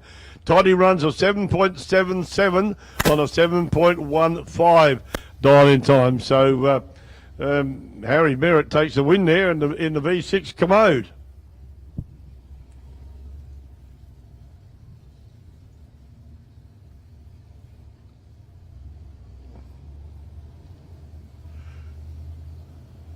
Matthew Gay coming round there in lane 1 in the HX Ute. And we got Neil Gray in the little Tirana. Dial-in time for Matthew Gay is 6.85.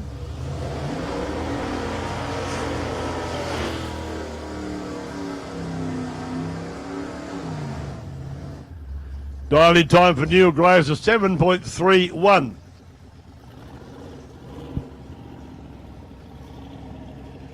Beat the Heat boys and girls down in front of us. They down here to have a good look at the drags run here, and very much involved in wanting to be part of the drags. These youngins, I call them youngins. They're not baby kids, but they're very, very interested and been bitten by the bug. So they've come down to have a good look at and to support the Beat the Heat cars and the Beat the Heat group that are down here. So take a chance and go and have a look at the Beat the Heat tent if you haven't already. A lot of pictures of the information over there. You can see clearly what Beat the Heat's really all about. Here we go. Matthew Gay and Neil Gray. Neil Gray gets with a .176 dial-in time. Matthew Gay runs a .317. The win goes to Neil Gray, and the Joanna runs a 7.400 on a 7.31. Matthew Gay runs a 6.869 on a 6.85 dial-in time. The win goes to Neil Gray, 7.4 at 93.62 miles an hour.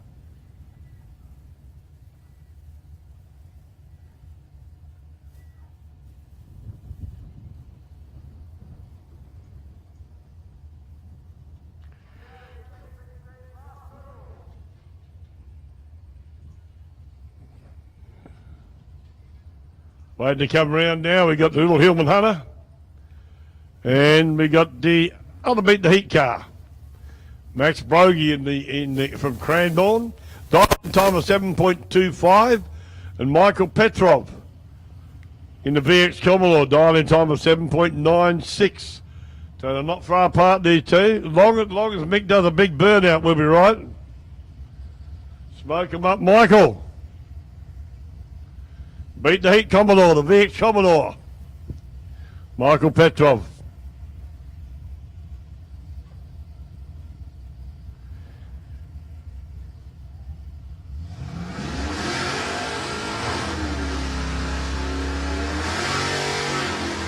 Come on, keep the boot in. No. Should have gone another 5 metres, Mick, at least, maybe 10. Get those tyres boiling hot, buddy. Yeah, I know all about it, don't I? Not really. Just having a stir. Probably not working either.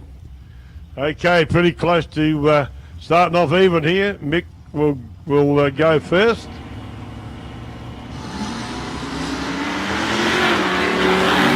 Gets away clean, pretty even. 0.1 reaction time to both cars. Then the win goes to Max Brogy in the little old Hillman Hunter. Runs a 7.271 on a 7.25 dial-in time. And Mick goes an 8.044 on a 7.96. So they're both close to the wire, but the win goes to the little Hillman Hunter.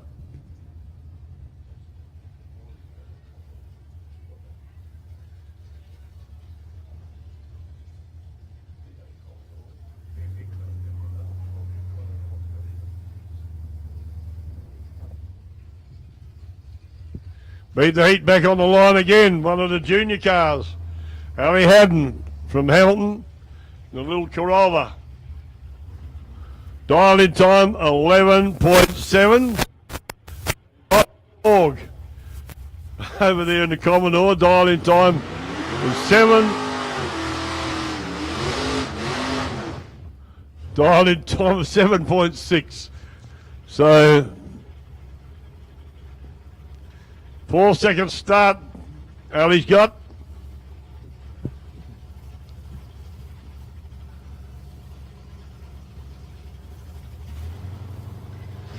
Off he goes.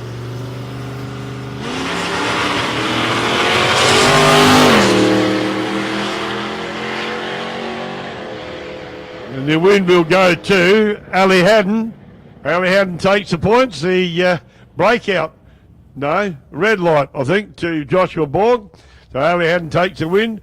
Get a reaction time of 0.445 and 0.013 reaction time on the wrong side of the green.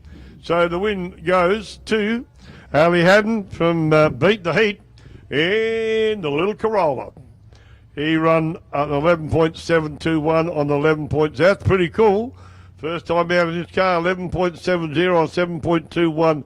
Dial in, back on the start line now. Solo pass. Oh no. Raylene Hoskins in the Marina, dial in time 12.02. So they're not allowed. You're not allowed to stage on your back wheels, Raylene. Front wheels only, girl.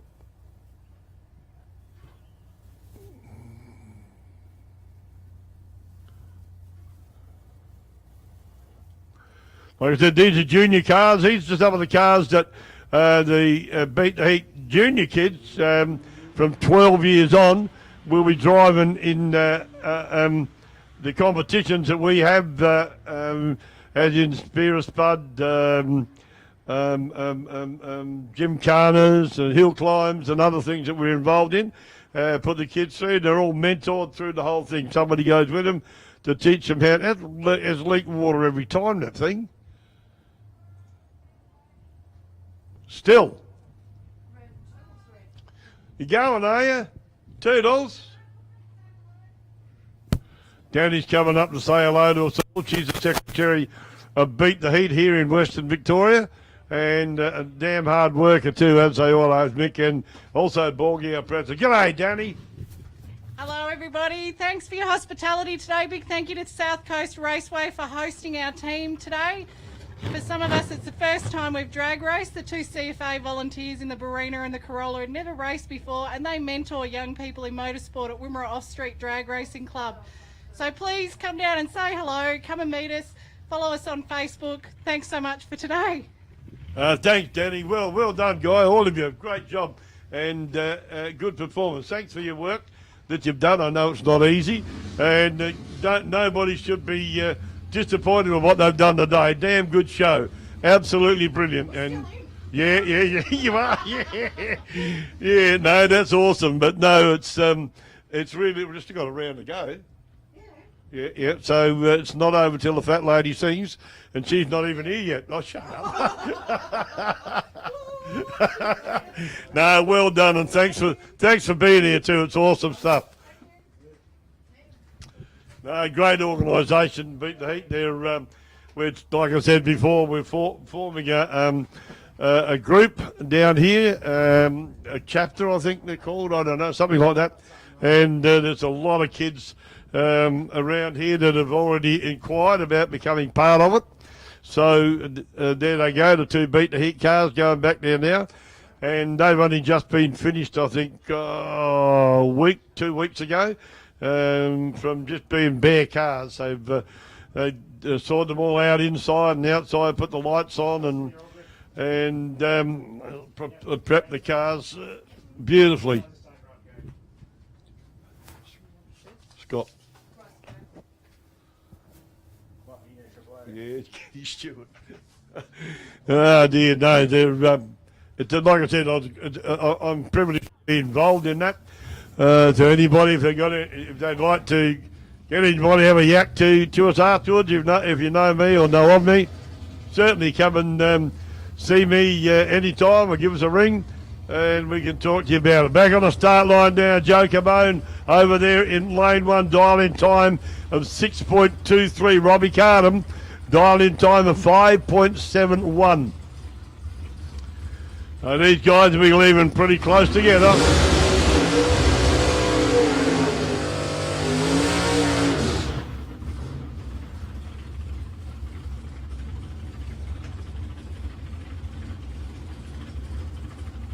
Lyra, Robbie's daughter, back on the back of the start line. I mentioned normally drives a junior dragster. No junior dragsters here today, which is a bit sad, but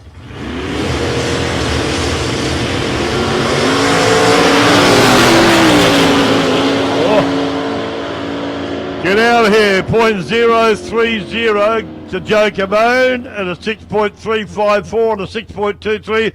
But the win goes to Robbie Cardham, runs a 5.713 on a 5.71 dial-in, 120.12 miles an hour.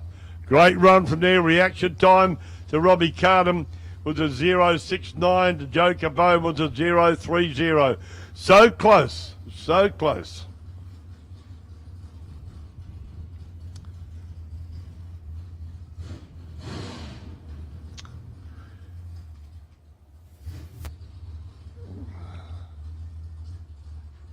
Joe Bresciano in the big 68 Chevy Camaro.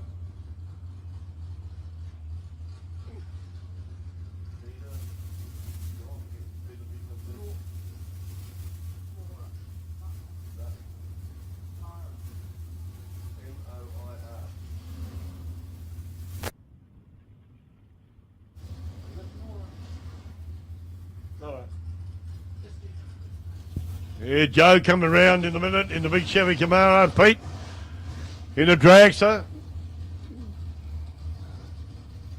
Fired up and ready to run. Joe Bresciano into Camaro in lane 1.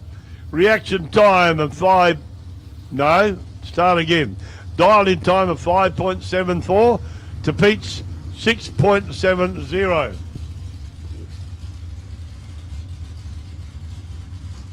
I bet you that Pete's time will come down as he gets more and more used to this car. Got no doubt about that.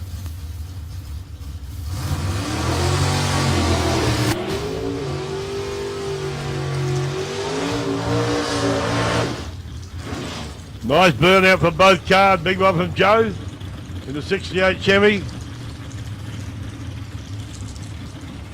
Pete coming back now.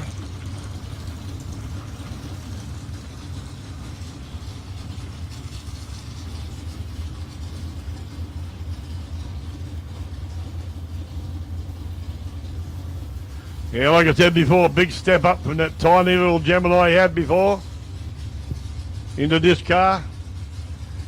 Quite a big jump, you could say, in size and horsepower.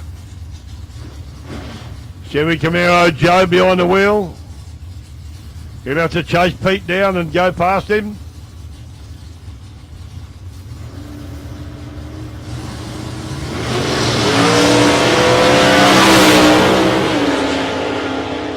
He's going to do it too. And the win goes to Joe Bresciano in a big Chev, runs us 5.765 on the 5.74 dial-in time. Pete goes through at 6.733 on the 6.7 dial, so close to their dial-ins, but Joe caught him and passed him and didn't run too quick with good. Glenn Henley once again over closer to you people now. Dial-in time of 5.15.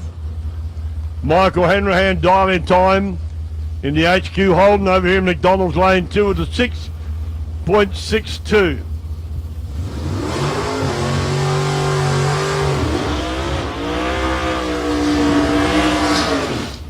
Nice big burnout there from Glenn Henley. Good solid burnout too from Michael Hanrahan, the HQ. Beautiful looking car, both of these. Really nice looking jiggers. HQ Monaro, beautiful car. 454 cubic inches of shed power under the bonnet. And Little Datsun got 445 cubic inches of LS motor. Somehow, under the bonnet in the front of that car.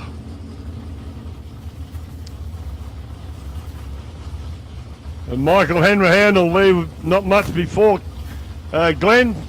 Glenn's got to, hopefully he'll take off good and straight this time. Normally does. About to get that loud and proud here, ladies and gentlemen. Yeah.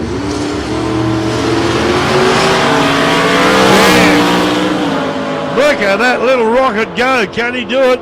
And no, he didn't. I thought he would.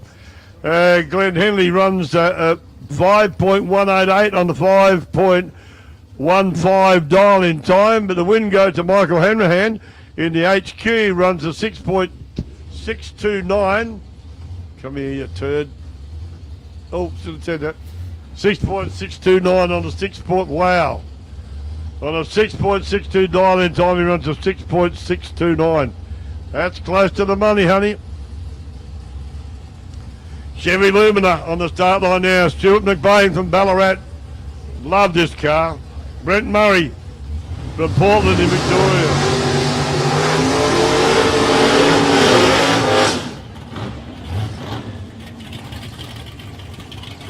Brent Murray over there in lane 1 in the beautiful red Mopar. 5.80 second dial-in time. Stuart McBain 5.03 in the beautiful Chevy Lumina.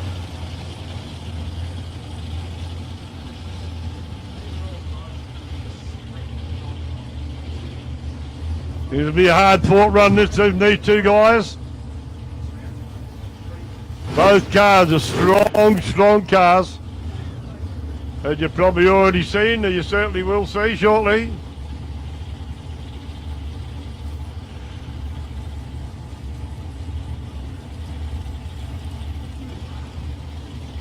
Brent's in the pre-stage, both in pre-stage now. go. Good lead down the line. Stewie McBain, great reaction time, should take the win. .047 goes a 5.075 on a 5.03 dial in time. And Brent Murray, unfortunately, runs a bit quick, runs a 5.793 on a 5.8 dial in time.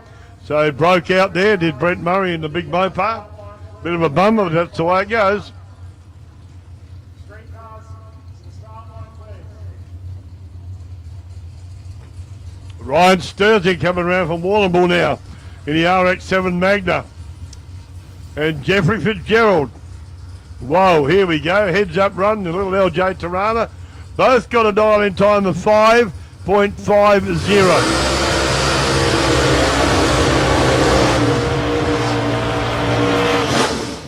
This car Sturzy has come a long way since I first saw it.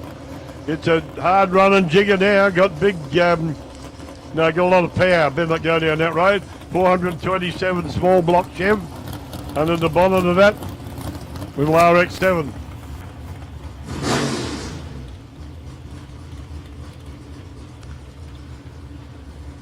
Jeffy Fitzgerald from up the road.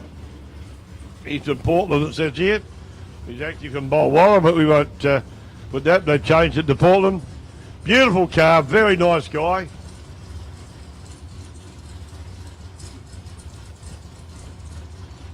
And got a car that really, really runs well, launches beautifully.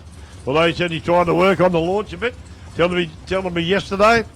I thought, well, the launch pretty good, mate. Here we go, getting to the business time now. Oh! Stuffed my mushrooms. The win will go, though, to Jeff Fitzgerald. Could Ryan Sturzy left too early, so the win automatically goes to an almost fence-touching Jeff Fitzgerald in that beautiful LJ Tirana. Runs a 7.953. 7.953 on a 5.5 dial-in. However, the fact that he got out of shape and buttoned off was very, very good. He didn't touch the wall, but Sturzy runs that little bit too quick. Run a 5.58 on a 5.5 something. Don't know what it was now.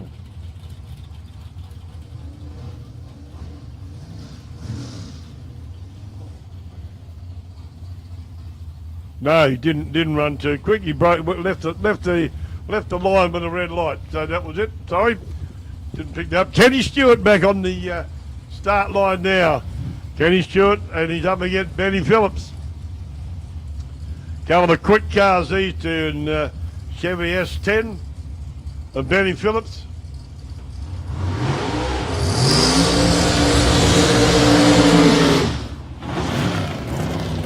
Benny's dialed in time with a 5.04. Kenny Stewart's is a 4.78.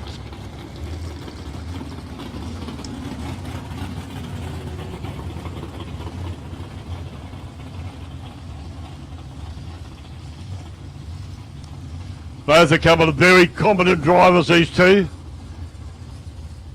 Been drag racing for a fair while. Have a good trip, Will.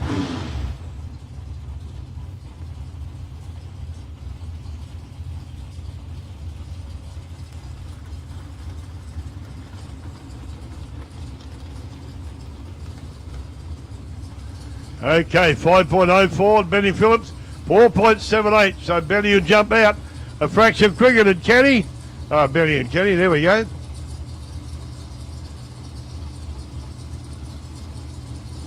Benny's in. Kenny Stewart moving up slowly. Here we go.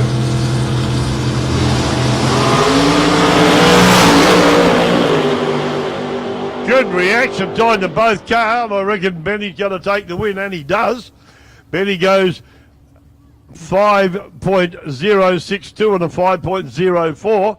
Reaction time for the win at 141.00. And Kenny Stewart runs a 4.812 on a 4.78. Reaction time tells the story, don't how close was this, folks. Benny Phillips, reaction time was a .017. Kenny Stewart's with the point 044. And that's about the damn distance that they missed by. The little Kenny Stewart to the 000 last one. But this time he ran a 044 to Benny's 017. So reaction time can sometime bring you the green home, well and truly, and it showed then. So both cars were running fair, hard and strong, but Benny takes the win because of his better reaction time, that time to Kenny's. I won't be disappointed. Everything's cool, everything running well. Don't forget, it's not too late to go on to Sporting Scribe and see this live, but also Mark puts bits and pieces of this up later on in the week, so you'll be able to see different elements that he puts up of the drag race meeting during the week. So it's a great idea to be able to watch that. If you can't, if you're here and you can't see it, you want to have a bit more of a look.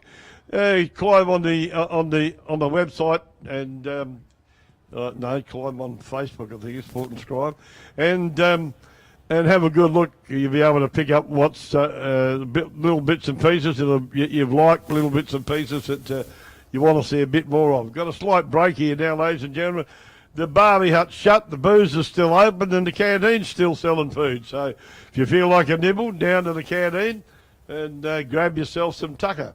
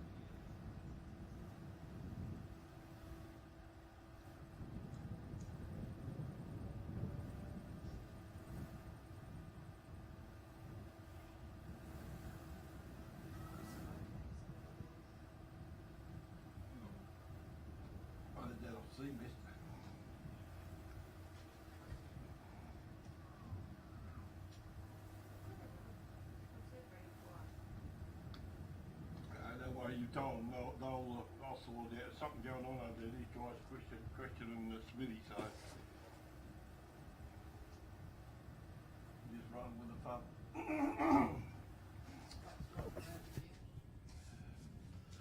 Can't tell you what the hold up is because we don't know up here, but while we got a little bit of time to talk, let's have a talk again and remind you about the Power Nats.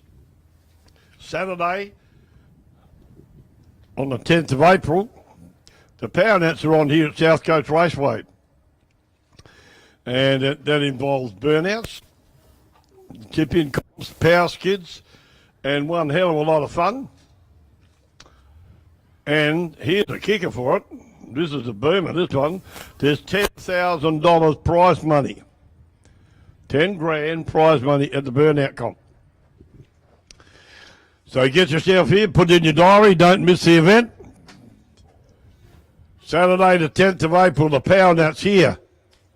Right here at South Coast Raceway. An event you don't want to miss. A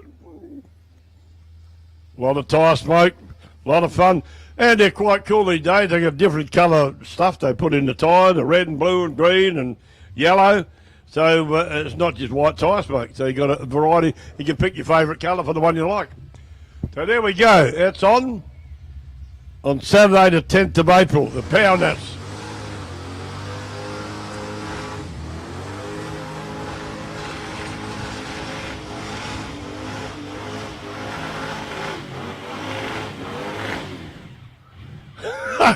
Here at South Coast Raceway. Jason Drew practicing maybe for the burnout comp. Don't know. There we go. Greg Holland wasn't going to be outdone. He finished this and thought, no, I'll go again.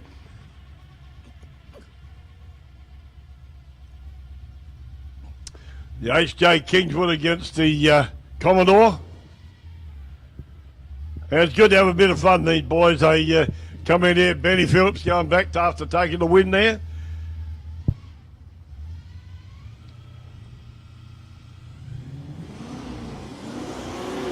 Dutchy gets away at .1279, 9.42 dial into an 8.5. We'll see how we go. Can Dutchy hold on? He got away easy. And yeah, Dutchy takes the win, runs at a 9.468 on a 9.42 dial in time. And Jason Drew runs at 8.486 on an 8.50 dial in time. So that hands the win over to Dutchy there. Good one. Here comes Adrian Pitts now, and in lane 1, and Darcy Johnson in the VX Commodore over here in lane 2. Dial in time for Adrian Pitts at 8.43. Dial in time for Darcy Johnson 9.30.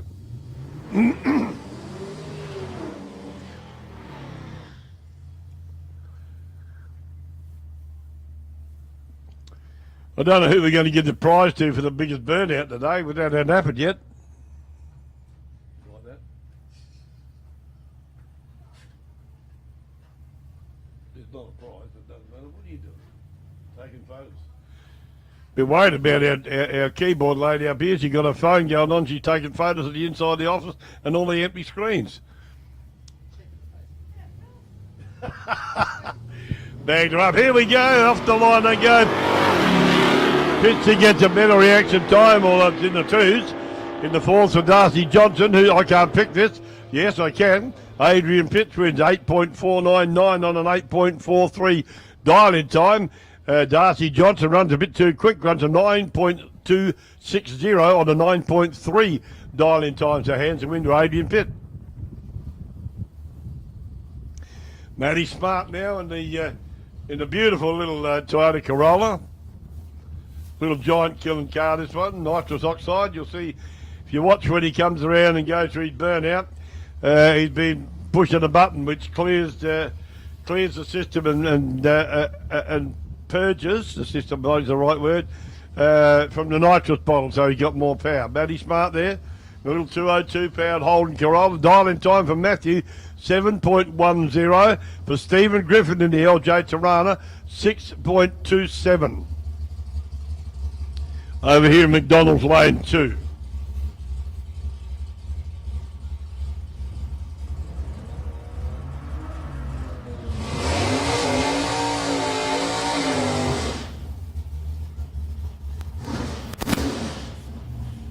There it goes, puff of nitrous out the front of Matty's car. If you're watching it, you'll see it's only short and sweet. So Matty will get away a little bit in front of Stephen, not by much so.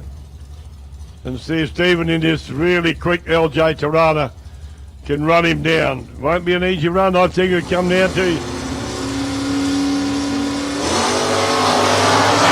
Wow. Oh dear, oh dear.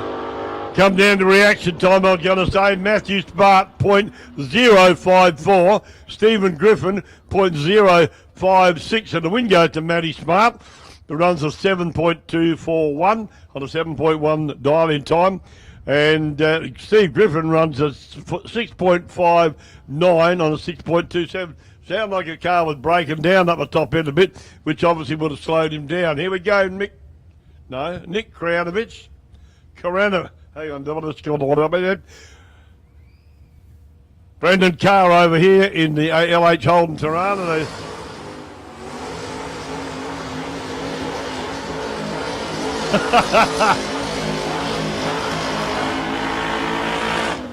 There's the burnout, like that. Got it on nearly full left lock to keep it straight, but he got there, no problems. Nick Karanovich over there in the Plymouth Barracuda. Dial in time for Karanovich is 7.65. Dial in time for Brendan Carr, 7.08 in the little LH Tirana.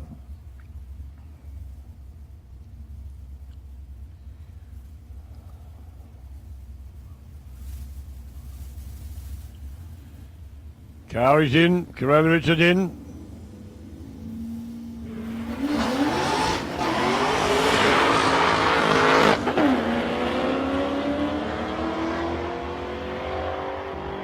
Karanovic pulls a .070. Like good run. Takes the win. A 7.744 on a 7.65 dial in time. Brendan Carr runs 8.025 on a 7.08.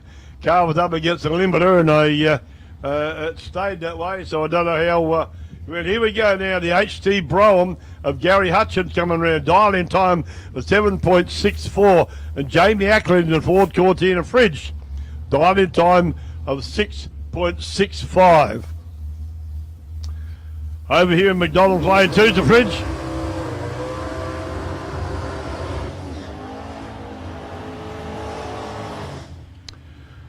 Nice tyre worm and burnouts of both cars. So like I said, dial in time for Hutchins over there with the big Brougham 7.64. Jamie Ackland dial in time of 6.65.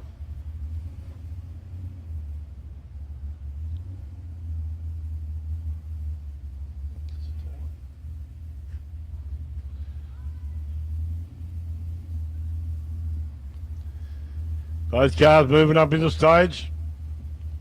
Hutchins will lead fractionally before. Jamie Ackland does. Pretty even reaction time. Hutchins was a 0.193 to a 0.186 to Jamie Ackland.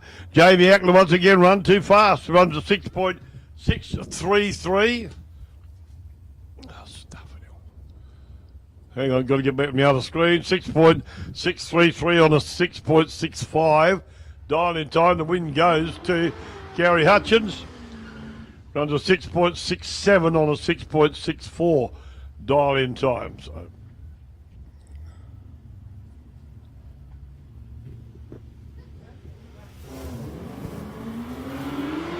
Benny Cross and Neil Millard. Dial in time for Cross is 8.3 to a 9-second dial in time for Millard. And the win will go to Ben Cross in lane 1, an 8.396 on an 8.3 dial in time to Neil Millard's 9.402 on a 9-second dial in time in the Commodore.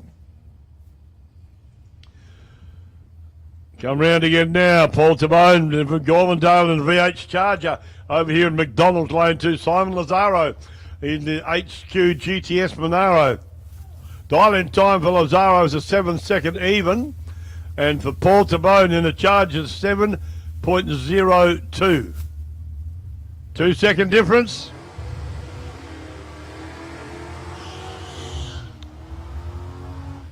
In a big Mopar, the VH Charger, 408 cubic inches of Chrysler motor.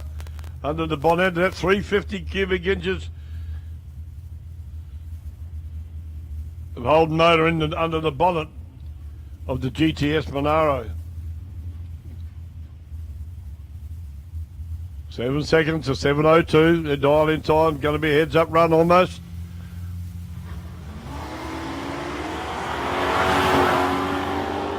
Good reaction time, 0.046 to Lazaro, 0.054 to Tabone. The win will go to Lazaro. Simon Lazaro runs a 7.002.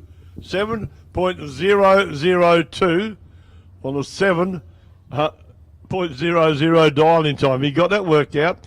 As Paul Tabone runs a 7.024 on a 7.02 dial in. Those guys are running close to their dial ins.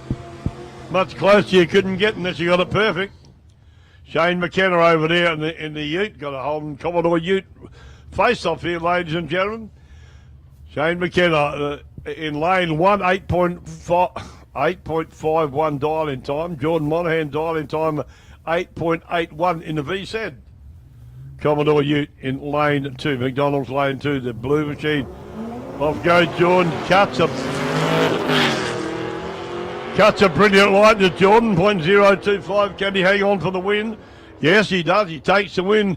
He runs an 8.813 on an 8.81 dial in time. That's cutting it fine. And McKenna runs an 8.505 on an 8.51. Stuff, half a second. Goodness me. Half a second breakout. Mate, Chris Tash coming round now with 7.90 dial in time there over in the red Tirana. And Stephen Lewis with a 7.15 dial in time in the 86 GTS Monaro.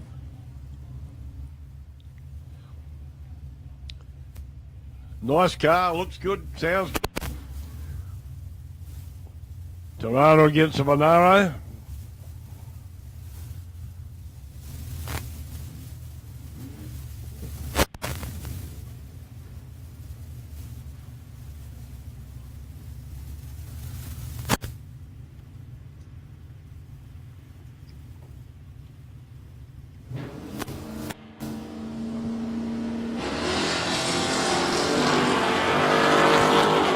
Chris Tatchell called the dial in reaction time of 0.065 and he takes the win, runs to 7.937 on 7.9.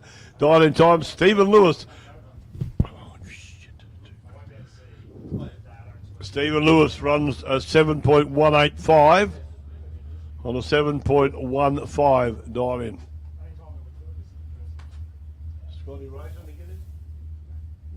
Brian Keane in the XR Falcon over there in lane 1. Jaden Kitt in the VY Holden Commodore in lane 2. McDonald's lane 2.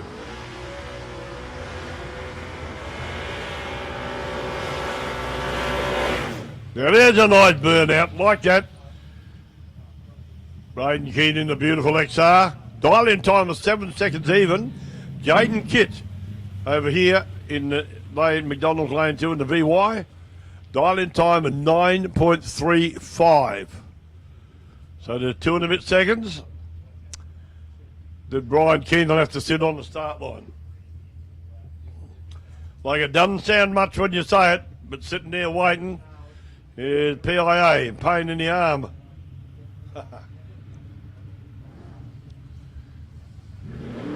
Oh, wheels up from Keane on the line.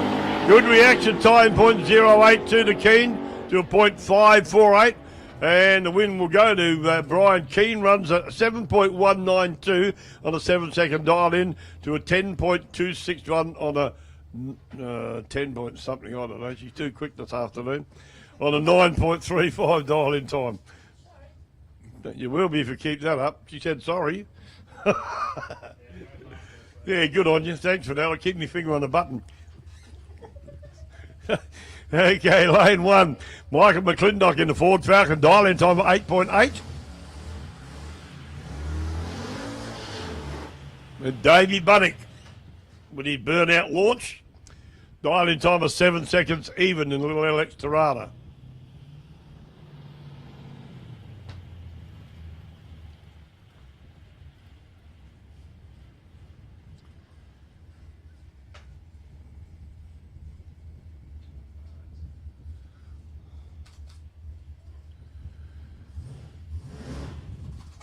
Can Davey run him down without breaking out in a little banana out there? Good looking car.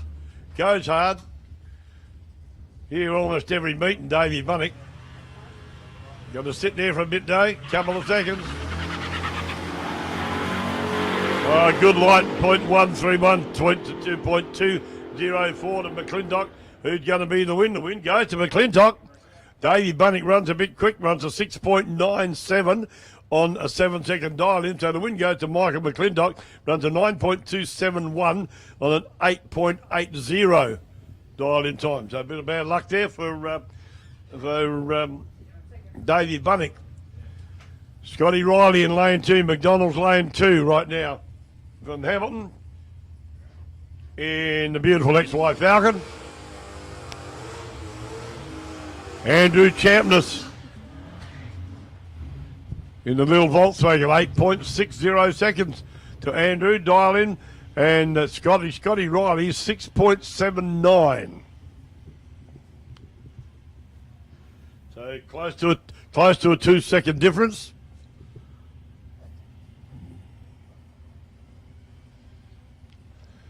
Both cars moving up into the stage.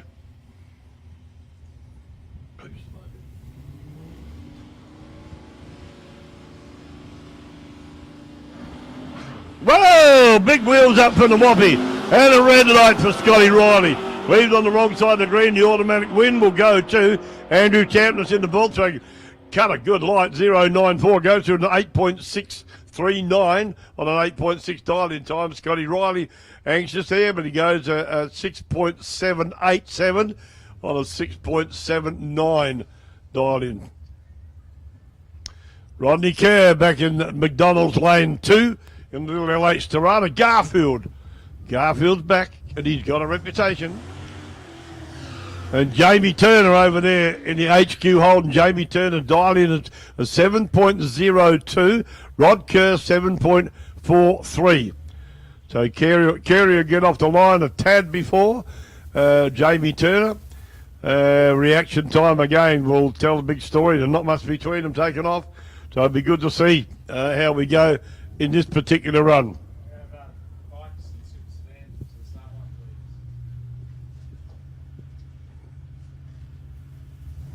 Bikes and Super Sedan to the start line, please. Bikes and Super Sedan. Pretty even reaction time to both guys. And the win will go to Jamie Turner. Winds him down 7.031 on a 7.02 dial in. Rodney Kerr goes a little bit too quick, runs a 7.395 on a 7.43 dial in time. So he won't be happy. Garfield will scratch him on the way back. What'd you say, Sue? Scott? Who? Super Sedan and bikes and Super Sedan. Yes, they grab bikes and Super Sedan to the starting line, please. Bikes and Super Sedan to the starting line down the quick end. Wait, I'm trying to tell you. Jeez. Get to the end of the day. Okay, Jason Edwards now from Monbulla in South Australia. Not sure where that is. And Timmy Owen from Stawell in the Big Blue Falcon. The XB dial-in time for Jason Edwards in lane 1's 8.49 for Timmy Owen, 7.65.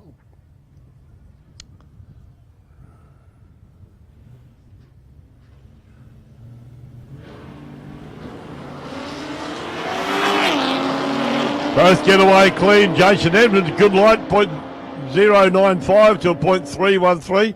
The win will go to Jason Edwards too. I told you reaction time wins the race sometimes, quite often. Jason Edwards runs an 8.655 and 8.49. And on the 7.65 dial in time, Tim Owen runs a 7.77. Camino get it right. Lavia, yeah, that's right, Lavia. Got it right this time. Camino Lavia over there in lane 1 in the big XY Ford.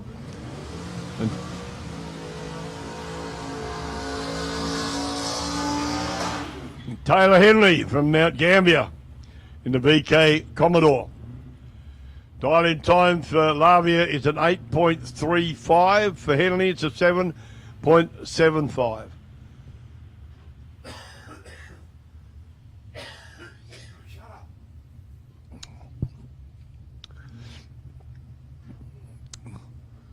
It's a streetcar challenge, round 3, last round for streetcars.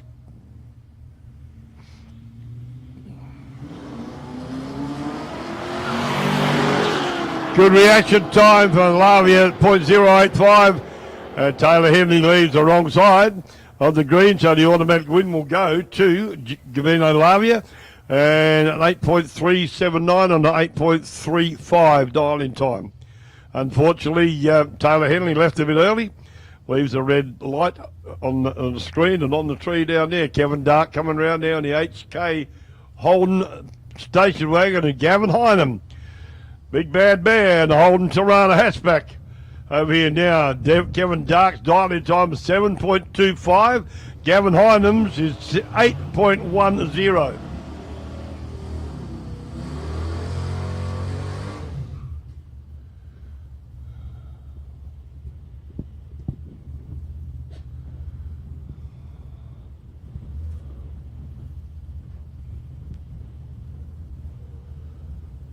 Can Kevin run Gavin down? It'll be interesting to see, but you've got to find out any time in the next few minutes. No, next few seconds it'll be, not minutes.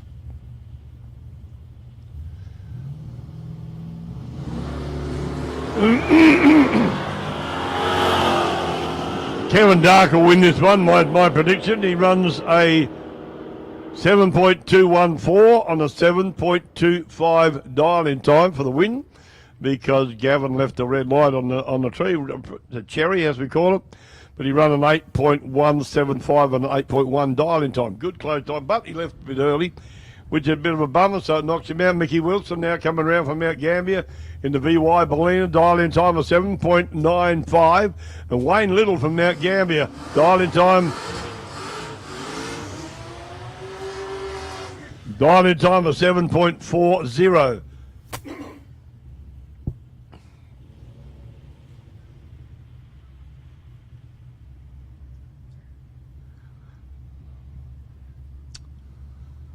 Not much between these two. Again, I'll predict that reaction time could be the killer here.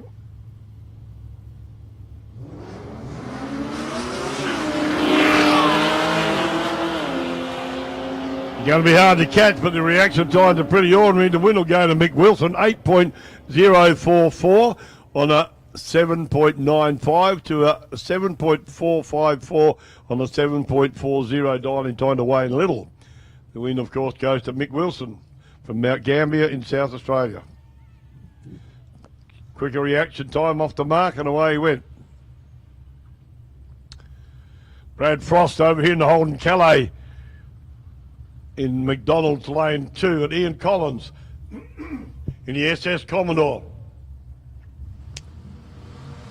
in Lane 1.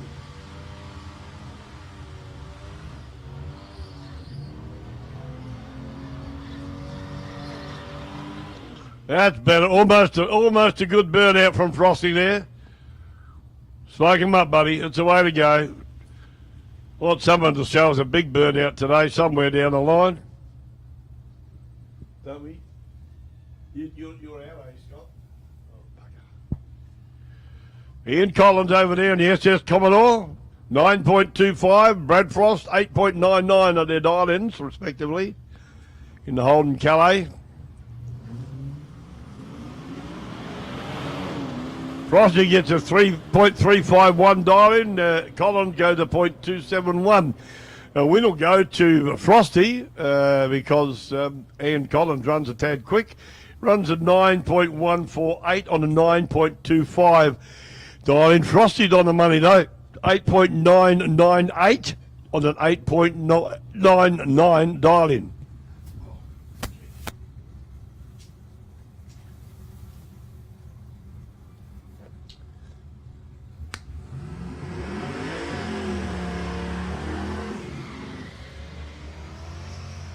So I had a sip of water. Jeremy Martin over there from Mount Gambier in the Tirana. Dial-in time. Jeez. Dial-in time of 7.9. David Tierney from Clovelly Park in South Australia. Dial-in time 5.5 in the 8Z over here at McDonald's Lane 2.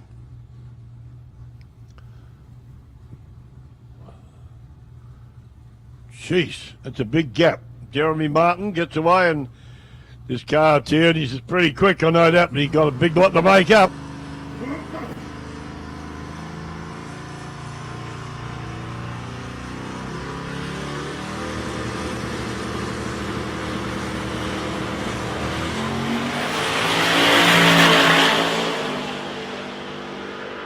The win will go to Tierney. Automatically, he runs a 5.603 on a 5.5. Unfortunately, Jeremy Martin left a little bit early, runs a 7.996 on a 7.9 dial-in, but he left the line a tad early. Solo run here looks like to Jake Phillips.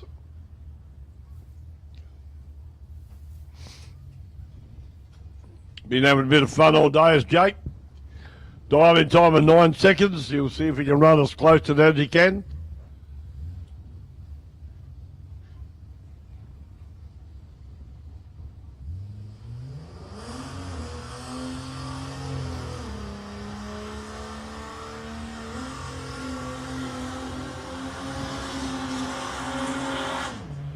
Nice burnout there from Jakey Phillips in the XF Falcon.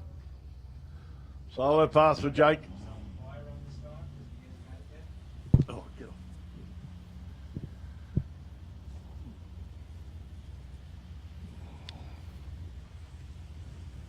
Bit of a lad is Jake. Got his own business, I said before, engineering business.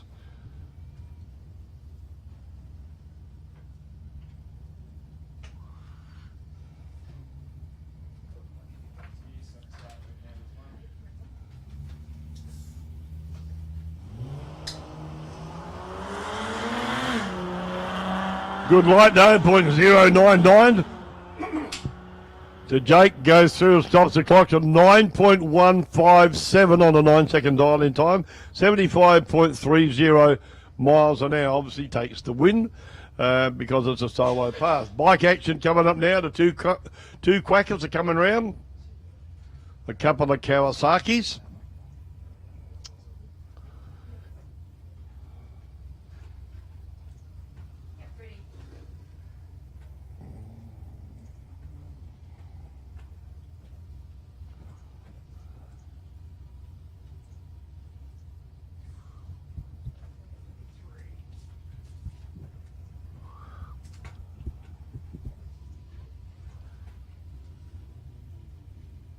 Here we go.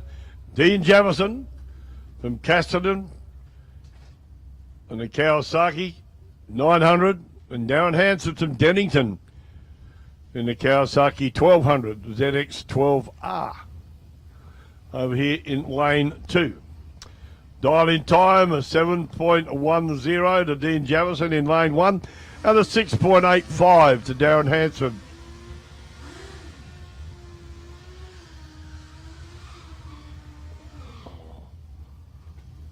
Dean Jamison warming that tyre up this time.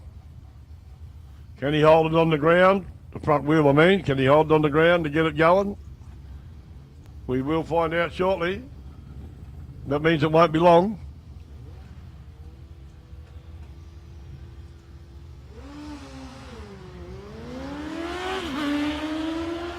Reaction time to Jamison in lane 1 to 0.137. Darren Hanson goes at a 0.013 reaction time, but he runs a bit quick.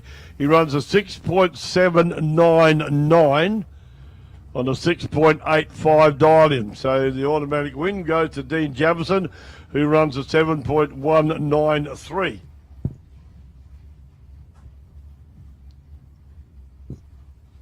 Look out, trouble's here.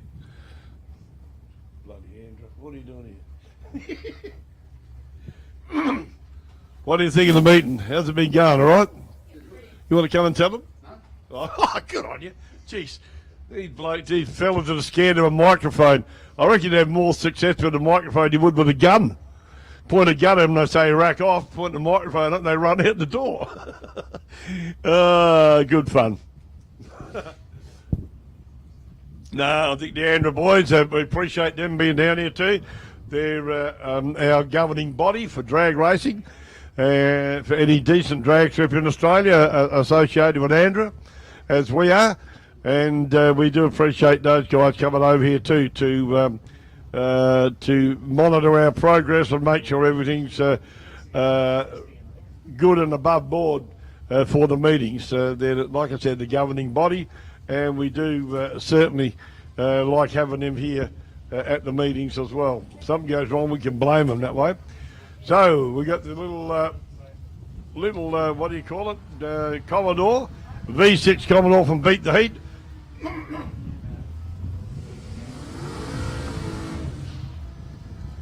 He's doing some mighty burnouts, so not even the left-hand side wheel. If we'll go bang soon. Harry Merritt, smoking the tyres up, and Max Brogy in a little Hillman Hunter. Harry Merritt's dialed in time a 9.85, Max Brogy 7.25.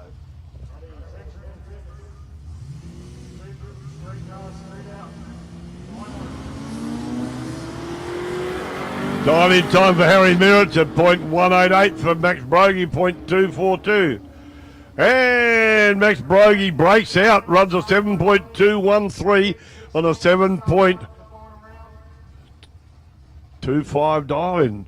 So the win goes to Harry Merritt. Runs a 9.913 on a 9.85 dial in time. Beat the Heat still in the game, folks. Harry Merritt, you legend.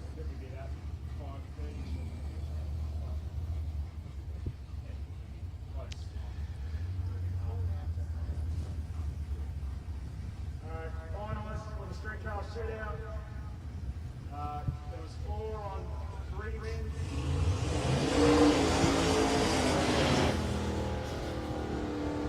Nice big sideways burnout there Turner, Chris Tatchell, finalists. for Matthew Gay in the HX Ute. Don't come to start line left. Later. Matthew Gray in the HX Ute, like I said, Neil Gray. Oh, there we go. Good on me. In the little Tirana. There you go, to beat the heat car still. Give him a wave. That's a good. Wave to go. Cheer him on. I'll give Smokey solid. Yep.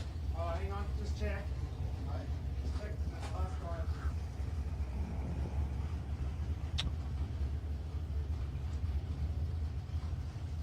line. 7.31 to lane 1. Dial in 6.65 to lane 2. Matthew Gay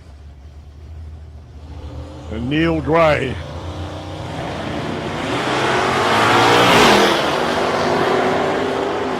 Neil Gray would be odds on to win this if the other guy doesn't break out, and he does.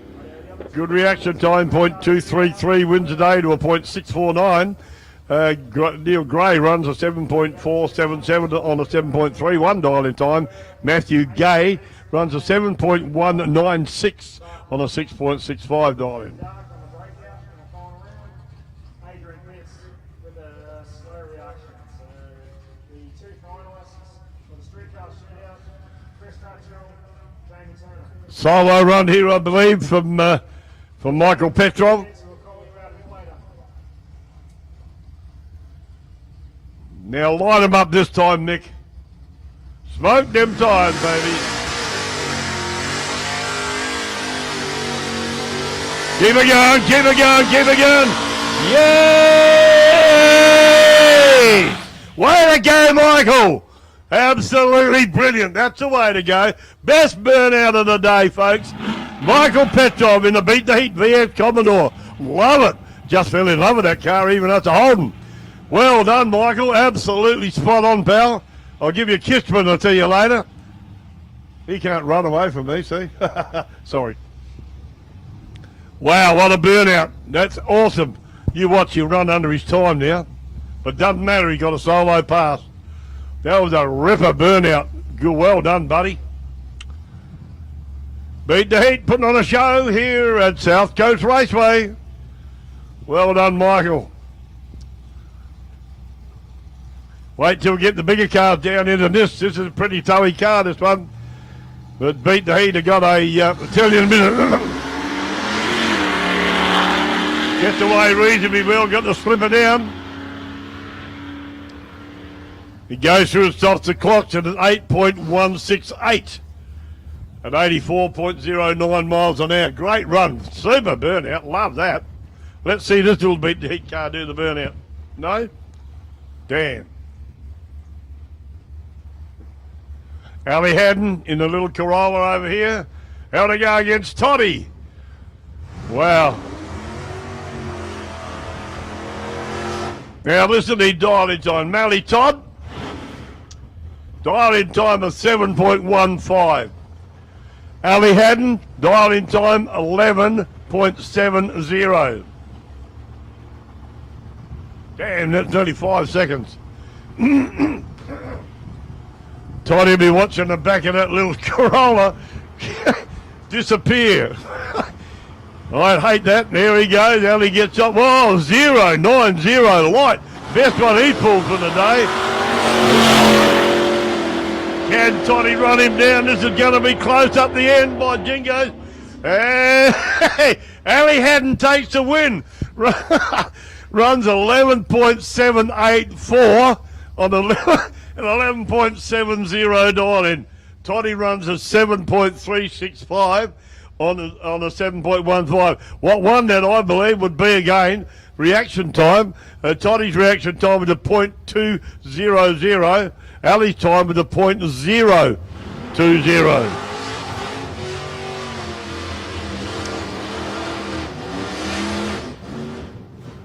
Consistency in driving sometimes wins the race, folks.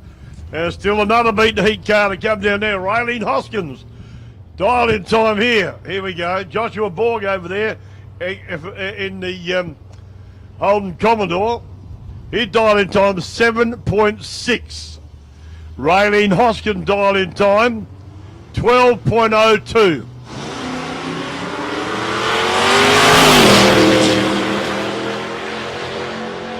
All right, Jingo, is this going to be close? Oh no, Raylene went too fast. Oh, bummer. She runs at 11.823 on a 12.02 dial-in time. That's the fastest she's run today. Unbelievable. Would you have put on a show this beat the heat mob, tell you that.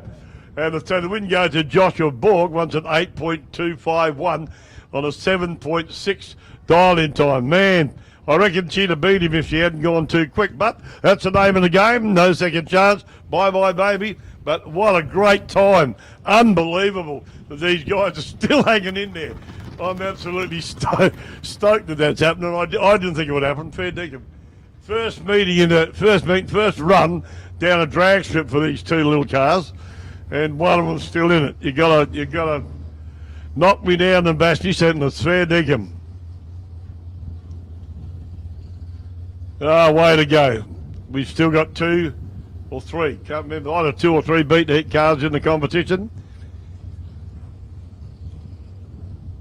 It will be interesting, won't it? Entertaining stuff.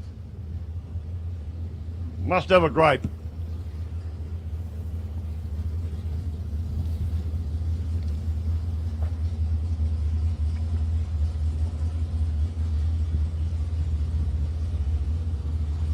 Go Cabone in lane 1, 6.23 dial-in time.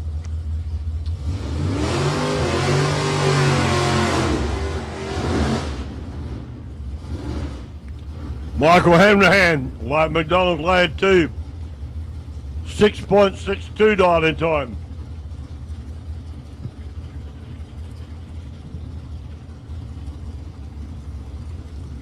Couple of quick cars here, ladies and gentlemen.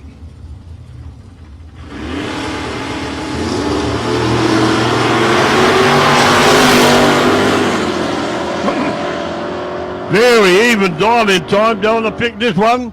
We'll go to Michael Hanrahan in lane 2. Dial-in time to both were 0.4s, both of them. And Hanrahan goes through at a 6.631 on a 6.62 dial-in time. Joe goes through at a 6.481 on a 6.23 dial-in time. Wow. Close run on that one, baby. Robbie Carden coming around the big Ford over there in lane 1. Jeff Fitzgerald got a fair bit out of shape last run. The little LJ jumped sideways and had the button off, but has still won the race. The other guy broke out. So Robbie Carden here in the big green XE Falcon in lane 1.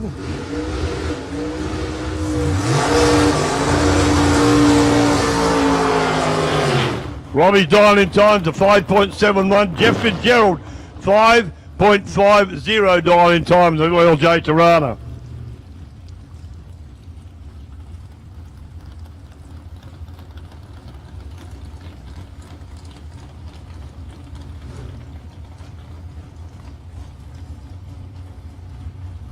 Jeff coming back. Robbie Carbon's ready to rock and roll. 5.71 dial-in for Cardham and 5.5 for Jeff Fitzgerald. Cardham will get away a split second before Jeff. Couple of quick cars here. Ford against Holden, of course. I'm torn between two. I love Fords, but Jeffrey's a good mate too, so got to be careful. Reaction time once again, ladies and gentlemen, will be the killer.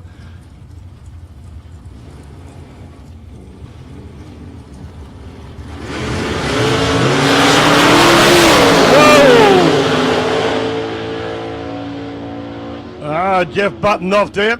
The win automatically go to Cardham. Robbie Cardham pulls a 0.85 to a 0.67 reaction time to Jeff. Carlin goes through to 5.765 on a 5.71 dial in, 6.150 on a 5.5 dial in time. But Jeff shut it down well before the or well before the finish line. So obviously not going all like he'd like it to be. Okay, we got Joe Bresciano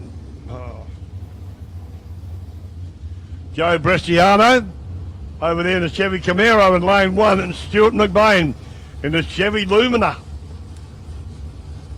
582 cubic inches of big block Chev.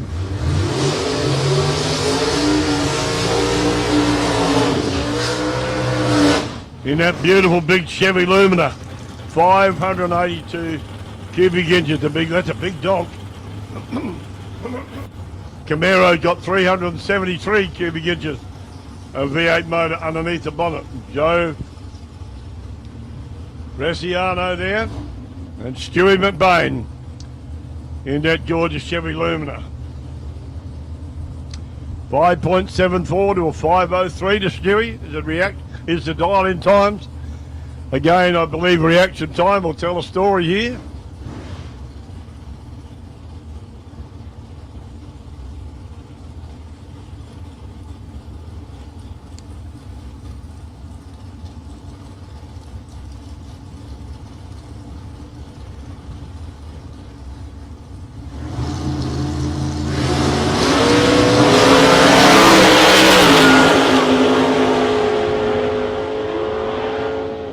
Get him. Joe Bresciano takes the win there.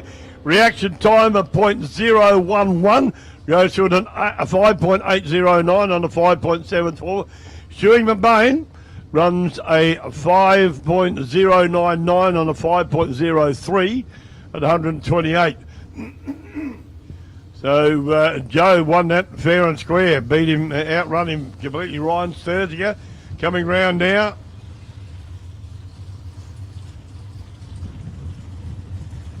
And Peter Muir in the dragster.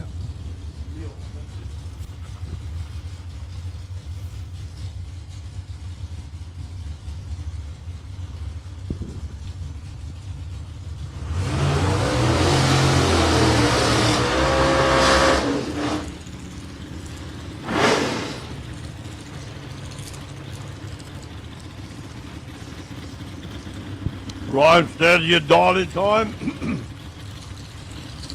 5.50, Peter Muir. 6.70, dial in time.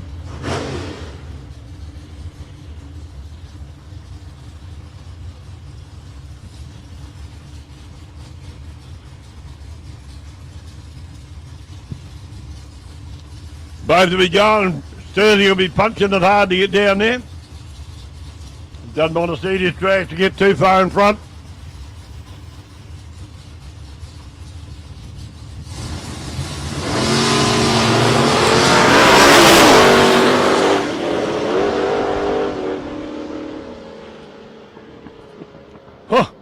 Sturziger driving cautiously down there, but Peter Moore wins. Peter Moore runs through to 6.949 on the 6.7. And Ryan Sturziger goes through at a 5.851 on a 5.5. But the win goes to Peter Moore. Peter Muir. I'll get it right one day. Jeez.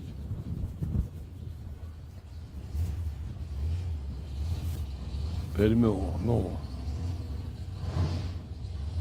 Here we go, another good match up here. The Dodge Mopar going down there into lane 2. Benny Phillips going into lane 1. The Chevy S10 Ute. And Brent Murray in the beautiful Dodge Mopar.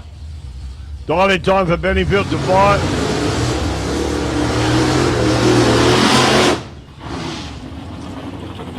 Dialing time for Benny Phillips to 5.04. Brent Murray is a 5.80 in the big Dodge Mopar.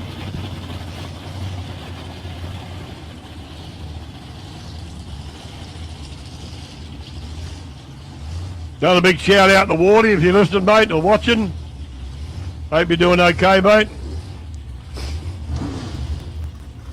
like him to be here, like I said before. He's a nice, good mate, nice bloke, Wardish. He's the voice, really, of Sporting Scribe. And I enjoy the opportunity of working with him occasionally. Good friend, good mate, and all-round good guy. Loved by many.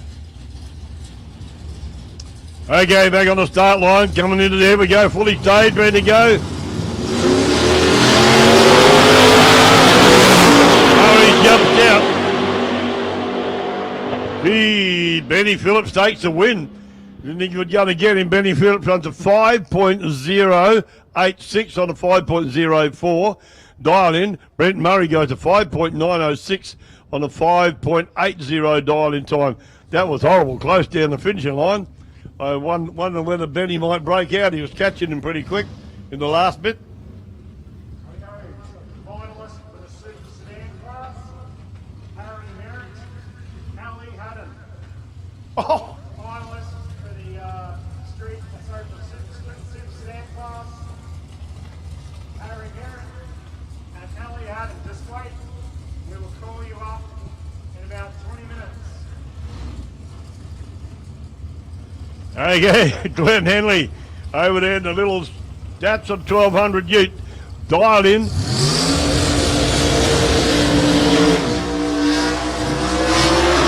Dialed in a 5.15 and there's Glenn Henley in the little Ute and Kenny Stewart in the Fuchs Dragster over here. Dialed in time of 4.80. Again, winning, guiding him back in, my good boy.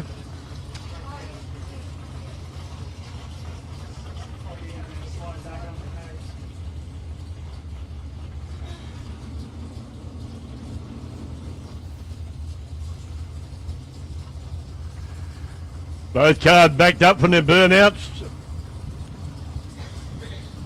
Glenn Henley, a couple of really nice guys here, Glenn Henley and Kenny Stewart. Brett Henley behind Glenn, watching the car go, watching it launch.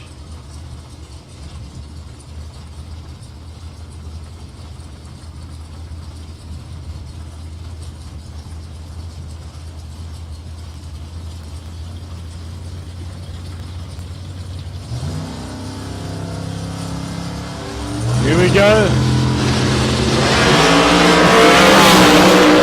Wow, this is going to be a close one, ladies and gentlemen. Can Kenny hold on? And Kenny Stewart runs a bit quick. Kenny goes to 4.788 on the 4.8 dial in. So the win goes to Glenn Henley in the little shopping trolley. 5.163 on the 5.15 dial in time. 132.84 miles an hour to Glenn. 141.31 miles an hour to Kenny Stewart. That'll teach him to drive fast. Okay, a little break for a few minutes while we get the finals sorted out. That completes round 3 of the eliminations. So they'll work out who's running who in the finals.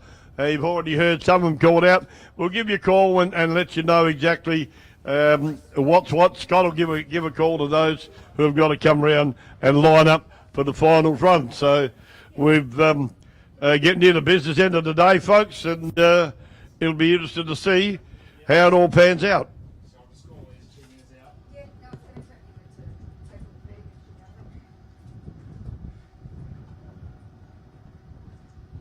G'day. Ask Scotty if he wants a biscuit. What's that current stage, mate? Just a body exhibition. Run for a minute, we'll have a break for a second. I was going to say, is that still you coming out? I was going to say, at the end of the day, I'll still machine spray. I can't spray I'm not sure where he's marked. I can't spray up before the finals. Yeah. But He didn't run that well in the last run, so maybe he run that well in the last run. Oh, no, he can run 126 and you'll be running 140. come on, five. So we have 3 on 3 runs. Mustang's up anyway. Beautiful fall, mate. Didn't like Johnny, he was aggressive in that last there. He's just going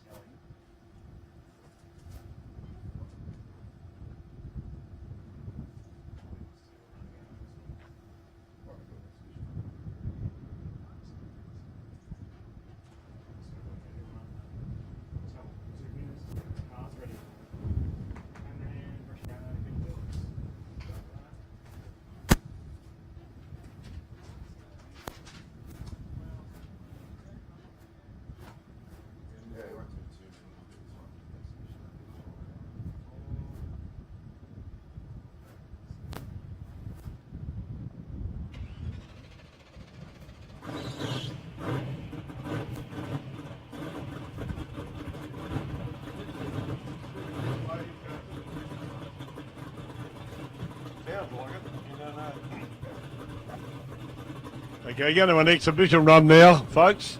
I didn't know that was on till just now, but going to an exhibition run now. In the Fox Mustang radial car. We're going to give it a bit of shoe down here, a bit of fun to see how it really. Probably going to load it up and get it going. Benny Phillips, meanwhile, coming down the return road in that beautiful Chevy Ute.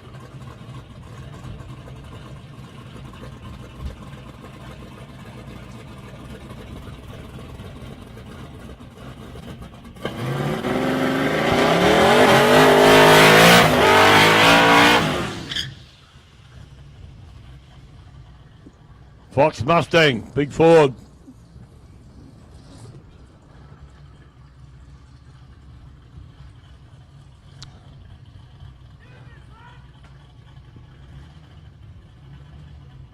Going to give her a bit of curry, see how she goes. We believe that's another radial car.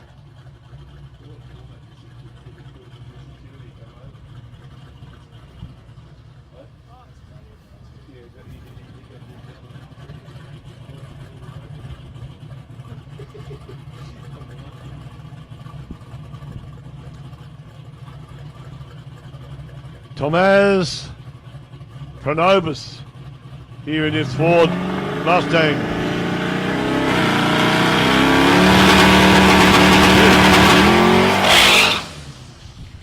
Jumps out, jumps sideways, buttons off. Tomás cruising down the track. Hope everything's all right. Didn't go as expected, I don't think.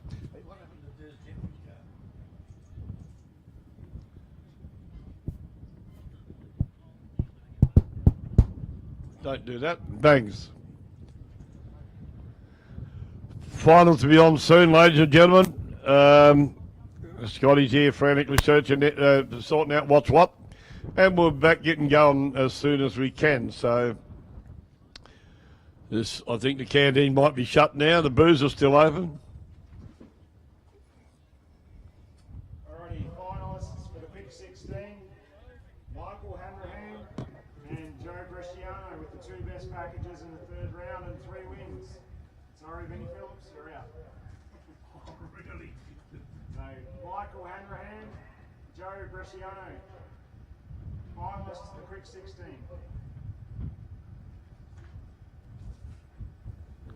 Finalists for the streetcar shootout, Jamie Turner, Chris Tatchell. Finalists for Super Sedan, Harry Merritt, Ali Hadley. And we have the 2 bikes back around the start line, please, at some stage in the next 20 minutes for the final of the bike as well.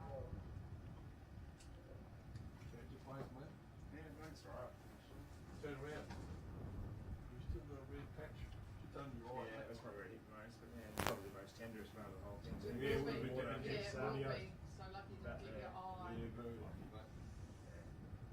As long as you're right there, that's all.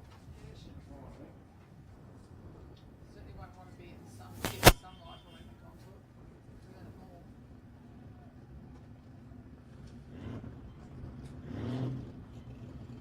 Oh, here we go. Here's your exhibition run, mate.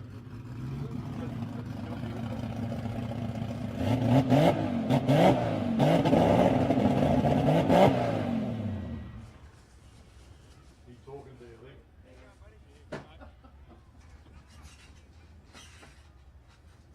Talking to me?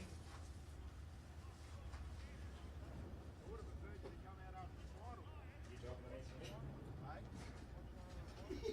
Not talking to anyone. Are you saying something to me?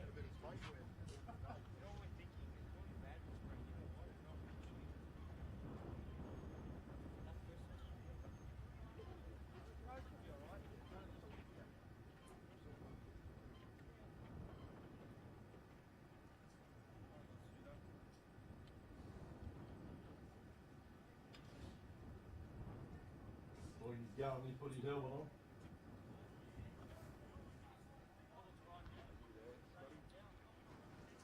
Yeah, mate.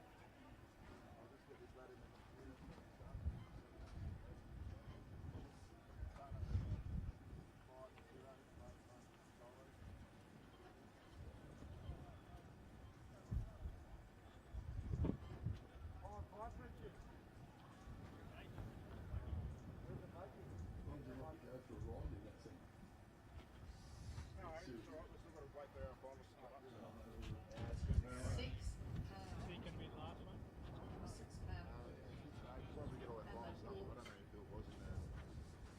Zero, zero, zero, zero size, and it's too big. Too So big? Too big, so they had to go down to make specialist shop and get 0, 0, 0, 0, 0. A new baby in the family, a newborn family. One of my nieces just had a second baby. Gee, you must be tiny. Yeah, £6. Hell. I remember the tiniest baby I've ever seen was Pam's son, Troy. Yeah. His head can actually fit inside of a teacup. Tiny, that's probably like Dork now. Never thought of that. I mean, it must have been healthy if they sent him home in less than 24 hours. Yeah, you're not wrong. Well, she had the baby in the afternoon, they sent her home the next day. Quick now, pop them out. Get out, we need the bed. Unreal. I suppose she'll be right.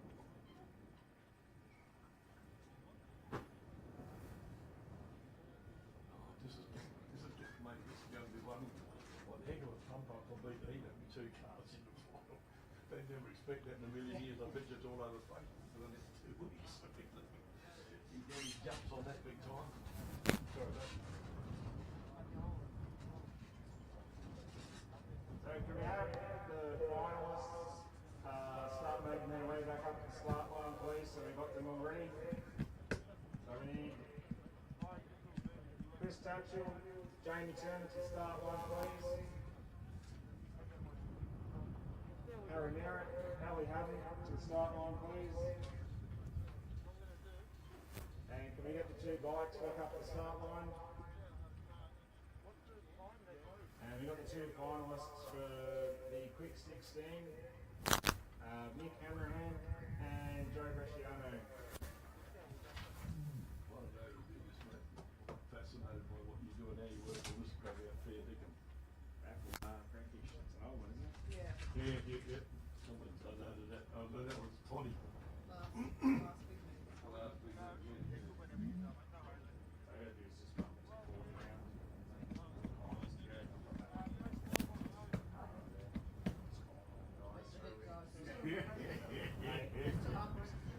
Oh my goodness gracious, man.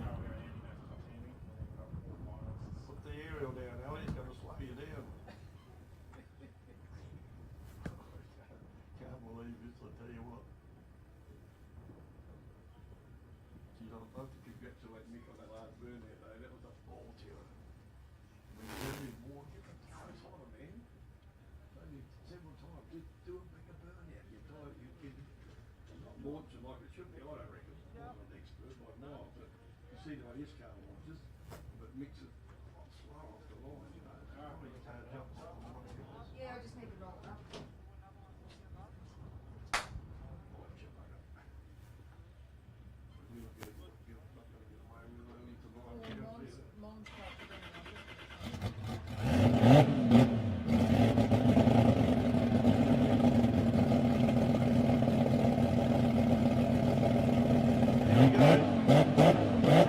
Okay, guys, people in the pits, if you haven't seen this and Sylvia run, they're coming out to do another demonstration pass. This is a quick car, worth getting up on the bank to have a look at if you haven't seen it go.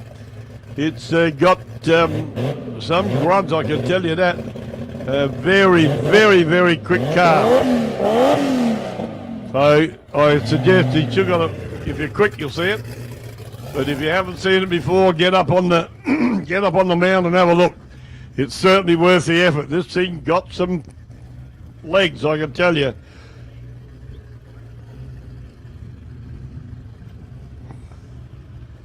These blokes love to stand in front of the car when they're doing the burnout and not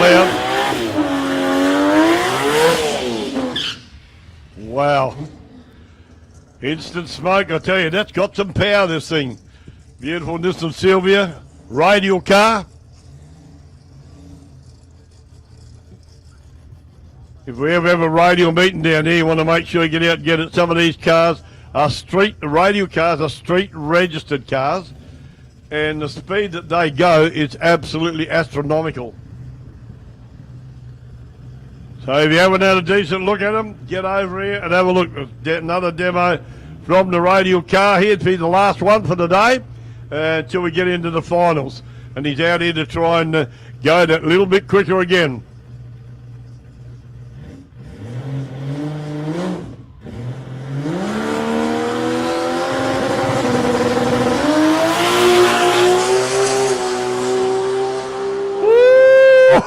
Have a look at that.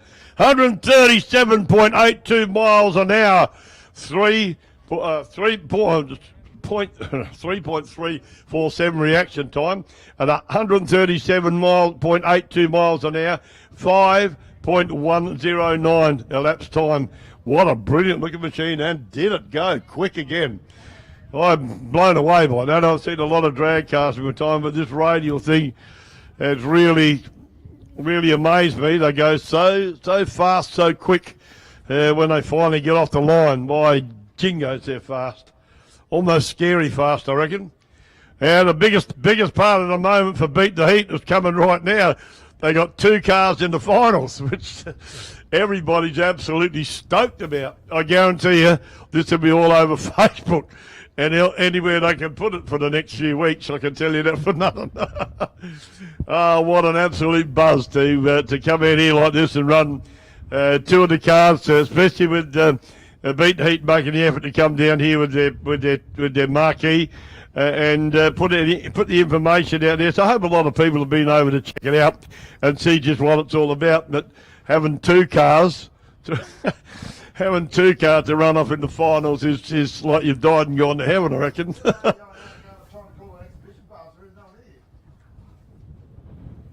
Who was doing that?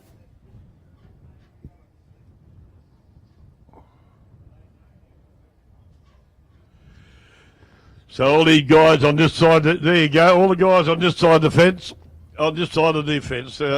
over this side close to the comm box, they're all Beat the Heat volunteers and organisers. On the other side of the fence, the kids there stand up with Mick. G'day, Mick. Give me a wave. Hello, kids. Give me a wave. Come on. Tell them, Mick, they're waving the wrong person. Hello, hello, hello, hello. Well, they're still looking. No, good job. That last burnout, Mick, was a boomer.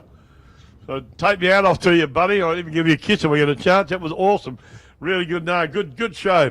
And I mean, in all sincerity, this has absolutely blown me away that we got 2 Beat the Heat cars.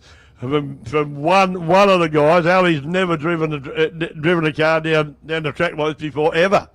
And 2 brand new cars, 1 brand new car, 2 brand new cars with the 2 small ones.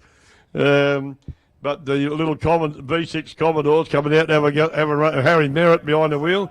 Going to have a run against Ali Haddon. Now, Ali Haddon's he'll be in lane 1 with the lights flashing. He's in lane. His dial in time is 11.7. Harry Merritt's is 9.85. And I tell you, I'm not going to predict the winner of this. Fair dinkum. Harry Merritt from Minyip, Ali Haddon from Hamilton, both regular goes in Beat the Heat. Hello, he's smoking that left-hand tyre again. That diff's going to go bang shortly. It has to. It's Ruth.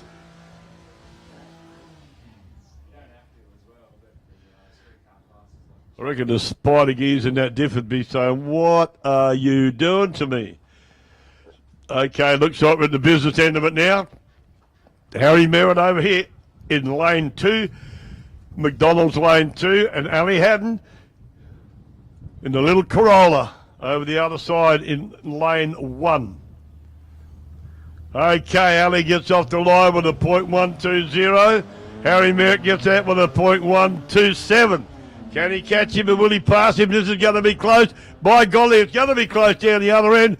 The win goes to Ali Haddon. Hey, in the little Corolla, 11.761 at 58 mile an hour. And Harry Merritt runs a 9.946 at 70.61 mile an hour. What an absolute boomer. That's it. I'm glad a Corolla beat the Holden. I love it. What an awesome thing to see. Absolutely great. Oh, geez, look.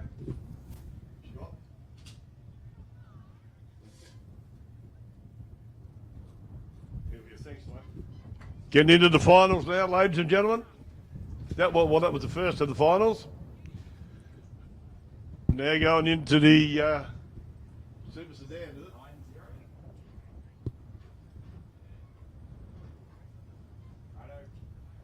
Just Super Sedan. This is the final of the Streetcar Challenge for Oh. $2,000. So this is the final of the Streetcar Challenge. Jamie Turner and Chris Tatchell. Jamie Turner from Epping in Victoria and Chris Tatchell from Melbourne in Victoria. HQ Holden over there in lane 1, the big white car, and a Holden Tirana over here in lane 2. They should run off on their dial-in times. Jamie Turner to 7.02 and Chris Tatchell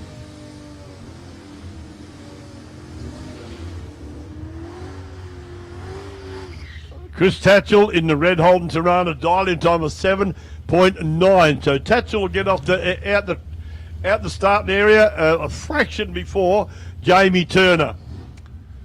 And winner takes all in this one. This is the finals of the day, so this is the last race for these cars, the Streetcar Challenge.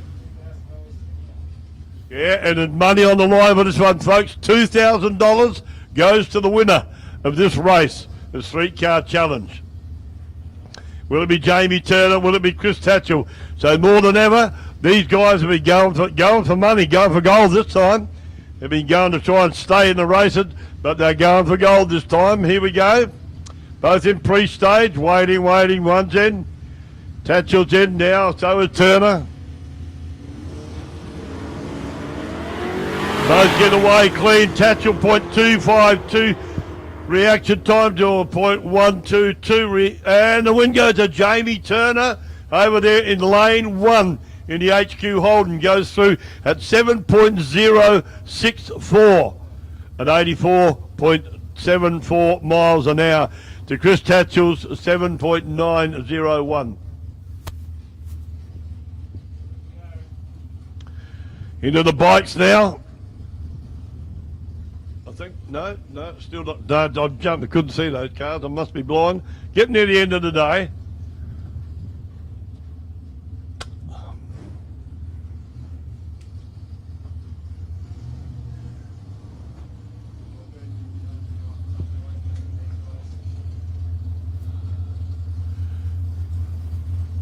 Joe Bresciano in the big Chevy Camaro in lane 1, 3.77 dial-in time. Stuff on there. And Michael Hanrahan, dial-in time of 6.62 in the HQ Holden. Joe Bresciano got his work cut out to run him down. Got just on a 3-second start.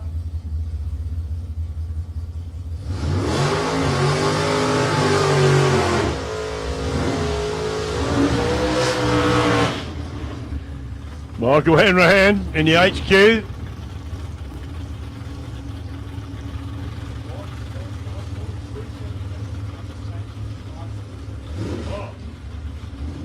Big change, dial-in time for Joe Bresciano's 5.77 to a 6.62 to Michael Hanrahan in the HQ.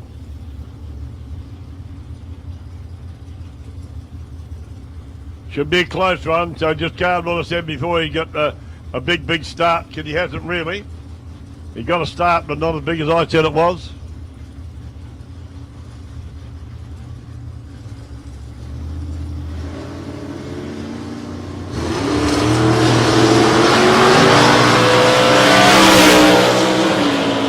Hanrahan going to be hard to catch here, but did he or did he? No, Hanrahan takes the win. Dial-in time again, .032 to a .823 dial-in time from Joe. Hanrahan takes the win, a 6.737, 90.43 to a 5.793.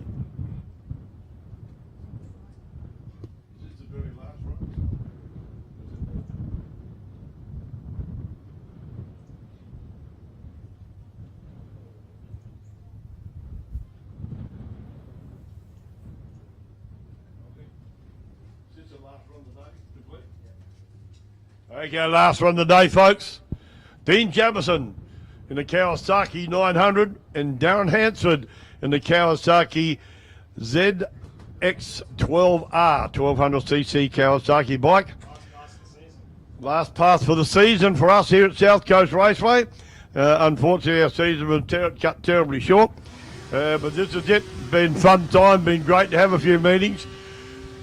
Dean Jamison, dial in time of 7.10. Darren Hansford, dial in time of 6.8. So you'll see Dean Jamison over there in lane 1. Leave before Darren Hansford here in lane 2.